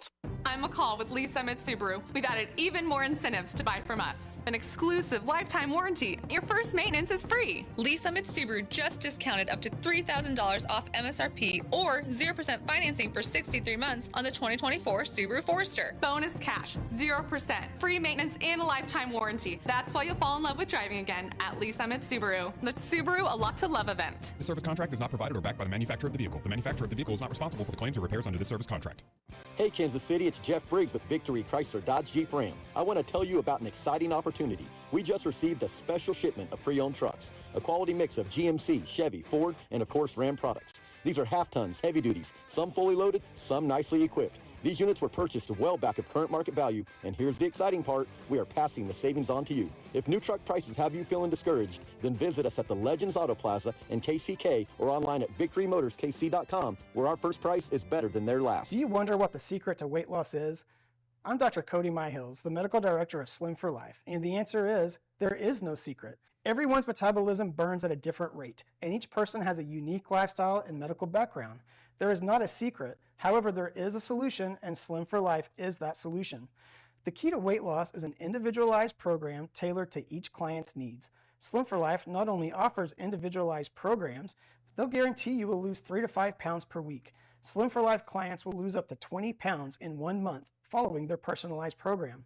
So what are you waiting for? Our medical staff and weight loss coaches are waiting to help. Call today and schedule your free consultation. Let them know that you heard it from B-Dub and 610 Sports Radio. 833-SLIM today. That's the number you need to call. 833-754-6863. Or you can hit them online at slim4life.com. All services included, exclusive of products. So what are you waiting for? It's time to be happy and healthy in 2024. Make the call. Tell them B-Dub sent you. Diabetes, high blood pressure, anxiety meds, everyone's on them. If you're a 50-year-old male, maybe a bit porky, and you may even have type 2 diabetes, $1 million of term insurance may only cost you about $200 a month. Call Term Provider. Speak with Big Lou at 800-700-6898. Big Lou will find a term life policy for you even if you have type 2 diabetes, are overweight, or have high blood pressure. Term Provider has helped thousands of people like you who think they can't afford term life insurance. To buy $1 million of affordable term life for you, all you need to do is call Big Lou at 800-700-6898. Lou will make sure the scales are tipped in your favor. Call 800-700-6898. Big Lou will answer your call and work to fit you into a term life policy that you can afford. Remember, Big Lou's like you. He's on meds too. Call 800-700-6898. 800-700-6898 or biglou.com. For John's 60th birthday, his family planned to drive down Old Route 66. But the trip took a detour when his wife got sick with RSV. It's a highly contagious virus that can lead to breathing problems and hospitalizations. This year, we don't want to cancel our plans. We're protecting ourselves with Pfizer's RSV vaccine, Abrysvo, respiratory syncytial virus vaccine. Abrysvo, a vaccine to prevent lower respiratory disease from RSV in people 60 years and older. It's not for everyone and may not protect all who receive it. Don't get Abrysvo if you've had an allergic reaction to its ingredients. A weakened immune system may decrease your response. Most common side effects are tiredness, headache, injection site pain, and muscle pain. For full prescribing information, please call 1-844-989-7284 or visit abrysvo.com. So don't wait. Ask your pharmacist or doctor about Pfizer's RSV vaccine, Abrysvo, because every breath matters. And paid for by America First Tax Group. Attention, if you or your business is behind in filing your tax returns, or if you owe over $10,000 in back taxes to the IRS, please listen carefully. The IRS does not joke around and will not stop their collection efforts. If you're tired of the IRS letters, levies, liens, or wage garnishments and would like to get a fresh start, we can help. Due to the financial hardships in the country, the IRS is making it easier than ever to settle tax problems for those who owe more than $10,000. We can help settle your delinquent tax problems, end all collections, and may even reduce your back taxes significantly. Even if you can't afford to pay your back taxes, you can still get the help you need. We've helped thousands of taxpayers just like you, but you must call 800-549-1238 today to stop your tax problem from getting worse. The information is free and the help is real. Call 800-549-1238. That's 800-549-1238. Again, 800-549-1238. Get in zone, AutoZone. Welcome to AutoZone. What are you working on today? Brakes? We can save you 15% on that. We have OE quality Duralast brake pads and rotors in stock, ready for pickup or delivery. We also have calipers, brake fluid, tools, and anything else you'll need to do the job right. When you get Duralast pads and rotors together, you'll save 15%. It's just part of what makes us America's #1 brakes destination. Get in zone, AutoZone. The 610 Sports Radio phone line is brought to you by Onder Law Injury Lawyers. Visit getjim.com. What's trending? All right, let's check in on the hot topics trending. Number one on What's Trending, Eric Hosmer, after 13 years in Major League Baseball, announcing his retirement today. He'll be on with Bob and Josh tomorrow at 9 a.m. talking about not only his time in Kansas City, obviously, as we were discussing with Vern, some incredible moments that we will all remember the rest of our life, World Championship, the run of 2014 and 2015, and then what he's doing next. He announced a new media initiative and company that he's going to try to allow baseball players to have a platform to tell their story, and I think it'll be interesting to see if that takes off. I think it's smart. You know, the Players Tribune, you brought that up on a more of a written side of things, but perhaps allowing podcasts, and Hosmer's going to host one of them as well. We'll learn more about that tomorrow. Mookie Betts is like the only really big baseball player right now with that kind of forum. I'm assuming he's seeing what like new heights and really specifically what like the volume with Colin Cowherd does for like former NFL players and stuff that's had success. Not surprised, another media venture for Eric Hosmer. He's also married to someone who used to be in TV. Probably knows a little bit something about media. Yeah. Next up on What's Trending, the Royals announced today. We're going to talk about it more in just a minute. A jersey patch sponsor for the upcoming 2024 season. You'll see it on the sleeves as early as this Friday's game. They've partnered up with Quick Trip. So a big red square on the sleeve. Seems to be mixed reaction over on social media. I love Quick Trip and I love the Royals, so I'm fine with it. Over Honestly, time, we'll get used to it. Only half of baseball has the jersey patches. If you want this as a source of income, you want your team taking advantage of. More sources of income means more money for the team. Hypothetically should mean more money spent on the team. I know every ownership group doesn't work that way, but I'm going to go ahead and give the Royals the benefit of the doubt for a little while after they dropped $288 million on Bobby Wood Jr. Yeah, more revenue streams, trying to pay for that contract. It all Trying to pay for the rest of that adds. stadium. Yeah, and I still think over time, like, it's going to be jarring at first, but fast forward a year from now, like, we're not going to... Because honestly, how many jersey patches do you even notice on other baseball teams? And half of baseball had them last year. Yeah, it's like, could you name another sponsor on any of these other jersey patches? Like, it was so noticeable that you couldn't... On the NBA either, I don't know. You know? I think we'll get used to it very, very quickly. Next up on What's Trending, college basketball, the Missouri Tigers did fall to Tennessee 72-67. We just talked about Missouri and the comments from Dennis Gates after the loss. It's just been a brutal year for the Missouri Tigers. We know all three locals back in action coming up this weekend. And before we know it, I mean, we're kind of on the tail end of college basketball regular season. And then for a lot of people, they're just now starting to pay attention. Conference tournaments around the way. So close. And then Selection Sunday, one of my favorite days of the year. Love that day. It's just exciting. It's fun. I love brackets. We love brackets. Who doesn't? I didn't fill one out last year. I don't know what happened. Just never got around to it. Oh, hold on, Drew. How many brackets do you fill out? I only fill out one. I still don't understand. Cody and I go back and forth on it. One. I think you're one bracket, multiple contests, but one bracket. I think you're allowed to brag about one bracket. One is your my stand on honor bracket. But see, we don't know what people are doing that, you know? Well, look, some people might be lying to you. But I think you fill out bracket. as much as you want. I spread my brackets around. I think I care less about the brackets than I used to because, frankly, of legalized sports betting. Yeah, because you can just bet on individual games. The bracket's fun, and you can do creative ways to fill it out, and like the contest. I'm with sure ESPN you can have a fun way to fill it out with your kids and stuff. Like I get it, Sure. but one bracket and then just bet on some of the different games. Do you guys fill it out like by hand, or do you do the online? I do online. My handwriting sucks anyway, so I just do the online. I don't know if I filled one out by hand. It sounds like you're old school. So I fill one out on whatever I do on paper is what I put like the picks online, but I like having a blank bracket with just like Physical? the seats and then writing it in as they. It's just something that I enjoy doing. It's like Barack Obama over here. He's like filling out his bracket and presenting it to everyone.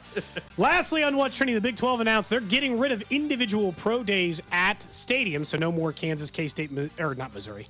No more Kansas and K-State visits. Instead, they'll host a full mini combine as the entire conference. That, according to multiple reports, this makes sense for me. I imagine the scouts will like it, and it's a way for the Big 12 to make you look at players maybe you weren't planning on looking at.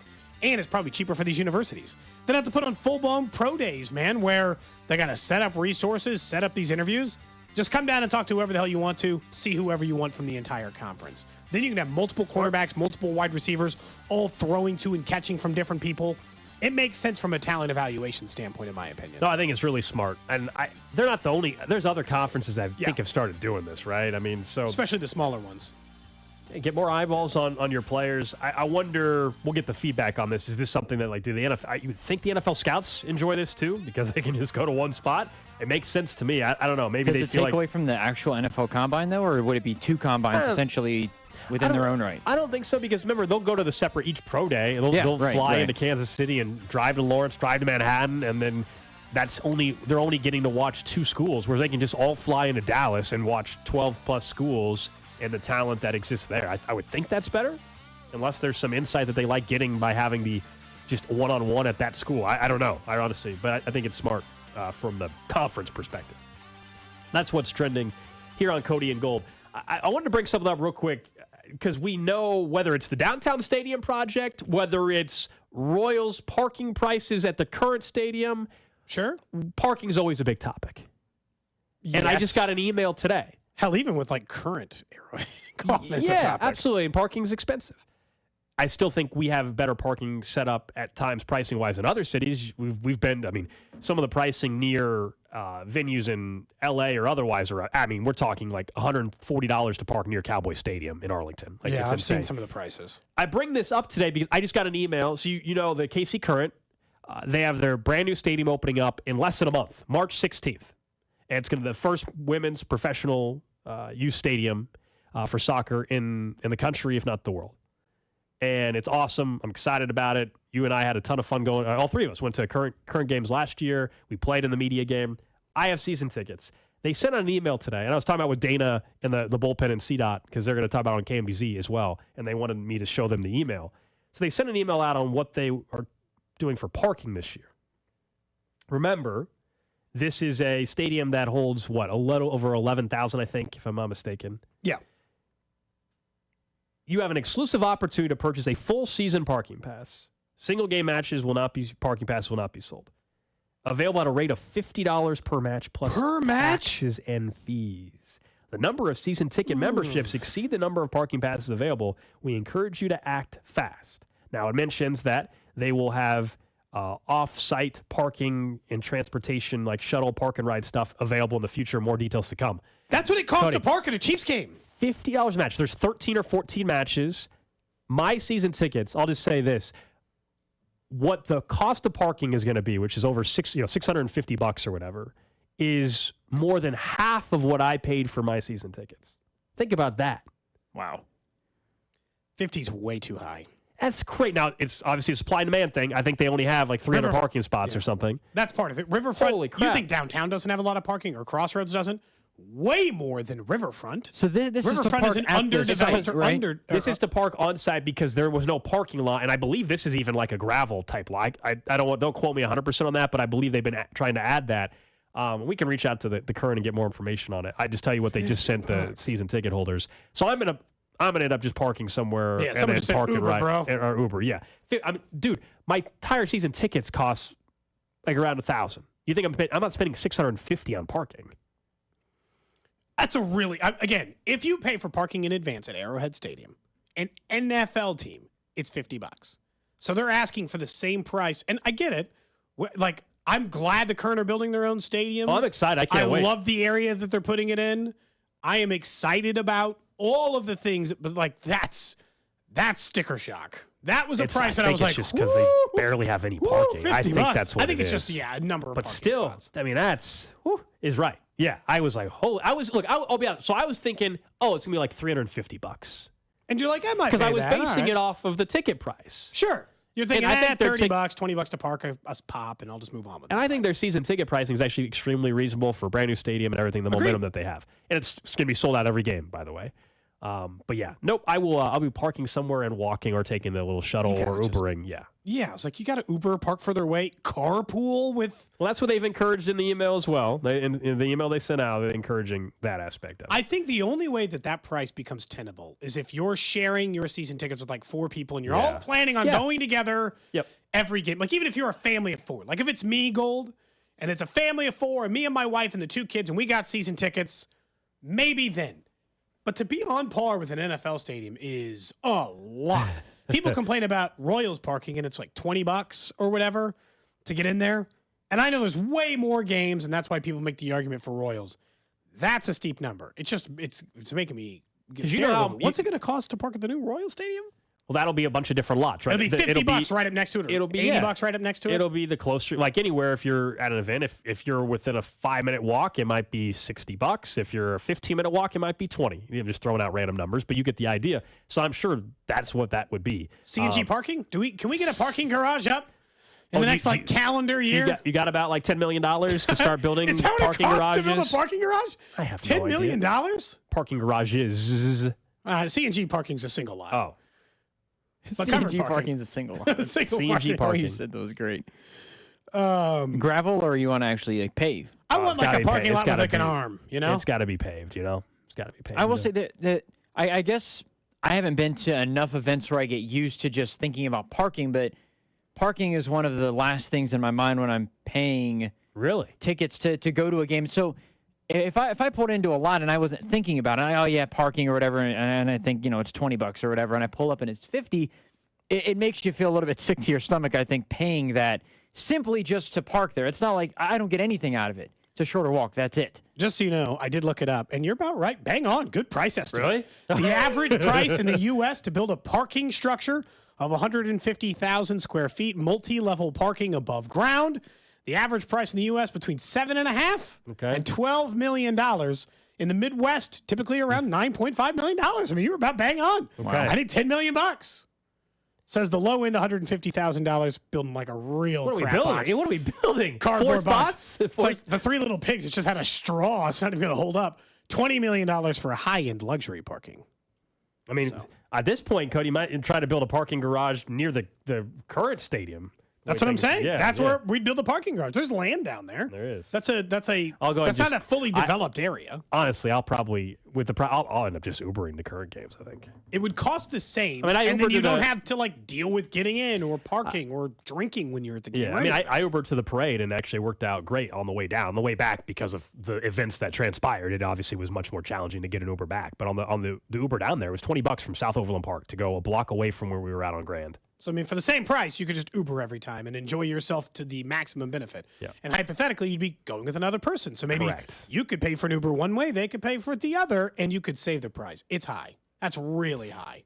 I'll be curious to see if they fix it. Thing, if they long term, if they have other options. We're talking about the KC Current here, not the Royals downtown. For those that are just tuning in, we were just saying the KC Current announced season ticket holder parking, and it's $50 a match plus fees. That's what did it cost to build the KC Current Stadium? Just out of curiosity. That's entirely privately funded. It's like $120 million or something. That's privately funded. That's probably why they didn't build just to build one parking garage next to it would increase. I mean, it would add 117.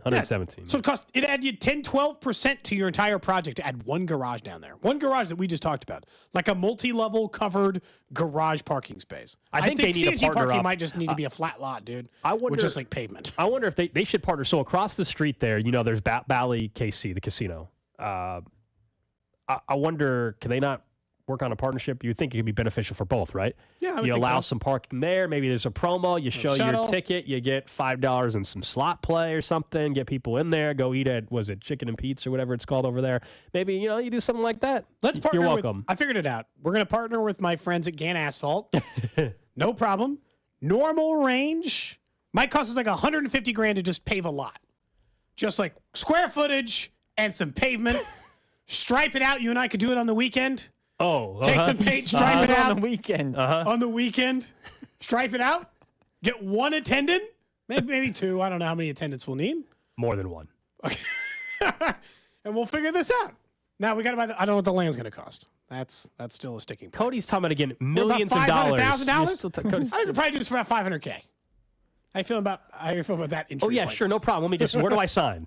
Where do I sign on the dotted line? And we get free, we get to, technically, I think this is legal. We could do promotion for our parking lot, on this air. People will know where to park when they go to the KC Current games. C&G lot for your giant easy C&G. convenience. Is that the logo? Just a giant C&G? Yeah. Just a giant C&G. Someone draw that up for me. It'd be great. Got an in with an asphalt company and we're squared. Problem solved. I don't know if they'll cut us a discount or not.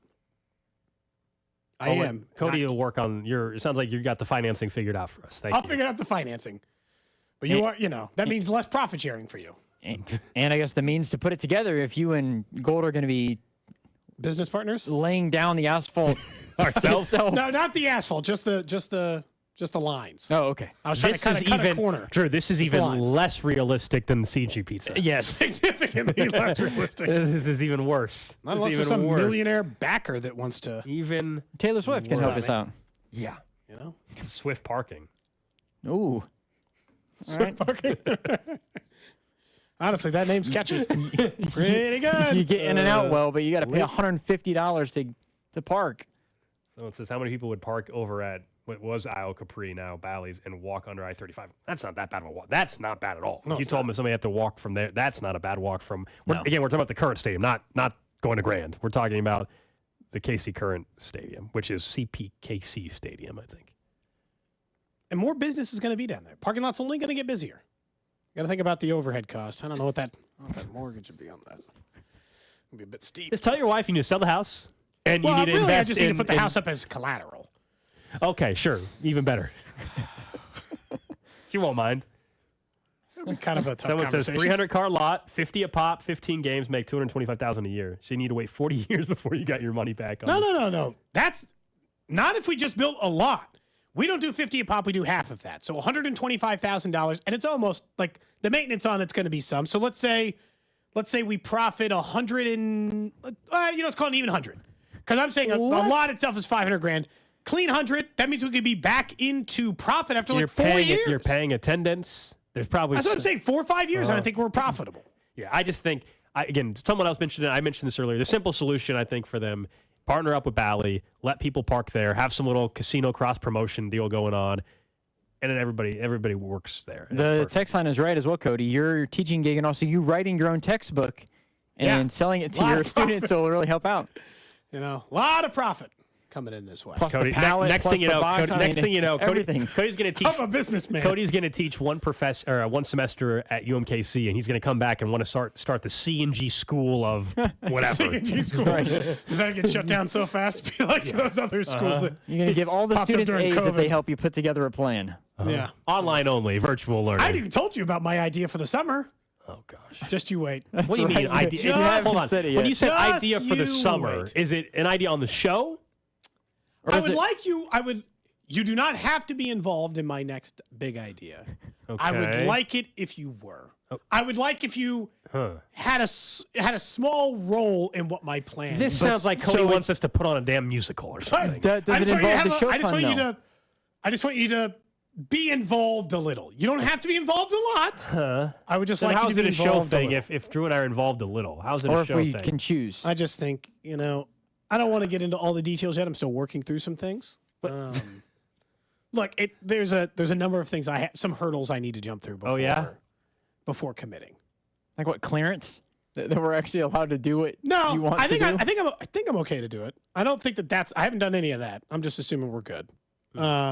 I still want to. There's a lot of ideas. I still want to do the charity boxing match where Cody and I box each other. I still want to do that. Oh my gosh, that would be fantastic. That'd be incredible. We've actually looked into that more than you think, but we weren't sure if we had to get licensed at first. If it needs to be a licensed boxing event by the Missouri boxing. Like you need to have like an actual and we would ref have to, who's approved or whatever. And we would have to have like licenses to actually box each other. But it would be incredible for charity. Now we'd have the headgear on because we're not idiots. I'm not trying to get concussed. Could you imagine?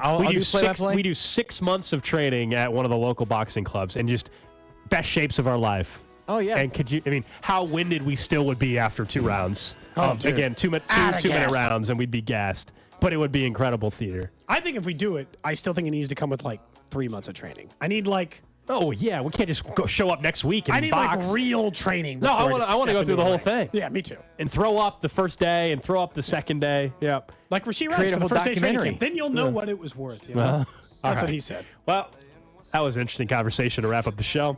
Hope you guys have a good rest of your Wednesday. We're back at it tomorrow. We talk jersey patches. We did. QT. Go stop by there and get a couple rollers, Talk to you guys tomorrow.